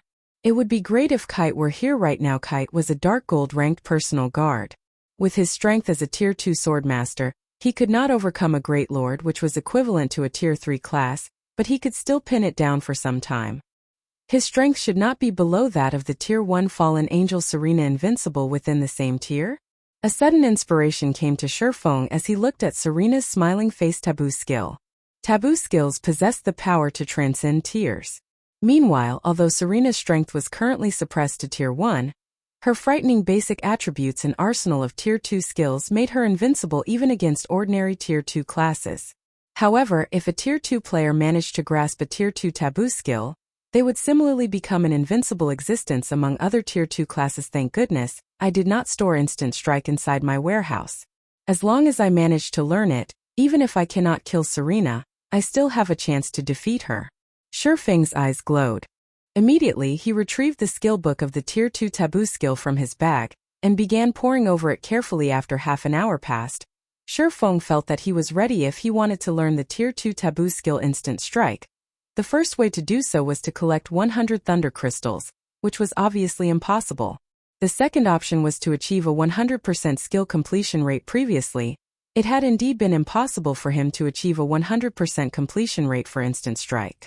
However, after the Abyssal Blade was upgraded, his compatibility with the magic weapon had increased significantly. With the help of the 100-berry wine which he had obtained from Blue Frost, he definitely had a chance to achieve a 100% skill completion rate right now. Hence, Shurfeng drank a bottle of 100-berry wine and began rehearsing the Tier 2 taboo skill Instant Strike. Trying to learn a Tier 2 taboo skill? Serena revealed a faint smile. Not a bad idea. Unfortunately, the time you have left isn't enough for you to do so. Taboo skills required long periods of bitter training. There were no shortcuts available. Even a gifted person would require several days or over a dozen days to learn a Tier 2 taboo skill. Shurfeng did not have much time left. It was simply impossible for him to succeed in learning the taboo skill in such a short period of time. Chapter 609 Instant Strike. While Shurfeng was continuously rehearsing the Tier 2 taboo skill Instant Strike, a great upheaval rocked the evil ghost domain. The entire District 5 was destroyed overnight, and over half of the district's players had disappeared. To the players in the evil ghost domain, this was an inconceivable situation. Just what could actually wipe out the evil ghost domain's 5th-ranking shelter? Not a single shelter in the evil ghost domain would be capable of going up against such a frightening power suddenly. A strong sense of crisis filled the air of the entire evil ghost domain. District 1 shelter leader Frost, what are we supposed to do now? Best Reincarnation, the leader of the second party, asked worriedly. Based on the information we discovered, it seems that the assault on District 5 comprised of a large number of powerful monsters, all level 40 and above. There were actually numerous lords participating in the monster assault as well. However, this is still not the scariest part. When our players went to investigate the situation at District 5, they encountered some survivors from the shelter. According to the survivors, the ones responsible for annihilating their District 5 were not actually those lords. Instead, it was the doing of a much more powerful monster. However, as they had been too far from the monster at the time, they did not get a clear look at what that monster was. They only know that that monster had annihilated hundreds of players with just a wave of its hand using black flames. It instantly killed even District 5's strongest player. Punishment Day. If we remain in this area, it is quite likely that we will encounter that monster as well. Although District 1 is a lot stronger than District 5, against that rank of monster we simply stand no chance at all. Everyone present fell silent at Best Reincarnation's words. The enemy that obliterated District 5 was just too terrifying. Had not been easy for them to raise their shelter to the rank it had today. If it was destroyed, then their shelter's rank would also fall by 1, dropping from a medium shelter to a small shelter. If that happened, The advantage of the 100-berry wine they had possessed all this time would vanish as well. There was also no telling whether they would be able to obtain the 100-berry wine again the next time they upgraded their shelter to a medium shelter yet. If they moved their shelter to a low-level area, the distance they had to travel every day would be extremely long and time-consuming. They would most likely have to spend the entire day running just to commute between their leveling spots and the shelter. This would greatly impact the development of the shelter. Everyone, listen to me. This is an opportunity for our District 1. Blue Frost said after pondering for some time, an excited smile on his face. Opportunity? What opportunity? Everyone could not understand what was going through Blue Frost's mind. Believe that you guys have heard of this as well. After the incident with District 5, many shelters that previously refused to join a guild force began changing their minds one after another. They are all trying to gain the protection of shelters run by guild forces. In the worst-case scenario, they can also migrate directly to the large shelters of the guild forces and develop themselves there, Blue Frost said. Meanwhile, our District 1 has also joined Zero Wing. However, unlike the other shelters, the guild we joined is very strong. You guys must have seen the teleportation magic array design for yourselves. Brother Yifeng has also stated that, so long as we manage to gather the necessary materials, he will construct a teleportation magic array for our shelter. If we manage to annex the other shelters right now, our position in Zero Wing will also rise. I believe that nobody present wishes to remain as just the party leader of a shelter, right? All the party leaders expressed their agreement with Blue Frost's words. The things Zero Wing had revealed so far were already enough to show just how powerful the guild was, particularly the frightening combat power Shifeng had displayed as well as the funds that he had transferred to them. Zero Wing had even provided them with a training facility. As long as they made contributions to Zero Wing and raised their positions within the guild, they would be able to head to Jinhai City's Big Dipper Training Center and undergo special training for their combat techniques. Every city had their own martial arts dojos and training centers. If one wanted to improve their combat techniques, it was definitely better to have someone guiding them. They had previously conducted some investigations in the real world regarding the Big Dipper Training Center. The moment they checked, however, they were shocked. The Big Dipper Training Center actually had a martial arts master overseeing it. Currently, the Big Dipper was already a famous training center, and many professional fighters from the surrounding cities had gone there to train. It was no longer a place that ordinary people could enter. Moreover, the amount one had to pay in order to become a member there was also not something ordinary people could afford. Although their knowledge regarding first-rate guilds was lacking, they knew full well just how precious a martial arts master was. A martial arts master was the ultimate force of humans. If they could receive pointers from a martial arts master, their combat techniques in God's domain would definitely improve by leaps and bounds. Meanwhile, Zero Wing would allow them to undergo special training directly at the Big Dipper. The guild's financial prowess and influence had thoroughly shattered their perception of ordinary gaming guilds. Although they had earned quite a lot of money from playing God's domain, they were still far from being able to afford establishments like the Big Dipper Training Center. If they could climb their way up to Zero Wing's upper management, they would not have to worry about earning enough to support themselves in the future. I'm sure everyone clearly understands what a teleportation magic array represents. What we need to do now is annex the other shelters and obtain the materials required for the teleportation magic array as soon as possible. Even if we retreat from this area, we can simply rely on the teleportation array to return here in the future. After listening to Blue Frost's explanation, everyone nodded in agreement one after another. Previously, they had found it simply too difficult to gain control over the other shelters in the Evil Ghost domain. However, that changed after the incident with District 5. If they had a teleportation array, the amount of money and resources they could earn would be endless. Hence, the various party leaders began arranging workforces to collect the materials required for the teleportation magic array. At the same time, they also tried persuading the other shelters to subordinate themselves to District 1's shelter. That way, the members of these shelters would get to use the teleportation array of District 1. Inside the Darkness Shrine, Shifeng had already been rehearsing Instant Strike for 5 hours continuously now. After just 5 hours of practice, it was as if Shifeng was a veteran who had been practicing Instant Strike for many years. His movements when executing the Taboo skill were practically the same as the holographic video provided by the skill book. I am still off by a little. Sure enough, A Tier 2 Taboo skill is not that easy to master, although Shurfeng had already given his all to trying to raise his completion rate. His best record was 95%. Right now, he could not increase it by even an additional %. Moreover, he had only managed to achieve this result because of the Abyssal Blade and the 100-berry wine. Otherwise, he would have taken several days to reach a 95% skill completion rate with instant strike. He did not have much time left to practice. Each bottle of 100-berry wine lasted only 1 hour, and he had just 3 more bottles on hand. They would not last him till the very end. Human, you should give up. The might of a Tier 2 Taboo skill is simply too immense. It is not that I am trying to look down on you. However, if you wish to grasp a Tier 2 Taboo skill, you will need another 10 days of hard work at the very least. Serena could discern Shurfeng's current progress in a single glance. Presently, you have already grasped the motions of the Taboo skill completely.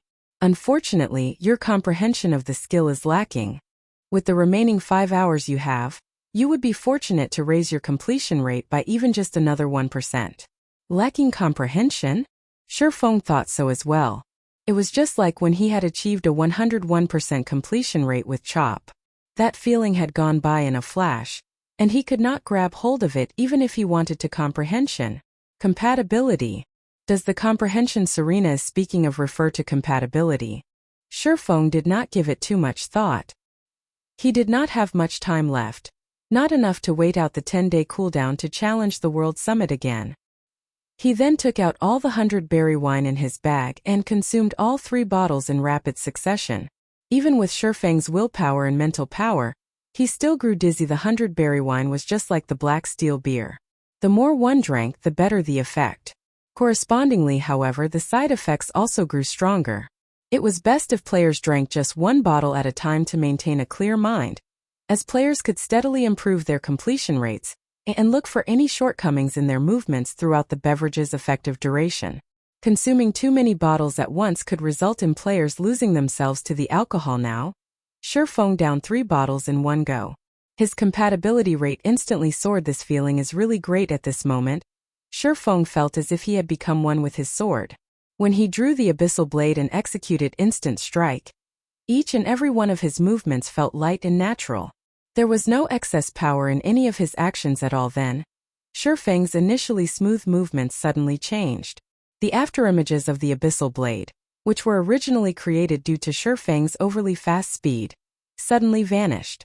The Abyssal Blade in Shurfeng's hand also became clear and visible. In the next moment, faint blue electric arcs manifested around Shurfeng's body, filling the air with crackling sounds. The places these electric arcs touched also charged. System. Instant strike skill completion rate 100%. Chapter 6 10 Higher Realm. Arcs of electricity continuously sparked around Shurfeng. Although the electric arcs were tiny, the destructive power they contained was practically equivalent to a Tier 2 lightning spell. He actually succeeded.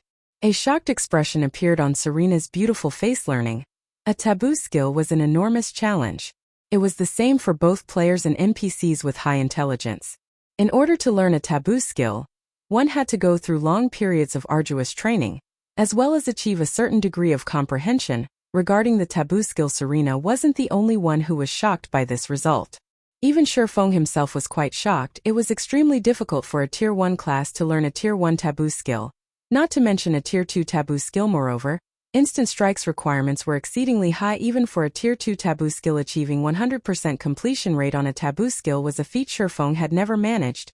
Despite having been a Tier 3 Sword King in the past in this life, however, he had actually done so while he was still a Tier 1 class.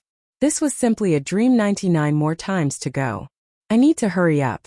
Although Shurfeng was currently somewhat drunk, he was still able to maintain a relatively clear consciousness. To make sure he did not forget the feeling from before, he hurriedly continued with his rehearsal. Unfortunately, none of his next 3 tries managed to achieve a 100% completion rate at all. The highest he reached was 97%. He had only managed to achieve the 100% completion rate before due to luck. On this point, Shurfeng was very certain, however.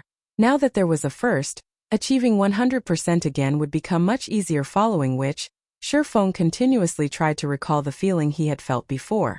His skill completion rate gradually increased as well, and soon after, he managed to maintain a stable 99%. He was only a thread away from 100%. Not only do I have to control my own body, but I also have to learn how to adapt to the external environment around me and constantly adjust to the environment. As Shifeng reviewed his memories, he did not only think about when he achieved a 100% completion rate with Instant Strike but also when he had achieved a 101% completion rate with Chop. Whether it was the Refinement Realm or the Flowing Water Realm, both pursued internal control before. The Tier 5 Fallen Angel Serena had stated that he had already done very well in terms of movement and that he was only missing a little comprehension if it was said that comprehension was compatibility, and that compatibility was adaptation, then what he needed to do was adapt to the environment. If he used the same methods to execute a skill in different environments, the results would naturally be different. This was just like how going from an ordinary environment to a high-gravity one would greatly affect a player's skill completion rate. However, what if this change to the environment was extremely subtle? It was highly possible that ignoring this minor change was the reason why players would never able to achieve a 100% skill completion rate, regardless of how perfect their movements were. Just as Shifeng continued drawing his sword and adapting to the surrounding air flow, the friction between his sword and the air suddenly generated a small spark. This small spark immediately attracted countless arcs of electricity to circle around Shifeng's body system. Instant Strike skill completion rate 100%. Sure enough, the progression in control goes from internal to external. Is this what the higher realm feels like? Shifeng finally discovered the direction he needed to take to advance. With a clear direction in mind, Shifeng no longer focused his concentration on his own body but instead shifted it towards his environment. As Shifeng grew increasingly familiar with his surroundings, the 100% skill completion rate of Instant Strike grew more frequent as well. Currently, Shifeng was achieving a 100% skill completion rate about once every 4 times he executed Instant Strike. Moreover, during the process of swinging his sword, Shifeng was also constantly making minor adjustments to better adapt his movements to the external environment. After training for another half an hour, Shifeng's improvement was undeniable. He was able to achieve a 100% skill completion rate practically every other time he executed Instant Strike. Before an hour had even passed since drinking the 3 bottles of 100-berry wine, he had already executed 100 Instant Strikes with a 100% completion rate. After Shifeng completed an Instant Strike that achieved a 100% completion rate for the 100th time, electricity purified his entire body, his skin becoming glossier and the muscles all over his body growing denser and more powerful. System. You have learned Instant Strike. Obtained basic lightning physique. Why does my body feel a lot lighter? Shifeng was greatly shocked when he saw the faint blue electric arcs coursing around his body. Carefully feeling out the changes to his own body, he exclaimed, "This lightning physique really is mysterious. The gravity my body is under should still be 3G. Yet, the effect the increased gravity has on my body has clearly decreased significantly even though none of my attributes have changed. Right now, the effect feels like the equivalent to a gravity of 1.5G. After the 3rd evolution of God's domain, the gravitational system had impacted the combat power of players significantly. Meanwhile, now that Shifeng's body had undergone such changes, it would become much easier for him to adapt to his environment. The current state he was in was similar to being under the effects of the 100-berry wine. Although the lightning physique's effects were very much inferior to the 100-berry wines, the fact that it was always active was a huge advantage. This Instant Strike is simply fantastic. It is actually able to improve a player's physique as well. No wonder it was so difficult to learn. In the past, Shifeng had heard of some taboo skills in God's domain that, when successfully learned, would provide players with additional rewards. However, these taboo skills were usually high-tiered ones.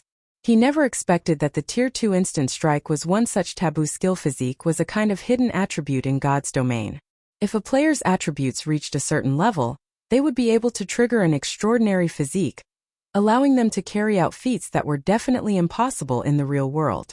This kind of hidden attribute could not be viewed by players, so it was extremely difficult to alter or improve it. However, this kind of hidden attribute would have a significant impact on a player's combat power. After resting for a while and recovering his mental state, Shifeng walked up to Serena, smiling as he said, "Miss Serena, sorry for the long wait. Let us begin now." Currently, not only had he mastered the Tier 2 taboo skill Instant Strike, but he had also obtained the basic lightning physique. Not only did his body feel lighter right now, but its flexibility had also increased significantly. Shifeng even felt that his reflexes had sped up. However, his reaction speed was still a far cry from that of a gifted talent like Soaring Snake. Not bad. Despite being a mere mortal, you have actually managed to grasp a Tier 2 taboo skill while still being at Tier 1. Come, give me your best shot. Hopefully, you are able to entertain me for a little while, Serena said, licking her lips as she looked at Shifeng. The moment Serena was done speaking, the surrounding magma started roiling. The ground also began trembling as the fallen angel released a frightening aura. Is this the power of a Tier 1 fallen angel? Shifeng gulped down a mouthful of saliva. He knew that Serena had finally gotten serious. Just her aura alone was enough to render him breathless. Heavenly Dragon's power. Activate. Blade Liberation activate. Shifeng was unwilling to lag behind. After activating Heavenly Dragon's power and Blade Liberation, his strength attribute was now equivalent to a High Lord of the same level. The instant Shifeng activated twofold Berserk, he tilted his body forward slightly. He then activated Phantom Kill and had his doppelganger get ready as well. Shifeng's sudden increase in strength surprised Serena somewhat. She had not thought the little human before her was capable of reaching such a level. She then stretched out her right hand. Instantly, a golden holy sword appeared in her hand. Countless wind blades wrapped around her weapon. She cast a Tier 2 skill, Stormblade, at Shifeng right away. Countless swords of light instantly surged towards Shifeng and his doppelganger. Meanwhile, Shifeng and his doppelganger also simultaneously activated the Tier 2 taboo skill Instant Strike Schwa. Both Shifeng and his doppelganger disappeared from where they stood to instantly appear beside Serena.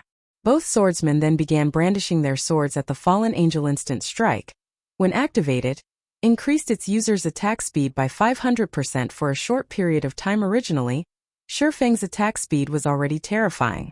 Now, Shifeng and his doppelganger sent out dozens of sword lights in the time it took to take a single breath.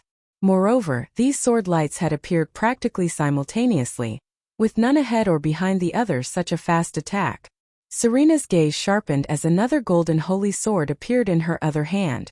She then parried the barrage of attacks sent at her. Pung. Pung. Pung. Serena's sword technique was flawless. Every movement of hers was utterly efficient as she blocked dozens of attacks continuously. However, even if Serena's defense were more perfect, there was still a limit to her attack speed. In the end, Shifeng managed to cut Serena's arm with the Abyssal Blade, causing -1 damage to the fallen angel. When Shifeng saw the compulsory -1 damage he dealt, his eyes nearly fell out of their sockets. Such a powerful Tier 2 taboo skill. You were actually able to break through my defense. Serena looked at the bloody cut on her arm. Gently moving her finger across the wound, she instantly returned her skin to its unblemished state. Then she looked at Shifeng, saying, "Although I don't want to admit it, since you were able to injure me, it is your win. You may take these items and leave."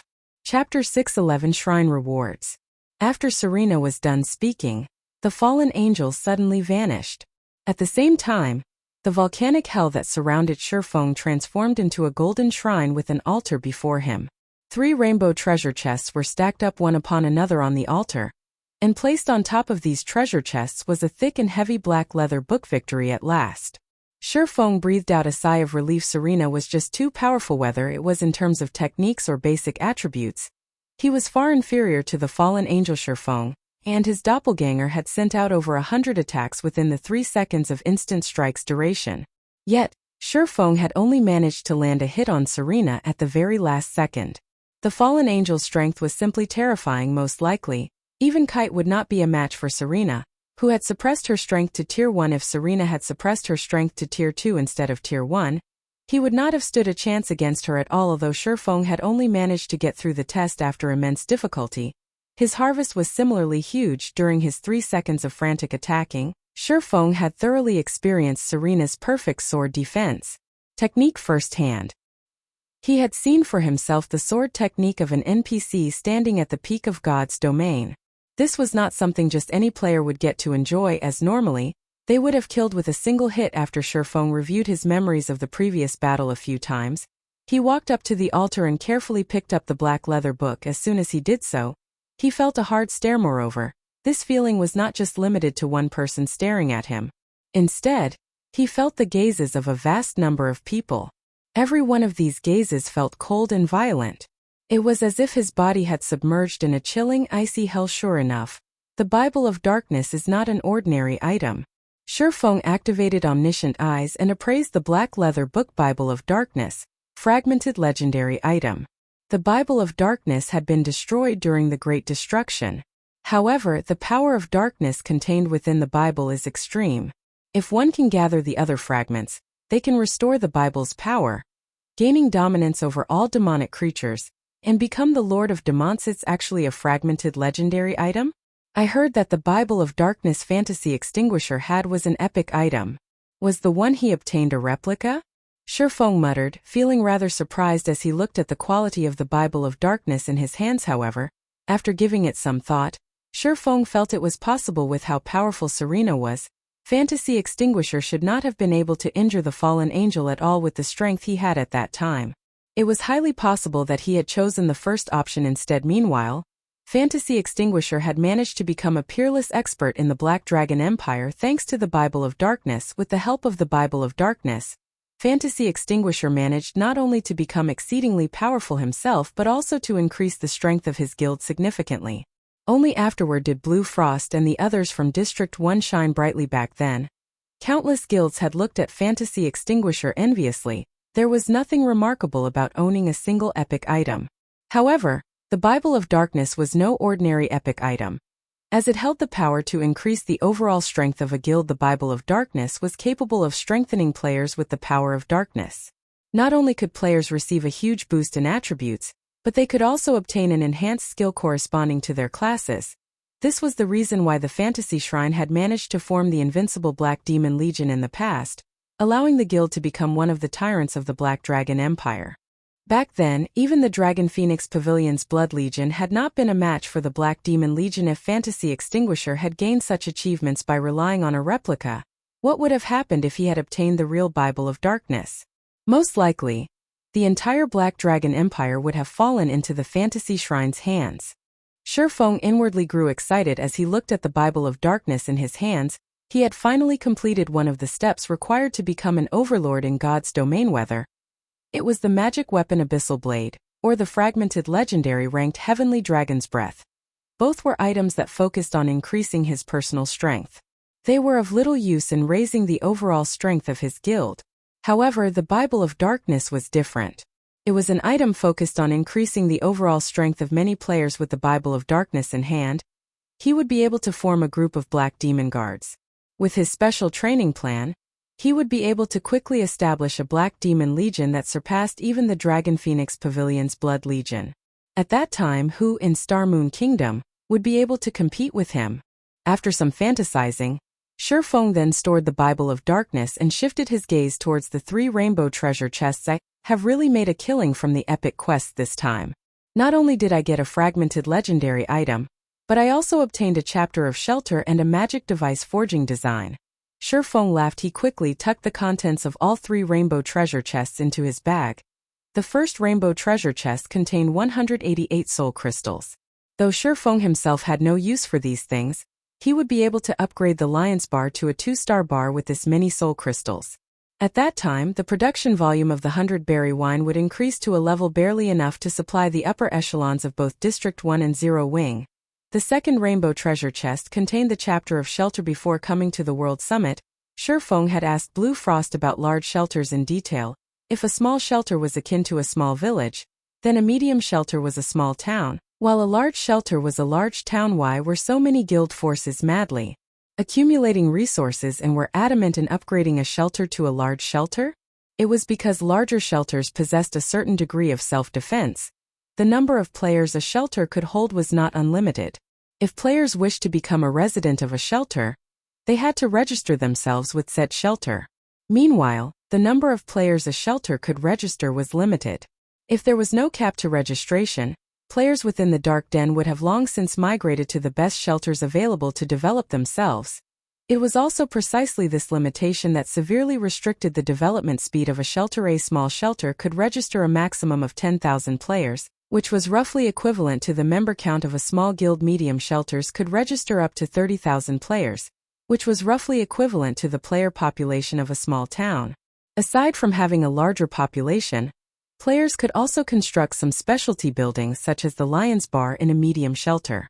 The overall strength of a medium shelter was significantly higher than a small shelter. Meanwhile, when a medium shelter was upgraded to a large shelter, the number of players the shelter could register would undergo a qualitative change, directly increasing to 100,000. That number could practically rival the member count of a second-rate guild. Moreover, the functions of the shelter would also increase notably. The increase was not limited to just the skill books and specialties supplied. Players of the shelter would also be able to tame mounts. Mounts could be said to be the lifeblood of players residing within the Dark Den. With no teleportation magic arrays in the Dark Den, players could only rely on their own 2 feet to travel to their desired destinations. With a mount, the mobility of players would improve significantly, and as a result, their strength would also rise much faster than before. Hence, the various guild forces were desperately accumulating resources in order to create a large shelter of their own. This was also why plenty of independent shelters subordinated themselves to guild forces. As long as they joined a guild force, they could head to the large shelter controlled by said guild force and purchase mounts. Otherwise, they would have to wait until their own shelters were promoted into large shelters, or try their luck in large-scale team dungeons. Now that Shurfeng had the chapter of shelter, he could directly promote the shelter of District 1 to a large shelter. The players inside the shelter could then begin to accumulate funds and resources. As soon as they reached a sufficient level, they would be able to purchase a mount of their own. Compared to the players of other shelters, the players of District 1 would be able to save up on plenty of time. Although I've obtained the chapter of shelter, I still don't have a way to return to the shelter right now. It seems that I can only wait until the cooldown of the position teleportation scroll ends before making another trip to District 1's shelter. Shurfeng suddenly recalled that he had arrived at the central area of the Dark Den through a teleportation gate. As for the method of returning to the Evil Ghost domain, he had no idea whatsoever. With the items he came for in hand, Shurfeng did not continue idling around inside the Lord of Destruction's shrine. He took out a return scroll and began chanting the incantation required to teleport back to White River City. After 20 seconds passed, Shurfeng transformed into a streak of light and disappeared from the shrine. Chapter 6:12 Winds have changed. White River City Teleportation Hall. Due to Zero Wing's ever-growing fame and the candlelight trading firm's wide array of high-end products, many players were attracted to White River City. Currently, one could see plenty of players forming dungeon raiding parties in the wide and spacious teleportation hall. The prosperity and liveliness here were far more intense than in Star Moon City. The moment Shurfeng stepped out of the teleportation hall, he could feel the hustle and bustle that filled the city. Other than a large number of independent players who filled the city streets, there were also plenty of guild players. These guild players' average levels were very high. Although they could not compare to the players in the Dark Den, most of these guild players were still level 27 or 28. That was still quite high in the current God's domain. These guild players also wore fine gold and secret silver equipment. They were the envy of ordinary players. That guild is amazing. Its members' equipment looks so amazing. They should be catching up to the powerful guilds in White River City. I've heard of that guild before. It's called Heaven's Burial, and it's one of the newly established White River City guilds. Although it is a new guild, it is very powerful. So far, Heaven's Burial has already raided many 20-man Hell Mode team dungeons, and is in the midst of planning to raid 50-man team dungeons. I also heard that the guild has a very powerful backer. A strong backer isn't the only thing Heaven's Burial has. A few hours ago, one of Heaven's Burial's experts managed to break into the 4th floor of the Divine Coliseum. It is the 10th guild in White River City to set foot on the Divine Coliseum's 4th floor. I've been to the newly launched Divine Coliseum as well and paid 1 magic crystal to challenge it. The challenges are insanely difficult. I only managed to reach the 2nd floor after exhausting myself, and I died the moment I set foot on the 2nd floor. In the end, I only got 1 silver as a reward. It was a serious loss. Heaven's Burial is amazing. Even Zero Wing, the most powerful guild in White River City, has only advanced to the Coliseum's 5th floor. The Divine Coliseum, which had recently appeared in God's domain, drew the interest and attention of many players, and every conversation was related to it in one way or another. After God's domain had undergone its 3rd evolution, combat in the game had become more difficult for players. The Divine Colosseum was a very good place to train their combat techniques. Only training there was too expensive. Moreover, the Colosseum only accepted magic crystals as currency. This had caused the price of magic crystals to skyrocket overnight. Since the third system upgrade, the price of magic crystals had doubled. Sure enough, that which should arrive will arrive.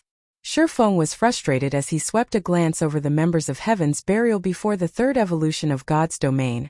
International corporations had only prepared to invest in God's domain. As for other smaller corporations, they had not paid much attention to this particular investment route. However, with the launch of the Divine Colosseum, God's domain's popularity began to show signs of overtaking the fighting competitions in the real world.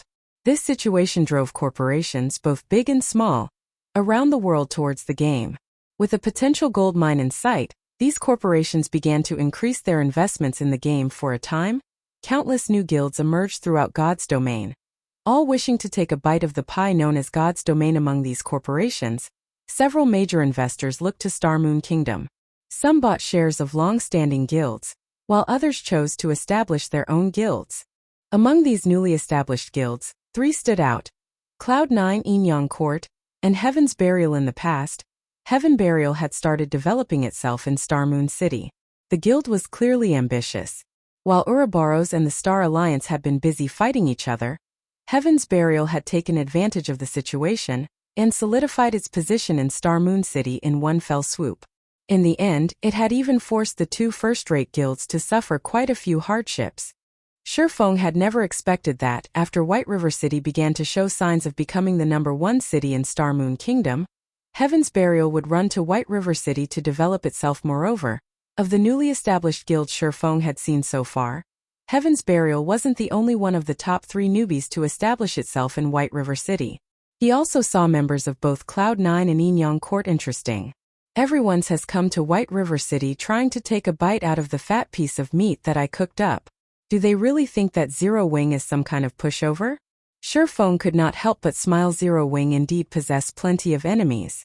In the dark underworld lurked and spat like a viper.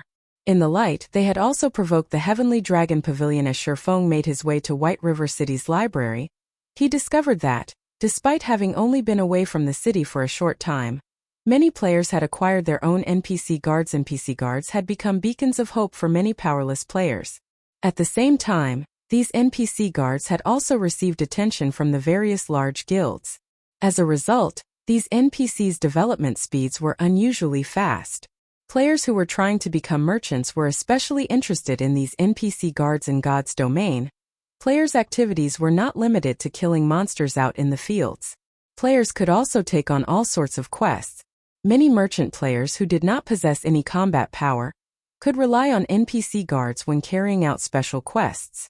However, the majority of the quests did not allow the assistance of ordinary guards, only personal guards. Just as Shifeng arrived before White River City's library, the sound of his system communicator rang by his ears, and the caller was none other than Everlasting War Brother Yifeng. You've finally come online. I've been trying to contact you for a while. How are preparations coming along? Everlasting War asked. Slightly worried. Shifeng was the expert he had recommended. If Shifeng did not pass the selection test, it would stain his reputation. There are no issues. I can participate in the selection at any time. Seeing as Brother Everlasting is contacting me, has something happened? Shifeng asked. The selection held in Beast City was tomorrow morning. There was still quite some time before the selection began. Something must have happened for Everlasting War to contact him. It's nothing major. Only, the higher-ups have changed the requirements for the selection. Now, after you pass the selection, you are required to sign a contract and become a member of the company if you join the battle team. Of course, you will receive far more benefits as well. For example, you will be entitled to 5% of the wagers made on the matches you win. Everlasting War explained. If Brother Yifeng joins the battle team with your strength, you will easily make more than a dozen times the credits the guild leader of a first-rate guild would normally earn. Once the battle team becomes famous, your status in the world will become even greater than any leader of a first-rate guild. What do you think, Brother Yifeng? Everlasting War and his group did not particularly care about signing the new contract as they had originally been employees of the company. However, Shifeng was different. He was affiliated with Zero Wing. Moreover, he was one of Zero Wing's core members. He had definitely signed a contract with the guild. If he joined the battle team unless the company allowed it, he would not be able to be part of any guilds in the future. To put it bluntly, the company was restricting the freedom of the team members instead of cooperating with them. Of course, if Brother Yifeng is selected to become one of the members of the battle team, the company will take full responsibility of the breach of agreement with your guild. Brother Yifeng can rest assured on this.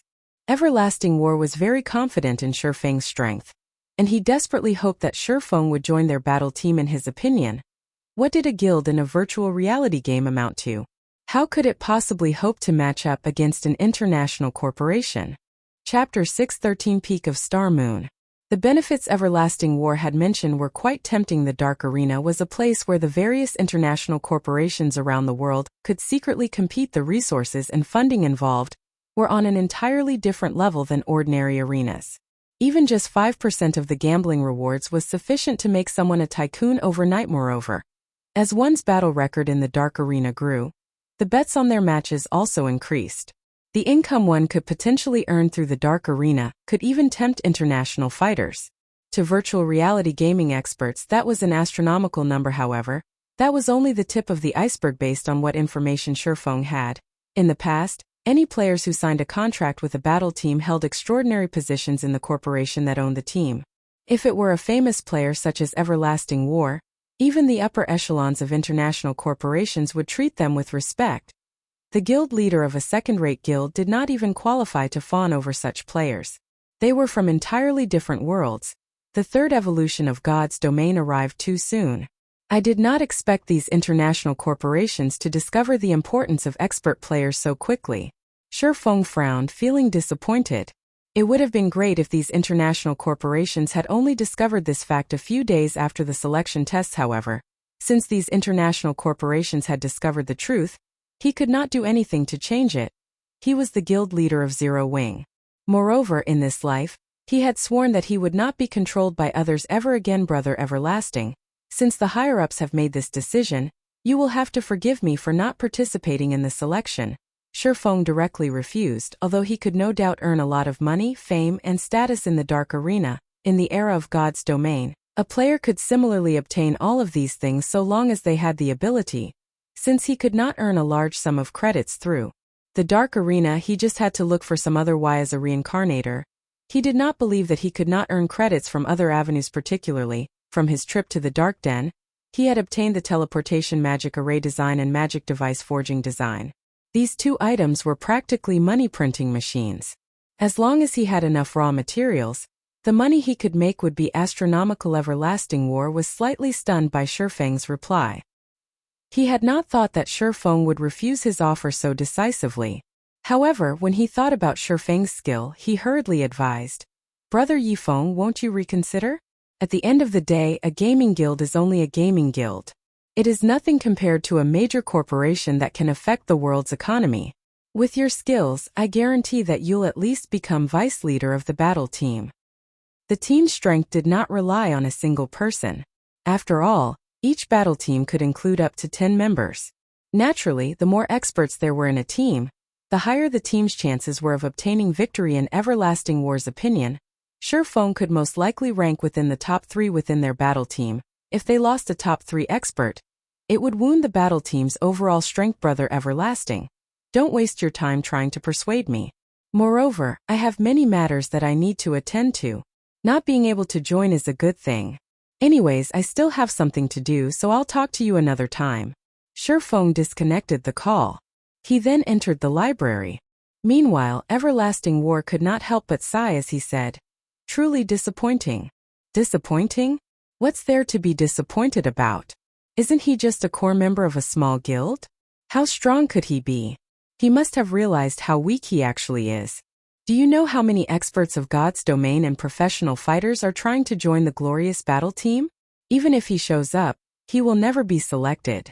A luxuriously dressed middle-aged woman standing across from Everlasting War disdainfully dismissed his concern. 4 bodyguards in black stood next to this woman. All 4 radiated intimidating auras that were capable of making Everlasting War, someone who had once been a professional bodyguard, anxious.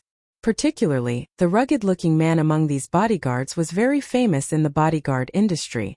He was known as the Steel Guard, and even some international fighters were no match for him. Director Hua Yifeng is no ordinary expert. If you can restore the recruitment conditions to what they were before and allow him to join the glorious battle team, our chances of beating our next opponent, the Midday Wolves, will be much higher. This will also greatly benefit the company. Everlasting War carefully suggested the changes in the battle team's recruitment conditions were all due to this woman, Hua Qiushui, standing before him. Although he did not understand why Hua Qiushui had suddenly changed the conditions, this last-minute adjustment troubled him, the leader of the battle team. However, despite his annoyance, Hua Qiushui's position was extraordinary. A single word from her could easily leave him jobless. Hence, he did not dare speak too boldly in front of her. Naturally, I have considered these changes carefully. You only need to focus on how you're going to defeat your next opponent. He is merely a nameless expert. Do you think that, just because we are missing one nameless expert, you're going to lose against your next opponent? Hua Qiushui questioned, her voice low and dangerous. He is just one less nameless expert participating in the selection. There are plenty of God's domain experts coming to take the test. Among them, many are well known in the industry. These people's standards are far beyond his. I think that Vice Leader Journey Leave should administer the test this time around. You should take this time to think of a strategy to deal with the Midday Wolves. Everlasting War's words had clearly dissatisfied Hua Qiushui. Without hesitation, she had stripped him of his duties for a few days. Helpless, Everlasting War could only agree with the lady director. Inside White River City's library. After entering the library, Shifeng headed towards the building's top floor. 2 level 180 tier 2 white robe knights stood by the doors. Normally, ordinary players would not dare approach the Star Moon Hall. However, Shifeng had long since become a frequent visitor of this place. Without hesitation, he walked past the knights and opened the doors to the hall. Charlene, who sat beside a table, looked at Shifeng mildly, stating, "You're here." Hearing Charlene's intimate greeting, Shifeng could not help but tense up. "Crap. I forgot to store the coins in my bag." Seeing Charlene's intimate smile, Shifeng suddenly thought of the precious coins he had in his bag. This reaction was practically instinctual now. Although Charlene was an NPC, she seemed more realistic than a real person. Though she always appeared friendly, her actions said otherwise. If not for a few tricks he hid up his sleeves, she would have bankrupted him long ago. Ha ha ha. Come over here. Let me see what you've brought this time. Charlene waved her hand at Shifeng. Suddenly, a huge force tugged at Shifeng's body, sending him flying towards Charlene. Shifeng was shocked at this sudden development. After not meeting for some time, Charlene's strength had increased once more. Charlene, who had been a Tier 4 Great Divine official, had now become a level 200 Tier 5 Red official at this point. Charlene was many times stronger than Weissman, White River City's magistrate. She stood at the peak of Star Moon Kingdom. Although Shifeng had long since known that Charlene was not an ordinary NPC, and that her strength would increase significantly every time they met, her improvement speed was simply mind-blowing. Even he, someone who had played God's Domain for more than a decade, found it astonishing. Just who is Charlene? Questions filled Shifeng's heart. Chapter 614 Demon Gate. Just as Shifeng pondered Charlene's identity, a hint of shock surfaced in the red official's golden eyes. "You have actually obtained it." Charlene could not help but reevaluate her opinion of Shifeng. "And here I thought you would bring me a replica to help you solve your problem." Hearing this, surprise appeared on Shifeng's face. He had only discovered the truth about the replica from the fallen angel Serena. He had not expected Charlene to know about it as well. Charlene could see the question floating in Shifeng's mind. Smiling, she explained, "The Bible of Darkness is not an ordinary item. The Lord of Destruction crafted this item, and it is a treasure used to gain dominance over all demonic creatures. Even though the Bible has been destroyed, it still holds boundless power. There are countless powerhouses who wish to obtain it. In the past, plenty of strong people tried going to the Dark Den to obtain the Bible of Darkness. In the end, however, they only managed to return with replicas. Even so, a replica of the Bible of Darkness still possesses a certain degree of power. There are no problems with using it to solve your great demon problem. Only, at the end of the day, a replica is still a replica. While it might be useful to a weak little adventurer like you, To high-tiered powerhouses, it is hardly worth anything. It is no wonder why Fantasy Extinguisher stopped using the Bible of Darkness after he became a Tier 4 class. Sherfong came to a realization after listening to Charlone's explanation in the past. Fantasy Extinguisher had made a name for himself by relying on the Bible of Darkness, and had even enabled the Fantasy Shrine to overwhelm the Dragon Phoenix Pavilion's Guild branch. However, after Fantasy Extinguisher became a Tier 4 Spirit Emperor, he stopped using the Bible of Darkness. Back then, everyone had thought that Fantasy Extinguisher had dropped the Bible of Darkness and lost it after someone had killed him. Epic items, particularly special epic items like the Bible of Darkness, an item that would take effect even when inside a player's bag, would not lose its worth with the passing of time. Even a Tier 5 expert could continue to use it. After all, fragmented legendary and legendary items were simply too rare. Even Tier 6 God rank players would not necessarily own such items. Owning a unique epic item was still quite impressive. As Sherfong re-examined the situation, he realized that it was highly possible that the replica of the Bible of Darkness could only display its worth up until Tier 3. If it were not helpful to Tier 4 classes, Fantasy Extinguisher would not have continued to use it. Take it out, then, Charlene said softly, her eyes smiling. Sherfong carefully retrieved the Bible of Darkness from his bag and placed it on the table beside him. Sure enough, it's the real deal. You really are quite the capable fellow. Do you know just how many powerhouses are trying to retrieve the Bible of Darkness? In the end, everyone only returns with a replica. If they knew that a little fellow like you had the real thing, they would most likely go crazy from anger. Charlene nodded, smiling as she scrutinized the Bible of Darkness. She then continued, "Since you brought me the genuine article, I'll give you two options. The first option is free of charge. For this option, you'll be able to solve the problem of the Great Demon descending on you. The second option will cost you 1,500 gold and 100 soul crystals. For this option, you can be done once and for all, destroying the Great Demon that targets you." Sure enough, Sherfong could not help but send Charlene a contemptuous gaze. Currently, he had a little over 1,600 gold in his bag. This was the money the candlelight trading firm had made while he had been absent. If he gave it all to Charlene, he would become a pauper once more. However, even so, Sherfong gritted his teeth and handed over the money. If he had chosen the first option, although it might seem like he had dealt with the Great Demon, in reality, Charlene would only weaken the descended Great Demon to a level that he could cope with. He would still have to deal with the Great Demons while descending on him every so often until he could defeat and kill it. In the past, the Darkness's descent plagued Fantasy Extinguisher, requiring him to deal with a weakened Great Demon every so often and throwing his guild, Fantasy Shrine, into chaos. The fact that he had a second option was considerably lucky. This might be the difference between a replica and the genuine product. Charlene received the coins and soul crystals with a saintly smile. Nodding with satisfaction, she said, "All right, step back." Following Charlene's request, Sherfong moved more than 30 yards away from her. Meanwhile, Charlene held up the Bible of Darkness. After flipping through a few pages, she began chanting a series of incantations, her hand continuously tracing out a line of runes in the air. As the line of runes grew longer, the power of darkness filling the Star Moon Hall grew denser and denser, to the point where Sherfong could even see faint black mist appear. This black mist desperately gathered in front of Charlene, forming a fourfold magic array. The surrounding space began to blur as well.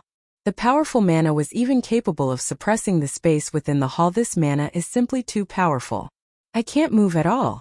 Sherfong was shocked as he stared at the fourfold magic array suspended in midair. Magic array was actually capable of forming its own space.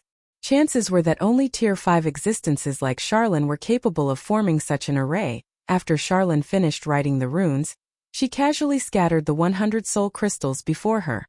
Immediately, all 100 soul crystals transformed into gray smoke. This gray smoke then formed a pair of silvery gray gates. There were countless images of demons engraved on these ancient gates, and every one of these demons was quite famous throughout God's domain. These were existences that even ordinary Tier 4 powerhouses would not dare provoke. "Are you trying to summon a demon?" Sherfong frowned at the gray gates. He could clearly feel how frightening their power was. If the gates opened, horrific creatures would most likely crawl out. If you guessed correctly, I am trying to summon a demon. Moreover, I am summoning the Great Demon that targets you. Otherwise, how are you going to get rid of it? Charlene rolled her eyes at Sherfong. Her golden eyes then shifted back to the gray gates. In the name of darkness I summon thee. Emerge, great demon Kildred. The moment Charlene finished speaking, the gray gates abruptly opened. Who dares to summon me? A cold, dark voice boomed through the gray gates, following which, a figure pushed through the gray gates. This figure sported a large pair of black bat wings and 2 pitch-black goat horns on his head. Pitch-black scales covered his entire body, and killing intent filled his blood-red eyes. The moment Kildred appeared, he surveyed his surroundings with his blood-red eyes, and he could not help but sneer at what he saw and hear. I wondered who had summoned me. It turns out that it's just you, little divine official, and that foolish adventurer, Kildred said disdainfully as he flapped his wings. I did not expect that little ants like you could actually obtain the real Bible of Darkness. As your reward for summoning me, I'll collect your souls and the Bible. Is this great demon stupid? Shurfeng frowned at Kildred. Confused. Kildred was a level 180 tier 4 great demon. On the other hand, Charlene was a level 200 tier 5 red official. No matter how he looked at it, they were on entirely different levels. Moreover, the great demon had actually called Charlene a little divine official. Did Kildred believe that he was a tier 6 demon god? Wait a minute. Shurfeng immediately discovered the problem. For some reason, the Charlene before him had somehow fallen from being a tier 5 red official to a tier 3 divine official. Little brother, stop daydreaming. Right now your task is to kill him, Charlene instructed as she looked at Shurfeng. She paid no attention to the great demon Kildred's provocation. You wish to kill me, the great demon Kildred? You two must be insane. I'll show you what the consequences are for summoning a great demon. Kildred revealed a malicious grin upon hearing Charlene's words. Suddenly, black flames appeared in his hand. Chapter 615 Tier 5 Curse. The raging black flames quickly transformed into a ferocious beast that bared its fangs and brandished its claws as it pounced on Charlene. Boom. At the sound of an explosion, the black flames in the air suddenly began to collapse, dissipating into nothingness. The great demon Kildred's malicious expression suddenly changed, and he no longer looked down on Charlene. Rather, he gazed at the tier 3 divine official with solemn eyes. Even tier 4 classes would find it difficult to deal with soul fire. Yet, Charlene managed to disperse it without moving in the slightest. One could just imagine what kind of power she contained. It wasn't the soul fire that was defeated. My mana. Kildred was horrified as he quickly discovered the true problem. His mana rapidly leaked from his body.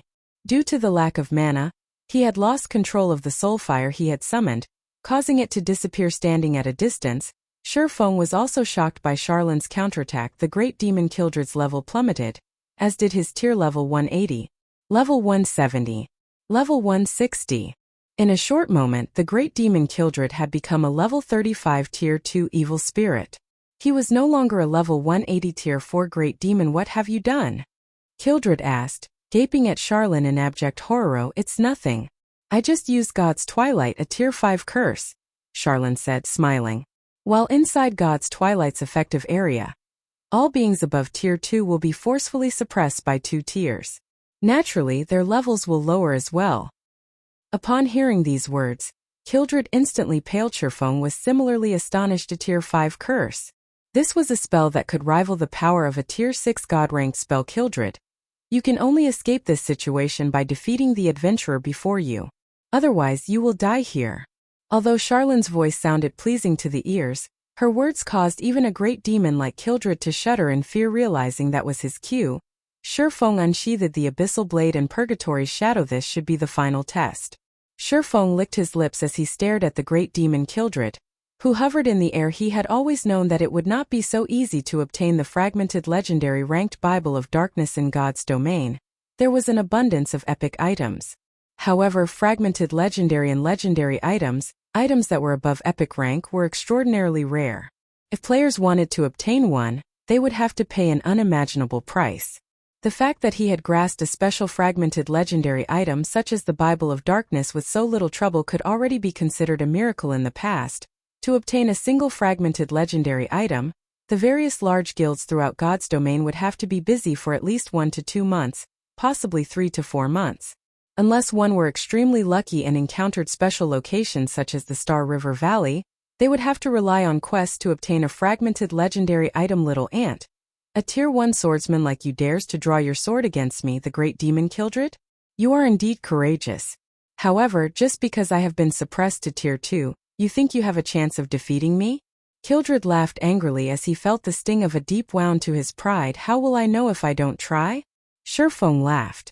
He then approached the great demon one step at a time. Kildred. Evil Spirit Great Demon. Level 35. HP 1000000/1000000. A Tier 2 evil spirit was the equivalent of a Lord-ranked monster. However, due to Kildred's intelligence, his combat power was definitely much higher than an ordinary Lord. His HP, though lower than an ordinary Lord, was also much higher than a player. As Shurfeng approached Kildred gradually, he suddenly discovered something fortunate. While he was under the effects of God's Twilight, all of his skills' cooldowns had not only been refreshed, but they had also been reduced by half. It seems my test this time is to defeat a Tier 2 evil spirit. While at my peak, Shurfeng had initially been worried that he would not be able to use Blade Liberation. Now, however, it seemed that his worries were for naught. Die! The great demon Kildred roared. Suddenly, a black spear appeared in his hand. He then swooped down and jabbed the spear towards Shurfeng in rapid succession. In the next moment, streaks of black light rained down on the swordsman. Tier 2 skill. Black Rain Annihilation. Shurfeng did not dare to hold back. Immediately, he activated Heavenly Dragon's power and Blade Liberation. He then used the Aura of Wind's activatable skill, Wind Rider, and leaped into the air with a 280% increase to his movement speed. Shurfeng's speed could rival that of a great lord. Very easily, he escaped the effective area of Black Rain Annihilation. Moreover, due to his ability to fly, he had no need to fear the great demon Kildred's ranged attacks from the air. After avoiding Kildred's Black Rain Annihilation, Shurfeng proceeded to activate the Ice Blue Devil Flame, Phantom Kill, Nine Dragons Slash, Black Emperor, and Purgatory Power, instantly pushing his combat power to its peak. Immediately, both sides began a fierce and deadly dance. With Wind Rider active, Shurfeng held an absolute advantage in terms of speed. As a result, he was able to dodge all the great demon's attacks easily. Kildred could not even make contact with Shurfeng's body. On the other hand, sword lights bombarded on the scales covering Kildred's body, easily penetrating the great demon's armor. Chop. 25. 641 Thunder Flame Explosion. 47. 156 Thundering Flash. -14,527 -18,546. 24. 716 Every skill Shurfeng executed had a completion rate of 95% or above, allowing his skill's effect to increase significantly. The great demon Kildred's 1 million HP decreased at a rate visible to the naked eye. After a measly 5 seconds, the great demon only had 70% of his HP remaining. However, Shurfeng suddenly discovered that, as he relentlessly attacked the great demon, his opponent's strength and speed began to rise. Originally, when he had activated twofold Berserk, his strength should have rivaled even a high lord of the same level and overwhelmed the great demon Kildred. After a short period of intense battle, however, Kildred's strength was already equal to his. The great demon's speed also quickly caught up. This can't continue. Although I don't know whether he is growing stronger due to the length of battle increasing or his HP decreasing, I need to finish him off as soon as possible. Shurfeng used Flame Burst. Suddenly, 2 miniature suns appeared and illuminated the Star Moon Hall. 24 consecutive strikes. Both Shurfeng and his doppelganger used Flame Burst at the same time. 24 sword lights cut across the space of the hall, striking the great demon Kildred. Every sword light from Shurfeng dealt over -20,000 damage to the great demon. His doppelganger caused over -10,000 damage with each attack as well. When critical hits were achieved, the damage of the attacks doubled. When the attacks ended, the great demon Kildred suffered a total damage of over -500,000. This.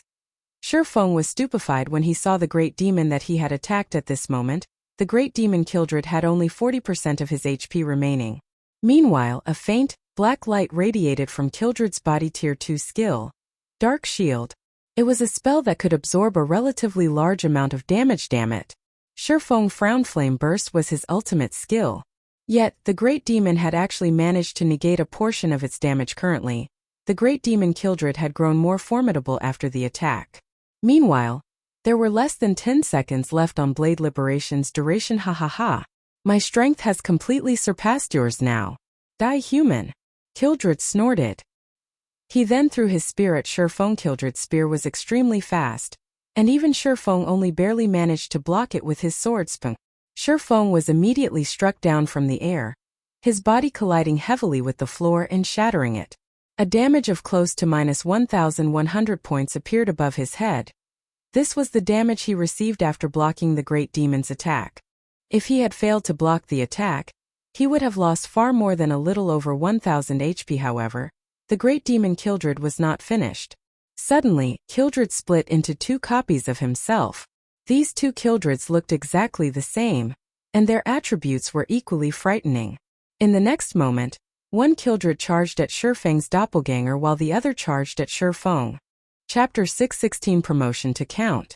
Two identical Great Demon Kildreds attacked Shurfeng, and his doppelganger Shurfeng, who had been at a disadvantage in terms of strength, had no choice but to dodge the Great Demon's attacks. Although Shurfeng had entered the flowing water realm and could predict the trajectories of Kildred's attacks, the Great Demon's spear was like a venomous snake that consistently sent fatal blows towards his blind spots. If any other player stood in his place, not to mention dodging, even blocking the attacks, would be difficult. Facing the unavoidable attacks, Shurfeng had no choice but to block with his swords. However, the Great Demon Kildred's strength was simply too intense.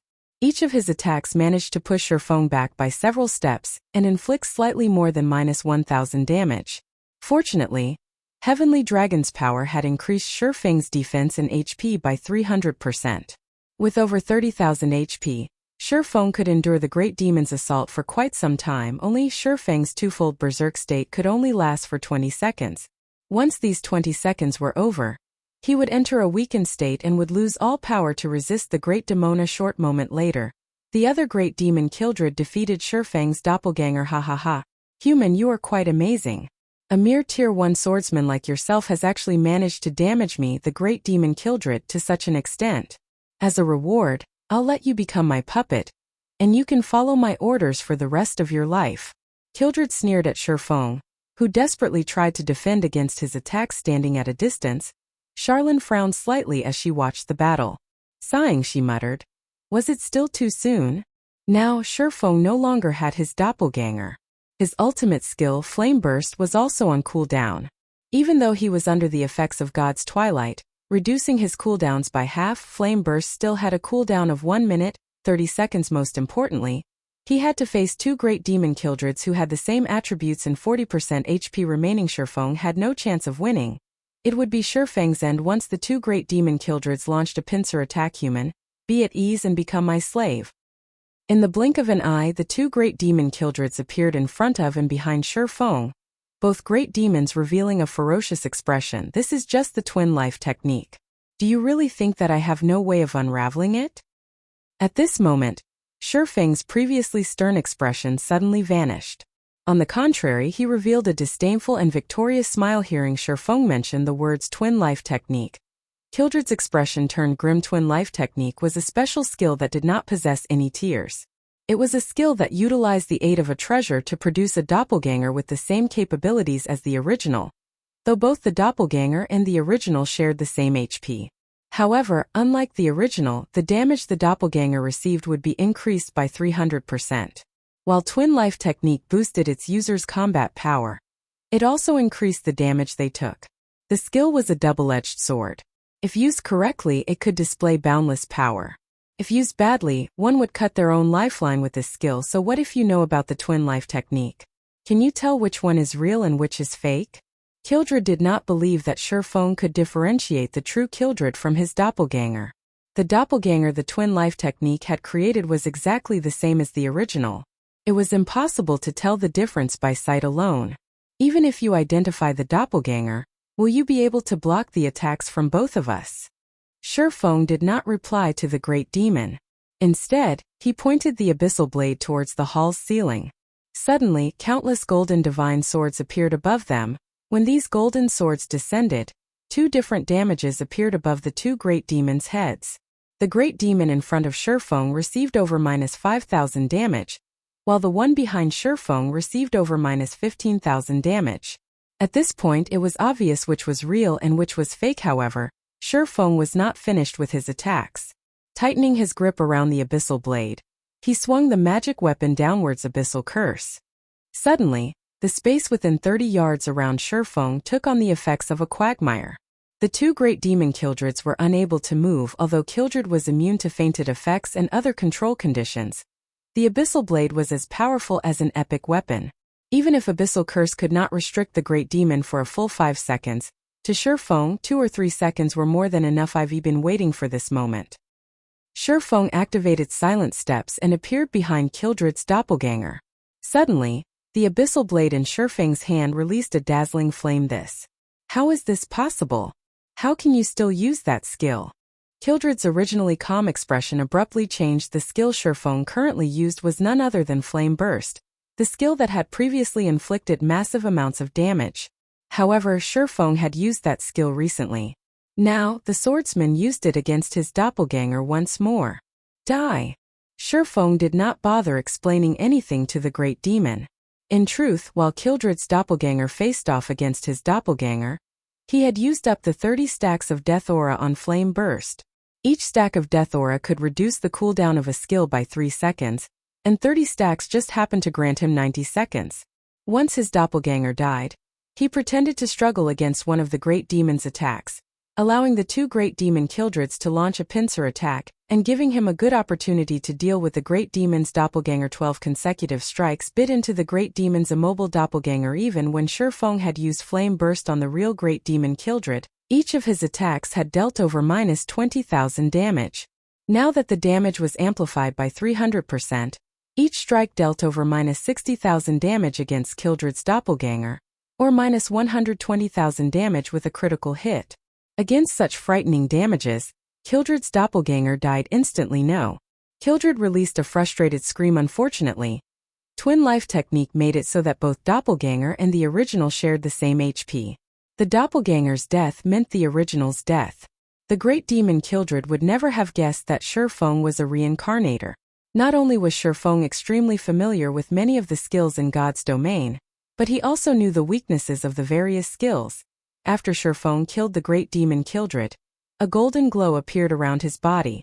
Moreover, this golden glow appeared twice in a row. Shurfeng's level immediately jumped from level 32 to level 34. Such an abundant amount of EXP. Shurfeng said in shock, as the class he possessed was the hidden class Blade Saint. The EXP he required to level up was double of what other players required.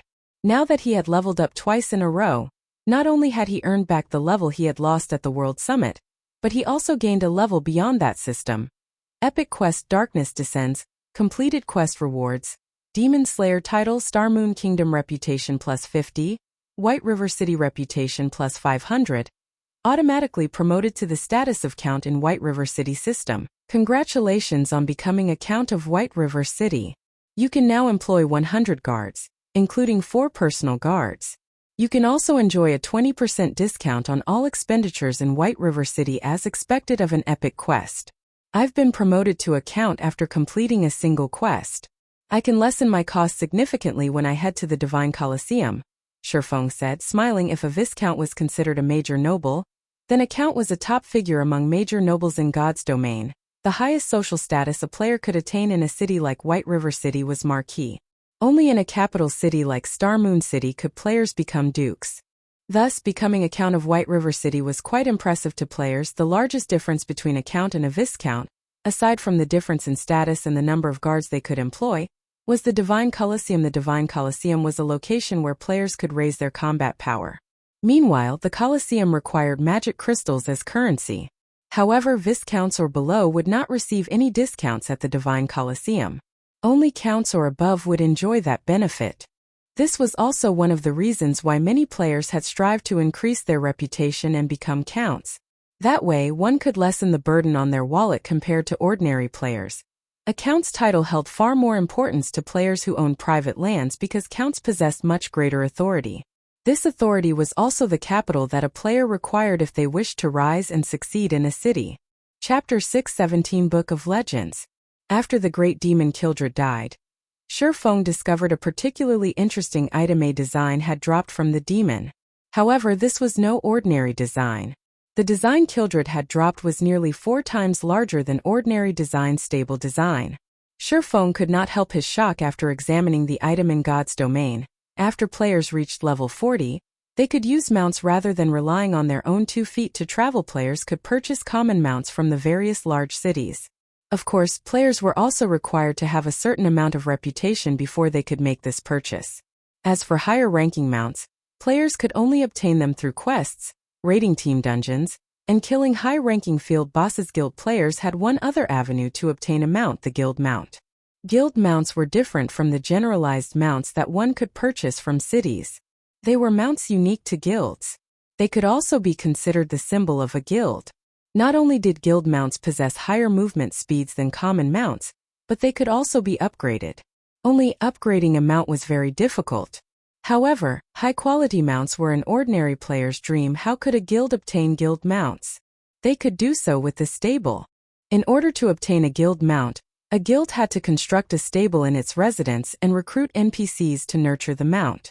Guild members could only purchase these mounts with guild contribution points. In the past, to obtain a guild mount, many independent players had desperately tried to join a guild. As for why they were so desperate to obtain a guild mount, aside from guild mounts having higher movement speed and being upgradable, the key benefit was that the mounts had unique appearances. Guild mounts had different appearances from the common mounts one could purchase from cities, so if one rode a guild mount while roaming a city streets, they would attract a lot of attention. Not only could a guild mount serve to raise the reputation of its rider, but they were great icebreakers. The mounts one could purchase from cities only consisted of horses. The only difference between them was their coloring. However, guild mounts were not limited to horses. There were many other rideable species. Based on Shifeng's knowledge, there were several thousand mount species in God's domain. Hence, most guilds would have their own unique mounts. Why were there so many species of guild mounts? It was because guild mounts were either wild beasts or demonic beasts that had been captured, tamed, cultivated, and propagated until they were finally rideable. This was why there were so many species available. Similarly, it was not easy for a guild to obtain a guild mount. This required a large amount of resources and manpower. Now that I have the stable design, I can push ahead with the plan to develop Zero Wings mount. Shifeng had considered a few locations where he could capture rare mounts in the past. The various large guilds throughout God's domain had headaches over the acquisition of their guild mounts. After all, depending on the beast they caught and the method they used to nurture said beast, the mount's attributes would be different. If a beast were nurtured properly, it could start with a rank close to bronze. The mount could also increase movement speed up to 115%. One could just imagine how beneficial this would be to a guild. While everyone used common mounts, they could obtain a mount that was close to bronze rank. With some additional nurturing, the guild would have a batch of bronze mounts. At bronze rank, mounts could assist players in battle. This alone would allow them to widen the gap between themselves and other players. Hence, in the past, the various large guilds would nurture the beasts they captured with extreme care to avoid a late start against other guilds. The sooner a guild possessed the stable design, the sooner they could start preparing their guild mounts. However, the stable design was extremely rare.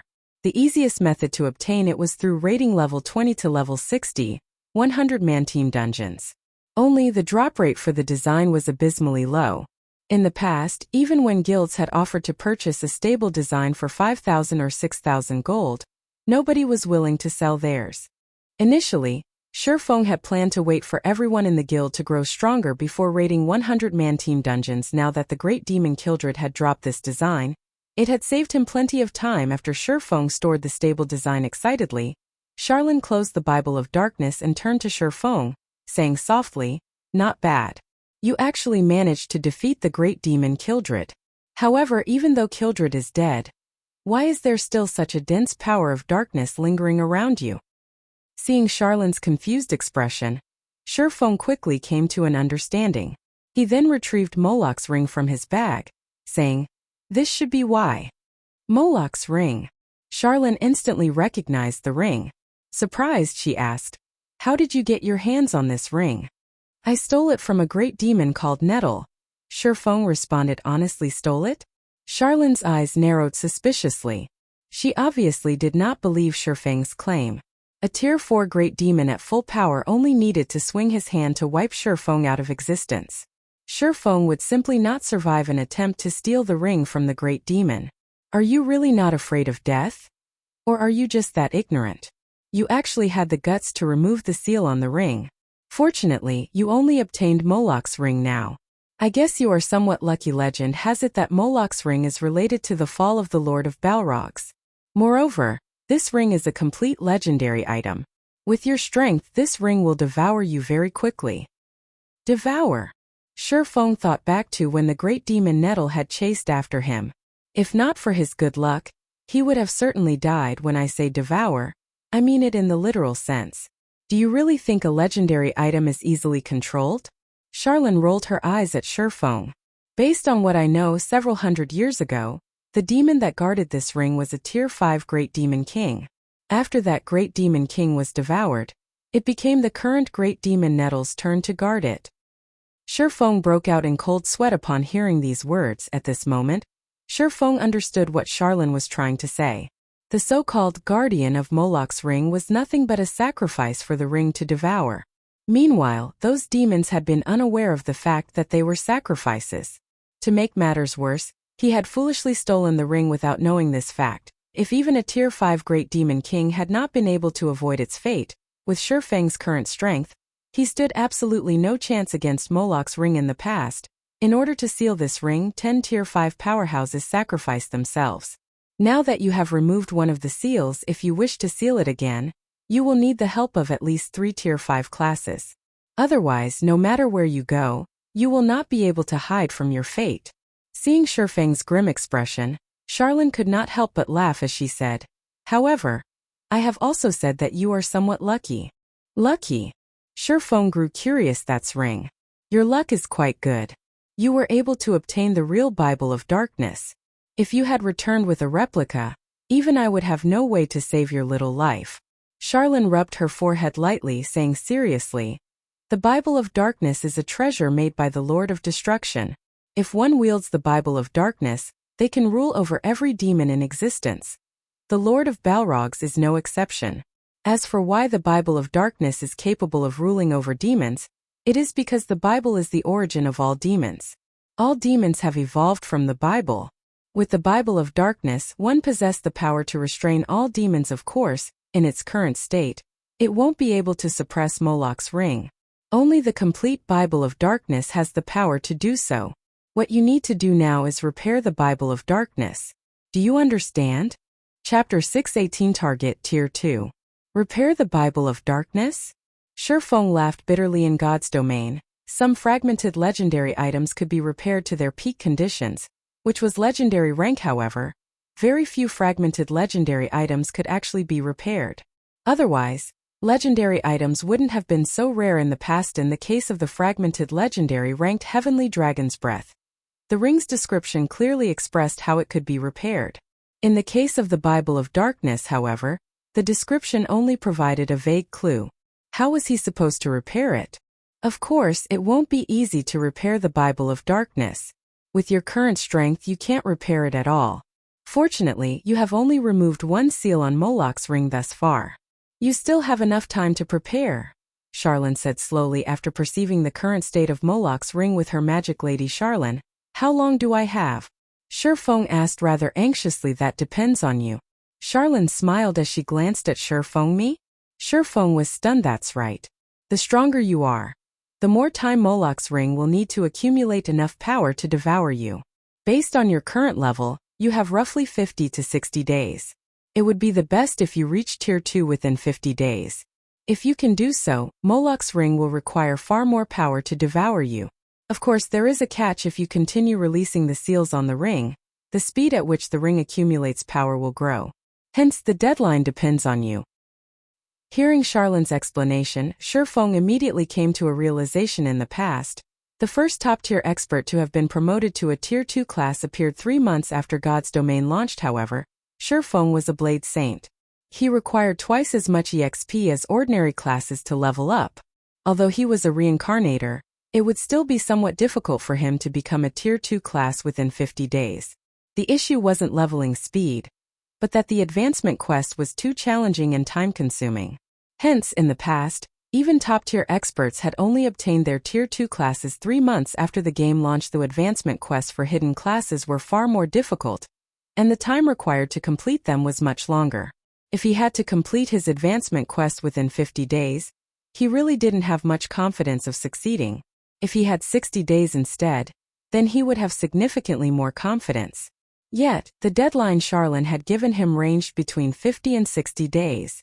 Who knew how much time he actually had? Because of how specific Charlene was, Shifeng even began to wonder if the main god system set such a deadline purposefully. You are already very lucky. If you had not acquired the Bible of Darkness, Moloch's ring would not have required so much time to devour you. However, with your current strength, you have no chance of repairing the Bible of Darkness. Look for me again once you are promoted to Tier 2. Charlene waved her hand lightly. The Bible of Darkness then floated to and hovered before Shifeng. Oh right. Don't forget about the task I gave you. Finished speaking, Charlene vanished. There was no trace of her throughout the Star Moon Hall. Will projection? Shifeng stated, shocked when he saw Charlene disappear. Will projection was not a profound skill or something similar. It was an ordinary Tier 4 skill. In the past, many Tier 4 magical class players had known how to use the skill. However, the doppelganger summoned through will projection only possessed a small portion of the original strength. The doppelganger could not be used as a fighting force. It was a skill normally used for probing and reconnaissance. Yet, it had not been Charlene who had summoned a demon gate and suppressed a Tier 4 great demon with a Tier 5 curse, but her doppelganger. Charlene had easily completed these feats by relying on a weakened copy. In terms of strength, she definitely stood at the very top among Tier 5 NPCs. When Shifeng recovered from his shock, he discovered that the Bible of Darkness had undergone some changes. Bible of Darkness, fragmented legendary item. The Bible of Darkness had been destroyed during the Great Destruction. However, the power of darkness contained within the Bible is extreme. If one can gather the other fragments, they can restore the Bible's power, gaining dominance over all demonic creatures, and become the Lord of Demons. Skill 1. Demon Summoning. Summons the demon gate with the power of darkness, calling forth a random demon that is no higher than 1 tier and 10 levels than the summoner. Maximum tier cannot exceed Tier 5. The holder of the Bible of Darkness can command the summoned demon for up to 5 hours cooldown. 3 hours. Skill 2. Gate of Darkness. Allows teleportation to the Dark Denver. Can also be used in the Dark Den to teleport to the outside world. Can teleport a maximum of 5 people at a single time. Cooldown, 1 day. Skill 3. Light of Darkness. Strengthen a player with the power of darkness, allowing said player to wield the power of darkness. Can strengthen up to a maximum of 600 people. Every player strengthened provides 1 source of darkness to the wielder of the Bible of Darkness. Skill 4. Power of Darkness. Fill your body with the power of darkness, increasing all attributes by 60%, decreasing cooldown of all skills by 30%, and increase damage by 50%. Duration will be equal to the number of source of darkness * 1 second. Power of Darkness cannot stack. Can only strengthen players up to a maximum of Tier 5 classes. Cooldown 6 hours. So that's the case. It's no wonder Fantasy Extinguisher had stopped using the Bible of Darkness replica after reaching Tier 4. Shifeng was overjoyed after seeing the Bible of Darkness's attributes in the past.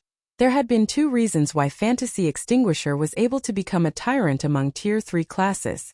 One was his reliance on the demon he summoned, and the other was the power of darkness. However, the demons Fantasy Extinguisher could summon had only been as strong as their summoner, possessing the same tier.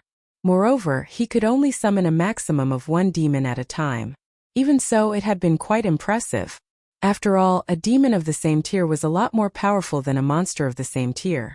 Although it still could not compare to a fine gold-ranked personal guard, demons that died could be resummoned. On the other hand, if a player's personal guard died, they would have to go through a lot of trouble to resurrect said guard. However, the Bible of Darkness replica Fantasy Extinguisher had obtained most likely could only be used up to Tier 3. On the other hand, the real article in Shifeng's hand could be used up to Tier 5. The gap between the real and the fake was massive. The most frightening aspect of the real Bible of Darkness was the fact that it was capable of summoning a demon that was 1 rank higher than the summoner. Shifeng was currently Tier 1, so he could summon a Tier 2 demon. When he reached Tier 2, he would be able to summon a Tier 3 demon. With this, who could possibly challenge him? The only unfortunate thing was that the skill summoned a random demon. There was no guarantee that he would summon a demon of a higher tier. Meanwhile, Power of Darkness was a berserk skill that was famous throughout God's domain. Although the skill did not increase one's attributes much, its duration was extremely long. It was at least 2 or 3 times longer than ordinary berserker skills. Moreover, there were no side effects. Fantasy Extinguisher's Power of Darkness lasted 6 minutes, while mine can last up to 10 minutes. Even the number of people I can buff has increased to 600. Shurfeng's heart burned with passion when he thought of forming his own Black Demon Legion, a Black Demon Legion, with a total of 600 members. As long as the members of the Black Demon Legion were around the same level, they could definitely go on a crusade against a town controlled by the forces of darkness, capturing it and constructing their own guild town. Shurfeng then stored the Bible of Darkness. The Bible of Darkness was not equipment, could take effect even from inside a bag. Hence, it was extremely difficult for others to plunder it. Now that Shurfeng had the Bible of Darkness, he would not waste any more time. He immediately departed from the library and headed towards Zero Wing's residence by way of horse carriage. On his way, Shurfeng contacted Aqua Rose. Aqua, have the members of the main force gather at the residence. Shurfeng said, Guild leader, the main force is currently raiding a dungeon. Our efforts will go down the drain if we recall them now. Many guilds in White River City have already reached the final boss. Aqua Rose did not understand Shurfeng's intentions. Currently, the various large guilds in White River City desperately vied for the first clear of the 50-man team dungeon, Ruins of the Crow God. If they recalled Zero Wing's main force right now, they would have wasted a lot of precious time. Relax. It won't be a problem. Shurfeng was very familiar with the final boss in the Ruins of the Crow God. It will not be that easy to raid. Smiling, he said. Moreover, I'm calling them back to help them clear the dungeon. Guild leader, are you serious? Aqua Rose grew excited. To conquer the Ruins of the Crow God, the various large guilds had tried every hand and exhausted every ounce of brainpower they had. They have never encountered such a difficult dungeon boss before. They were truly helpless against it. Everyone could only try to force their way through the boss again and again. If they had a raiding strategy, then they would have a much easier time dominating the dungeon. Of course. When have I ever lied to you? Shurfeng laughed. Okay. I'll notify them right away. Aqua Rose's eyes shone with renewed passion. After disconnecting her call with Shurfeng, she immediately notified Zero Wing's main force. Chapter 619, Generation of Talents. Inside the 50-man team dungeon, the Ruins of the Crow God. A black crow that stood over 30 meters high currently spewed endless blue flames, turning the surrounding landscape into a sea of fire. Any players that came into contact with these blue flames would die within 3 seconds. This black crow was none other than the final boss of the dungeon, the Blue Fire Crow King. Blue Fire Crow King, High Lord, level 28.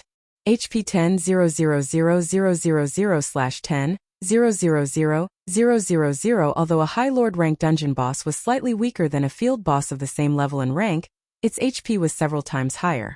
In addition, dungeon bosses also possess some special skills, making them much harder to take down than field bosses. It was especially true for the final boss of a dungeon. These bosses usually possess very high intelligence, so they knew how to strike at a team's weak points. Because of this, survival demanded significantly more cooperation between players. To put it simply, the final boss of a dungeon was a test of sorts of a team's ability to work with each other. If one wished to emerge victorious against such a boss, there were only 2 ways to do so. The first was to rely on the composite strength of teamwork. The second was to rely on overwhelming power. However, to the current players in God's domains, both were extremely hard to achieve. Careful! Dodge the flames. Anyone who has touched the flames, distance yourselves from the group immediately. Fire Dance shouted sternly. These blue flames were one of the Blue Fire Crow King's team wipe skills. It would have been fine if the Sea of Fire only prevented players from approaching the High Lord. However, these flames were like a plague. Players who had touched the fire would inflict -2,000 damage to other players within a radius of 10 yards once every 3 seconds. That amount of damage was more than half of a cloth armor class's HP. Moreover, this plague formed a chain reaction, jumping from player to player as they neared their teammates. If not dealt with properly, the debuff would make quick work of the entire team. Fortunately, none of the 50 players present were greenhorns. They had already fought the Blue Fire Crow King dozens of times, so every one of them was extremely familiar with the High Lord's attacks. The moment the Crow King began to spew the blue flames, everyone instantly moved to dodge the attack. However, the flames still struck a few unfortunate players, so they had no choice but to distance themselves from the rest of the team. After the blue fire Crow King stopped spewing its fire, it squinted as it focused on one of the healers standing at the rear line. Flapping its wings, it created a storm as it soared into the sky. The Crow King then spread its massive wings, blotting out the sun as it prepared to swoop down towards that healer. Damn! It's targeting Violet. Fire Dance frowned. Hurriedly she shouted, "Cola, use Iron Will." Ow! Cola, who was as robust as a bear, shouted. In the blink of an eye, his body began to emit a golden glow, making it impossible for others to ignore him. Cola instantly attracted the Crow King's attention. The crow wings, steel-like wings, then descended on Cola's head. Iron Will, Tier 1 skill. Forces all nearby enemies to attack user and increases defense by 70% for 4 seconds. If enemy ignores user, strength increases by 70%, speed increases by 100%, and damage increases by 100% for 5 seconds. Cooldown. 2 minutes. A Guardian Knight's strength was already quite high. If Cola's strength increased by another 70% and his damage increased by another 100%, even a boss of the same level would find his attacks too much to bear. Hence, the Crow King had no choice but to attack Cola. Boom! The Crow King's black wings possessed a massive amount of attack power. Upon contact, the boss repelled Cola, the Guardian Knight having no choice but to retreat 8 steps before he could stabilize himself. Despite having blocked the attack with his shield, Cola still received over -800 damage. Its battering dive really packs a punch. Cola hurriedly used his shield to block the High Lord's follow-up attacks. Every collision numbed his arms and forced him to retreat by multiple steps. If his defense had not been increased by 70%, he would have easily received over 1,000 damage. The Crow King would attack more than a dozen times in quick succession when using battering dive. If Cola received every single attack, he would die without question. While Cola's HP rapidly decreased, Violet Cloud, who stood at the rear of the team, waved her jade-like hand. Healing spells then landed on Cola, one after another, causing Cola's HP to yo-yo. Her heals were very timely. In the end, Violet Cloud managed to stabilize Cola's HP above a safe threshold, letting the Guardian Knight avoid the fate of instant death at the hands of the Blue Fire Crow King. Thanks to Violet Cloud's precise and powerful healing, the entire team had an easy time dealing with the Blue Fire Crow King. Violet Cloud was the only healer responsible for the lead MT. This situation freed the other healers to focus on keeping the other members of the team alive, allowing the team to avoid losing members to one of the boss's minor skills. Meanwhile, the other ranged classes took the opportunity to barrage the High Lord with a stream of attacks. When Cola's Iron Will ended, the Blue Fire Crow King shifted its focus back to Violet Cloud.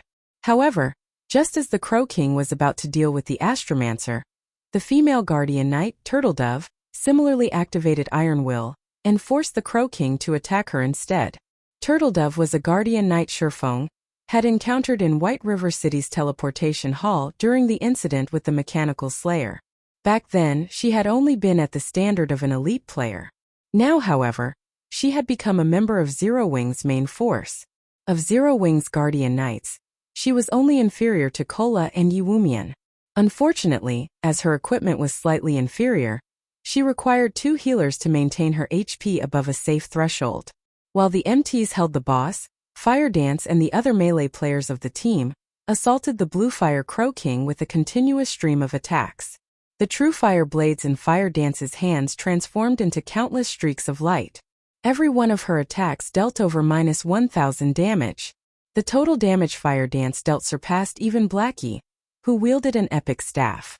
Meanwhile, among the melee players, one berserker stood out like a sore thumb.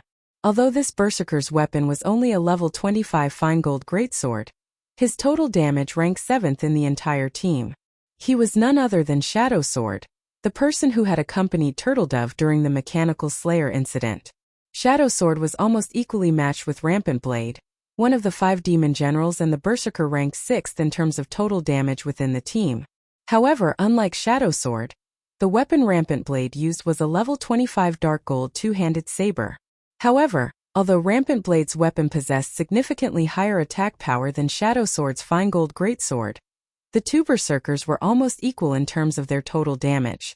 One could see clearly just how high Shadow Sword's skill completion rate was. Shadow, you're improving too fast.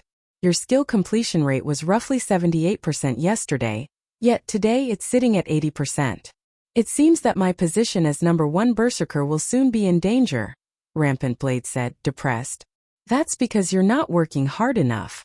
Shadow Sword has either been raiding dungeons or visiting the Divine Colosseum to improve himself. Yi Wumian, who had been the workshop's past leader, said contemptuously. All right, enough. Focus on the boss. Fire Dance reprimanded. In reality, other than Shadow Sword, many other powerful recruits had joined Zero Wing's main force. This allowed the strength of Zero Wing's current main force to improve significantly. At this point in the fight, the Blue Fire Crow King only had 50% of its HP remaining. Die, intruders! The Blue Fire Crow King bellowed. Kola, take care of the boss. The other MTs and melees will deal with the small mobs. Fire Dance shouted, her expression turning grim a moment later. Over a dozen 3-meter-tall Blue Fire Crows descended from the sky. Every one of these Blue Fire Crows was a level 28 special elite, each with 300,000 HP. It would be extremely difficult with them all. If players did not dispatch these Blue Fire Crows swiftly, these monsters would grow using the only skill they possessed, growth. When the Blue Fire Crows used this skill, they would instantly become chieftain-ranked monsters, their maximum HPs reaching 700,000. If the battle dragged on for too long, they could even become lords that possess 1,500,000 HP. Even a more powerful team could not contend with a high lord in addition to over a dozen lords. A few minutes later, a group of players emerged from the ruins of the Crow God's resurrection point. Meanwhile, quite a few teams took this chance to relax around the resurrection point. Among them were the various large guilds of White River City. The Blue Fire Crow King had wiped them all out. When everyone saw this new group of players appear, they all could not help but gaze at these players with admiration. This group was none other than Zero Wing's main force. They were the team with the best equipment of all the teams in White River City. Those Blue Fire Crows are too difficult to deal with. Our overall DPS is still too low, Blackie stated dispiritedly. It would be awesome if Guild Leader joined us. With his DPS, we can breeze through this boss. The other members of Zero Wing's main force nodded in agreement. In their opinion, Shurfeng was no longer a human. He alone could serve as an entire team. Suddenly, Fire Dance received a call from Aqua Rose. After exchanging a few words, joy appeared on Fire Dance's face. Let's head back to the city and rest for a bit, Fire Dance said through the team chat. Return? Aren't we supposed to try 5 or 6 more times today? Blackie asked, surprised. Didn't you want Guild Leader to raid with us? Fire Dance grinned. Guild Leader has just returned, and he's telling us to head back to the residence immediately. He says that he has something to tell us and that it's related to the dungeon really. Everyone was suddenly excited. We'll know once we get back. Saying so, Fire Dance took out a return scroll and began chanting. Everyone else followed her example one after another. Look, Zero Wing's main force is leaving. Are they giving up on the dungeon? Probably. The final boss of the ruins of the Crow God is really too powerful. They must have guessed that no team will clear it anytime soon, so why bother wasting their time here? Many teams that had watched Zero Wing carefully before chatting among themselves. Chapter 620 Frightening Power of Darkness. After Zero Wing's main force left the ruins of the Crow God, the news spread like wildfire. If one were to point out which guild in White River City had the highest chances of obtaining the first clear of the ruins of the Crow God, it would undoubtedly be Zero Wing. Not only did Zero Wing's team possess excellent equipment, but it also had plenty of experts. Following Zero Wing would be overwhelming Smile and the other guilds. It was especially true for the recently established guild, Heaven's Burial. The new guild's rating speed was only slightly slower than Zero Wing and overwhelming Smile leader. It seems that Zero Wing has left. A level 28 ranger in gray reported to a youth in white robes. Everyone's already at the point of clearing the dungeon. Yet, Zero Wing has given up? The white-robed youth pondered the situation. He was greatly confused about Zero Wing's actions. Leader, Zero Wing must have determined that they aren't able to raid the final boss and gave up. A gorgeous woman wearing low-cut crimson robes commented, smirking. Everyone talks about how Zero Wing has so many experts. Now, however, it seems that they only amount to this. Despite our Heaven's Burial having such a late start, we still caught up to Zero Wing's raid progression of the ruins of the Crow God, reaching the third phase of the final boss. As long as we familiarize ourselves with the boss's third phase, today might be the day we surpass Zero Wing and become the first guild in White River City to reach the fourth phase of the final boss. Hearing this beautiful woman's words, pride appeared on every face in the team leader. Just ignore Zero Wing. We are the experts the company has recruited. Zero Wing arrived in White River City only a few days before us. If we had arrived earlier, Zero Wing would not necessarily be White River City's overlord, a tall and robust level 28 berserker said, laughing. Although Heaven's Burial was a newly established guild, the power backing the guild was much stronger than even the power behind Overwhelming Smile. Moreover, their company had paid a huge price to recruit quite a few well-known experts in the virtual gaming world. Among them, the commander of Heaven's Burial's main force, Flameblood, had been crowned as one of the top 10 newcomers of the virtual gaming world during the previous year. He had once been an expert who had become an overlord in a large-scale virtual reality game.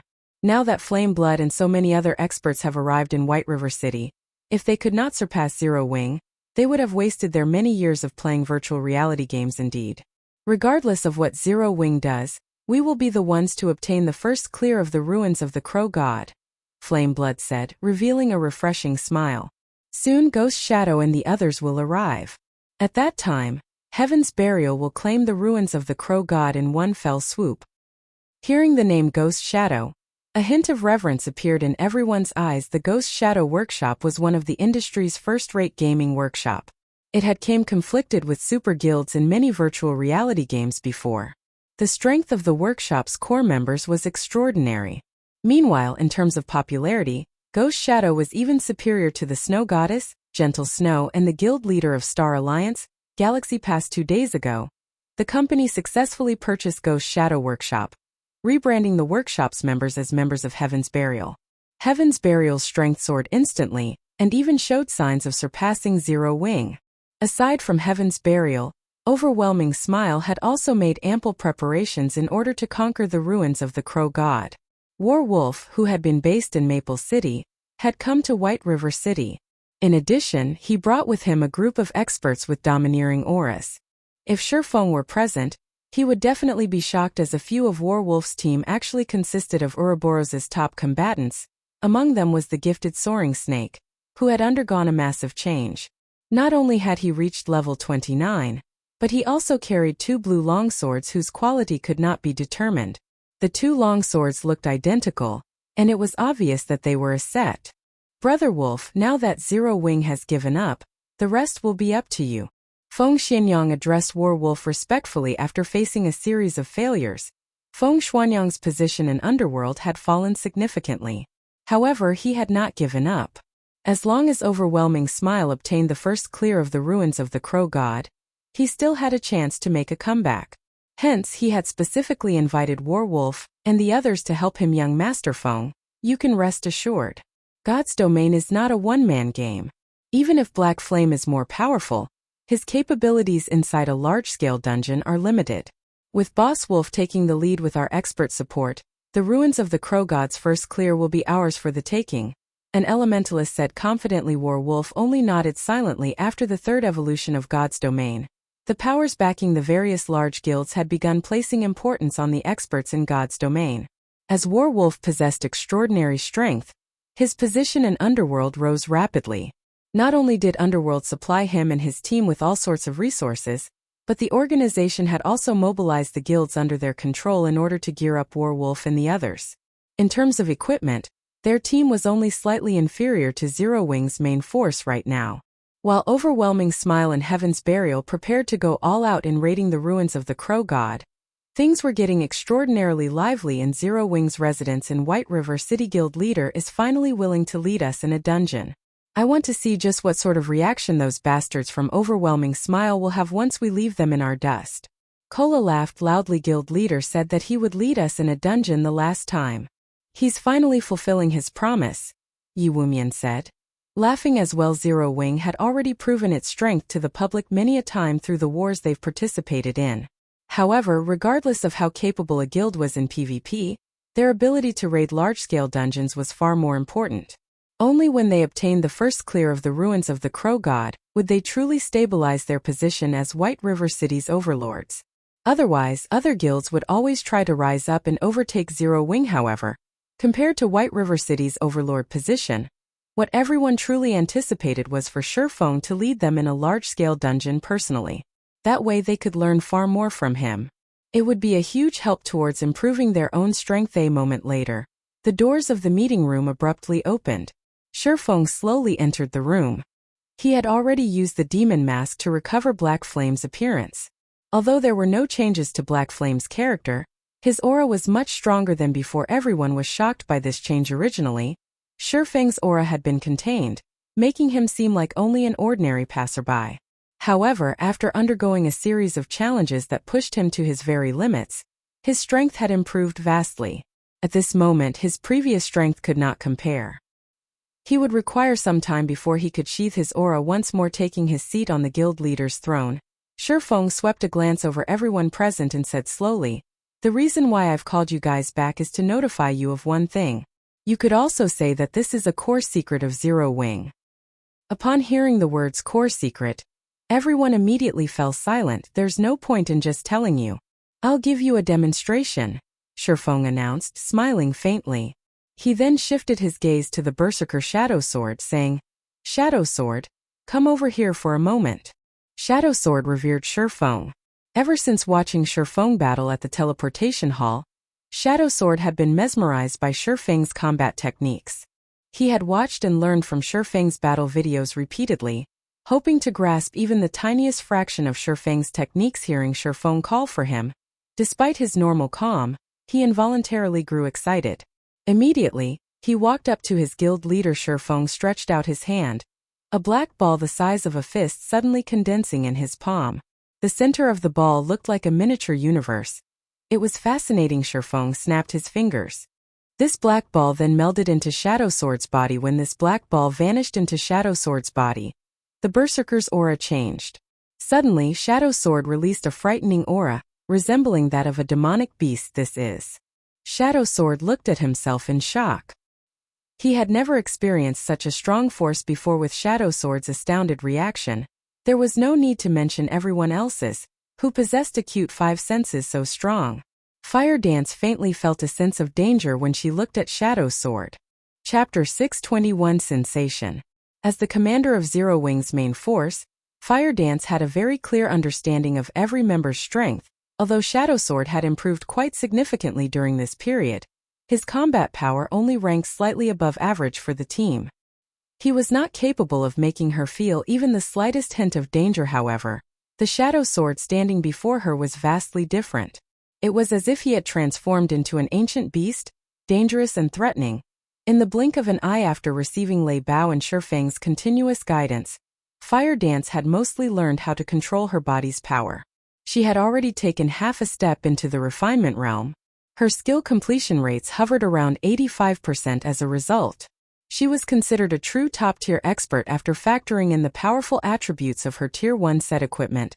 The Dark Melody set equipment, very few players could triumph over her. Only monsters like Shifeng could possibly defeat her yet. Now Fire Dance felt that Shadow Sword had a chance against her. One could just imagine how massive of a buff Shadow Sword had received. Guild leader, what is going on here?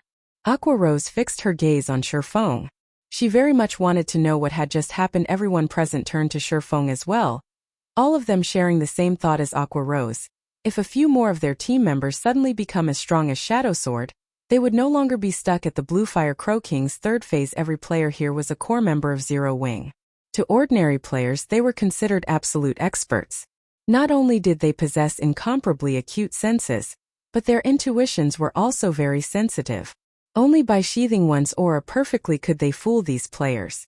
Shifeng during their previous encounter was an example. Before this, he could hide his aura completely and disguise himself as an ordinary passerby. Players only realized what a monster Shifeng actually was after he took action. Seeing the fervent gazes directed at him, Feng could not help but laugh as he said, I obtained an item that can increase a player's strength. As for how much of an improvement it grants, you guys can see that for yourselves.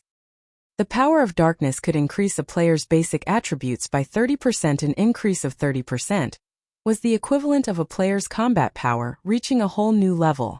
For example, if a player possessed Tier 1 intermediate combat power, after their attributes increased by 30%, their combat power would approach the peak of Tier 1. Shadow Sword was currently level 28, and his strength was near the top of Tier 1 intermediate. He was close to approaching Tier 1 advanced. After the power of darkness's enhancement, his combat power would rise to the peak of Tier 1. Meanwhile, Fire Dance, who was currently level 30, already possessed combat power at the peak of Tier 1. Facing Shadow Sword, who similarly possessed combat power at the peak of Tier 1, it was only natural for Fire Dance to feel some danger from the Berserker. Of course, the power of darkness did not permanently increase a player's attributes. Rather, it gave players a Berserk skill that they could activate freely. Only, this Berserker skill had a slightly longer duration than ordinary Berserk skills. The power of darkness lasted a full 10 minutes and had a cooldown of 5 hours. Shadow Sword's sudden strength boost was due to the fact that the power of darkness had just melded with the Berserker, resulting in the Berserk skill activating immediately. However, this effect only lasted several seconds. Once it was over, the Berserk skill would become an active skill that players could use at any time. This had been the true power of the Black Demon Legion. Berserk skills were extremely rare in the entire God's domain. If every member of a legion possessed a Berserk skill that lasted 10 full minutes, one could just imagine how frightening they would be.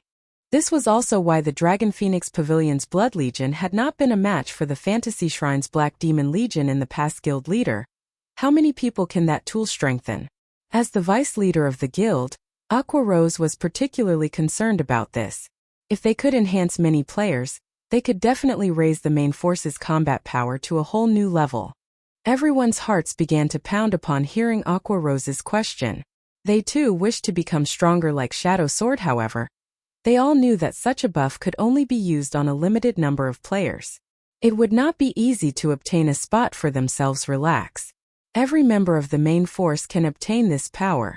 Feng did not reveal the exact numbers to his guildmates. There were a total of 100 members in Zero Wing's main force. In addition, there were 200 reserve members. The 600 slots he had on hand were more than enough to go around. Everyone? Guild leader, you're not joking, right? Aqua Rose was inwardly thunderstruck. She seriously doubted Feng's claim. If every member of Zero Wing's main force could possess this power, then they could display astonishing combat power. Not to mention the hard mode Ruins of the Crow God, they could even try Hell mode. I have not finished. I plan to choose some members from the second echelon to form the Black Demon Legion. This legion will focus on dealing with field bosses in 20-man Hell mode team dungeons. I'll leave this matter to you, Aqua. Feng did not wish to waste his remaining power of darkness in the past. One of the duties of the Fantasy Shrine's Black Demon Legion was to grind and collect equipment through raiding various 10-man and 20-man Hell mode team dungeons in a guild. Even the elite teams would struggle to raid 10-man and 20-man Hell mode team dungeons. With the power of darkness, however, the difficulty of dungeons would fall sharply. It would be much easier to clear dungeons in the future. It was also this reason that had allowed the Fantasy Shrine to amass a ton of wealth. The greatest asset they could gain from raiding Hell mode dungeons was magic crystals. Normal mode dungeons very rarely dropped magic crystals. However, it was a different story for Hell mode dungeons. The drop rate in Hell mode dungeons was more than 10 times that of normal mode. The magic crystals could then be used to train the guild's elites and experts. Hence, Fantasy Shrine's overall strength had steadily increased in the past. In the end, the guild had become the overlord of the Black Dragon Empire, and even the Dragon Phoenix Pavilion had been forced to give way to Fantasy Shrine in this life. Feng could use the power of darkness on far more players than Fantasy Extinguisher had been able to. Naturally, he had to utilize this benefit properly. A short moment later, every official member of Zero Wing's main force received the power of darkness. To Fire Dance and Violet Cloud, a 30% increase in attributes was colossal. Their combat power had already been at the peak of Tier 1. After using the power of darkness, they even qualified to contend with a Lord, which was the equivalent of a Tier 2 class by themselves. Although they still could not win against a Lord, they could hold one off for a relatively long time. They could almost rival a great expert such as War Wolf. Only, they still lacked techniques. After strengthening the main force, Shifeng led Fire Dance and the others towards the ruins of the Crow God, although Shifeng still had many things he needed to attend to, such as the teleportation magic array and the stables. The construction of these two required materials. These materials could only be obtained from large-scale team dungeons. Hence, there was no point in focusing on those items for now. An hour or so later, ruins of the Crow God. An extremely tense atmosphere surrounded the 50-man team dungeon. Players crowded the vast plains around the ruins. The majority of these players consisted of guild players. The various large guilds in White River City knew that this was the juncture for the final sprint to claim the first clear of the ruins of the Crow God. It was highly possible that a lucky guild would obtain the first clear in the next second. Hence, many guilds members anxiously waited outside the dungeon's entrance. If their guild's team required any tasks or additional supplies, these idle members would rush to get it done or delivered. Look, it's Zero Wing.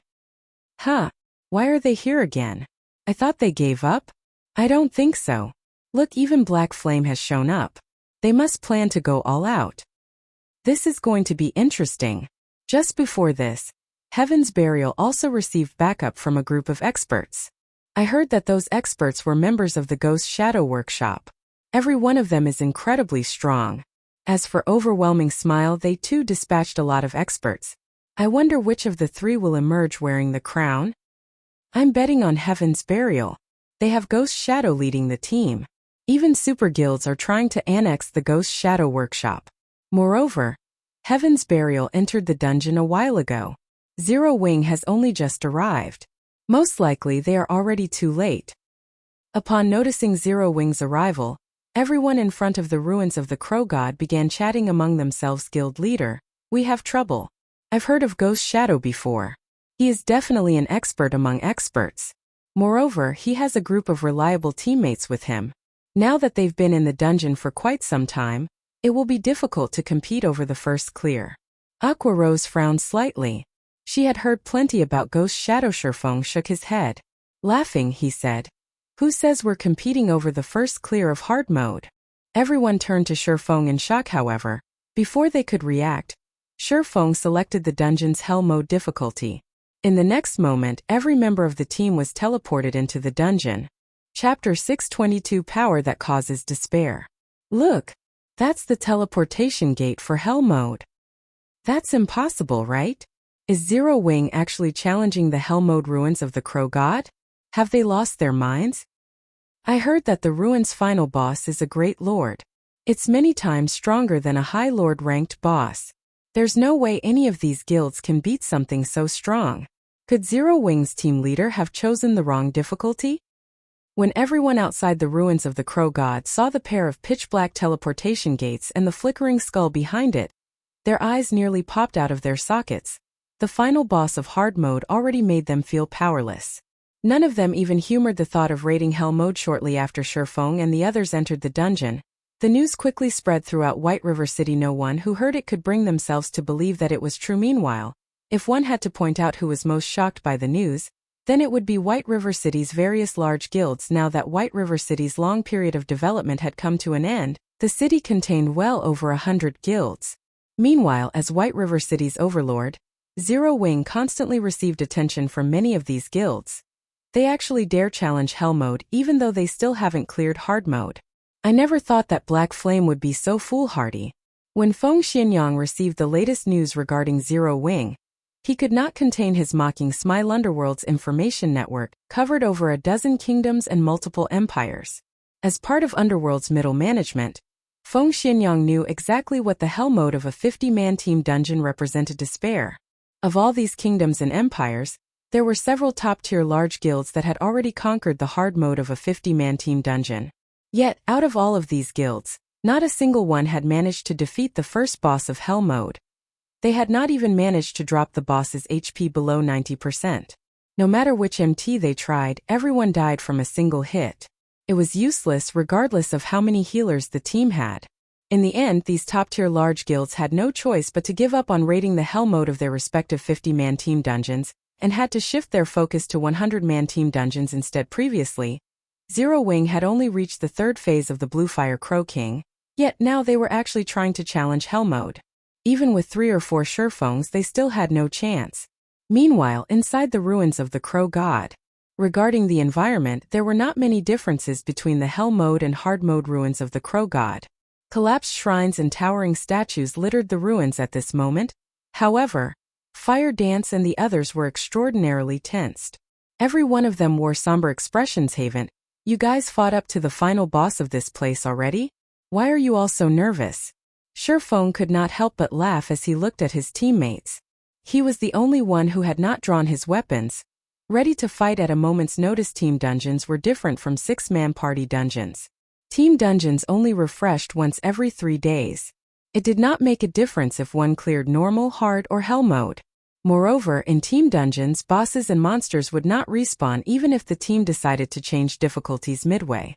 Teams would not be able to kill bosses that they had already defeated. Depending on which boss a team fought up to, they would simply continue from the same boss after switching difficulties. Only, the strength of the remaining monsters and bosses would change according to the new difficulty. There was a difference between the team dungeons in God's Domain and those in other virtual reality games. Unlike other virtual reality games, the difficulty setting of team dungeons could only be increased, not decreased. In other words, if a team rated hard mode and defeated the first boss, but failed to defeat the second boss, they were not allowed to lower the difficulty to normal mode to continue raiding the dungeon from there. If they wished to change the difficulty of the dungeon, they could only raise it to hell mode. Previously, Fire Dance and the others had fought up to the final boss. Now that they had selected hell mode difficulty, the path to the final boss was quite safe. Everyone felt a little embarrassed when they heard Sherfang's questions. They had an instinctive fear of hell mode. Alright, let's take a look at the Blue Fire Crow King, Sherfang said. Laughing, Fire Dance then led the way towards the final boss's nest. Meanwhile, as Sherfang followed, he called up the system interface. He was currently level 34, and was already far above the maximum level limit, level 30, to obtain the dungeon's first clear. He needed to reduce his level. Moreover, the Hell mode Blue Fire Crow King was not a trivial opponent. Even if he had 4 additional levels of attributes, it would not make a huge difference. Converting those levels and attributes into combat power would be far more beneficial. Sherfang selected his skill window and clicked on Flame Burst. He leveled up the skill without hesitation at level 9. Flame Burst was already an impressively domineering skill. After the Flame Burst icon flashed a few times, the skill upgraded to Tier 1 level 5. The skill's stats increased significantly as well. Flame Burst, Tier 1, level 5. Requires 480 million EXP to upgrade to Tier 1 level 6 skill. Channeling time, 1 second. Gathers the power of flames to a single point and causes 900% damage to the target. Attack count, 15 times. Cooldown, 3 minutes. Originally, the level 9 Flame Burst had an attack count of 12, and every attack dealt 750% of Sherfang's damage. Now, not only did the attack count increase by 3, but the damage each hit dealt also increased significantly. The Tier 1, level 5 Flame Burst damage far surpassed the level 9 Flame Burst. At the same time, however, Sherfang's level fell rapidly. In the blink of an eye, he dropped to level 30, which was in line with the requirement of obtaining first clear of the dungeon as expected of a super skill. If I want to upgrade Flame Burst further, I'll have to wait until I am level 40 at the very least. Sherfang inwardly calculated Flame Burst required 480 million EXP just to reach the next level. With Sherfang's current level, if he upgraded Flame Burst to Tier 1 level 6, he would most likely drop to level 25. Any other player would most likely lose many more levels. Sherfang's saving grace was his class's high EXP requirement. However, upgrading Flame Burst to Tier 1, level 5 at the cost of 4 levels was still a worthwhile exchange. With this skill alone, Sherfang was confident of heavily injuring even a full HP Lord in the future.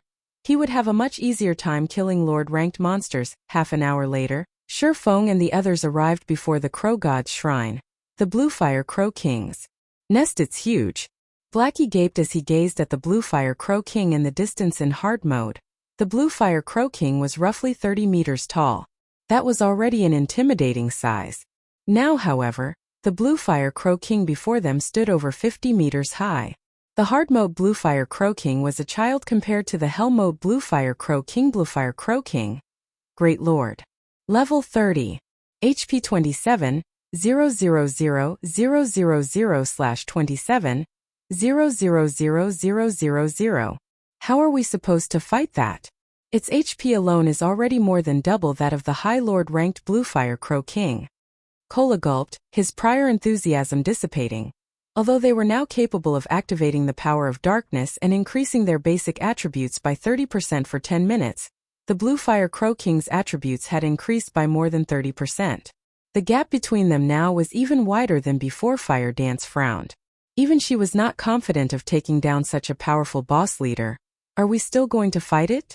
Aqua Rose asked as she turned to Shifeng. Initially, due to Shifeng's leadership, everyone had possessed a shred of confidence of conquering the Hell Mode ruins of the Crow God. However, they had terribly underestimated the horrors of Hell Mode. Even with Shifeng, it was impossible for them to defeat such a powerful boss fight. Why wouldn't we? What else do you think we came here to do? Shifeng rolled his eyes at his team. This was not the first time Shifeng had experienced the horrors of Hell Mode. Even if Shifeng went all out, he would require a long time to finish off the Crow King's 27 million HP. Not to mention, the Crow King would also recover 1% of its HP every 5 seconds. The Great Lord's battle recovery alone made for a frightening weapon. This was why an individual's power was extremely limited inside a team dungeon. Even though Shifeng was capable of withstanding the Crow King's attacks for a short period, he and his team could not deplete that much HP within such a short time. Of course, since he dared to come here, he naturally had a certain degree of confidence of emerging victorious. Otherwise, he would not have chosen to challenge Hell Mode. Time to put you to good use. Shifeng opened his bag and smiled at the Bible of Darkness.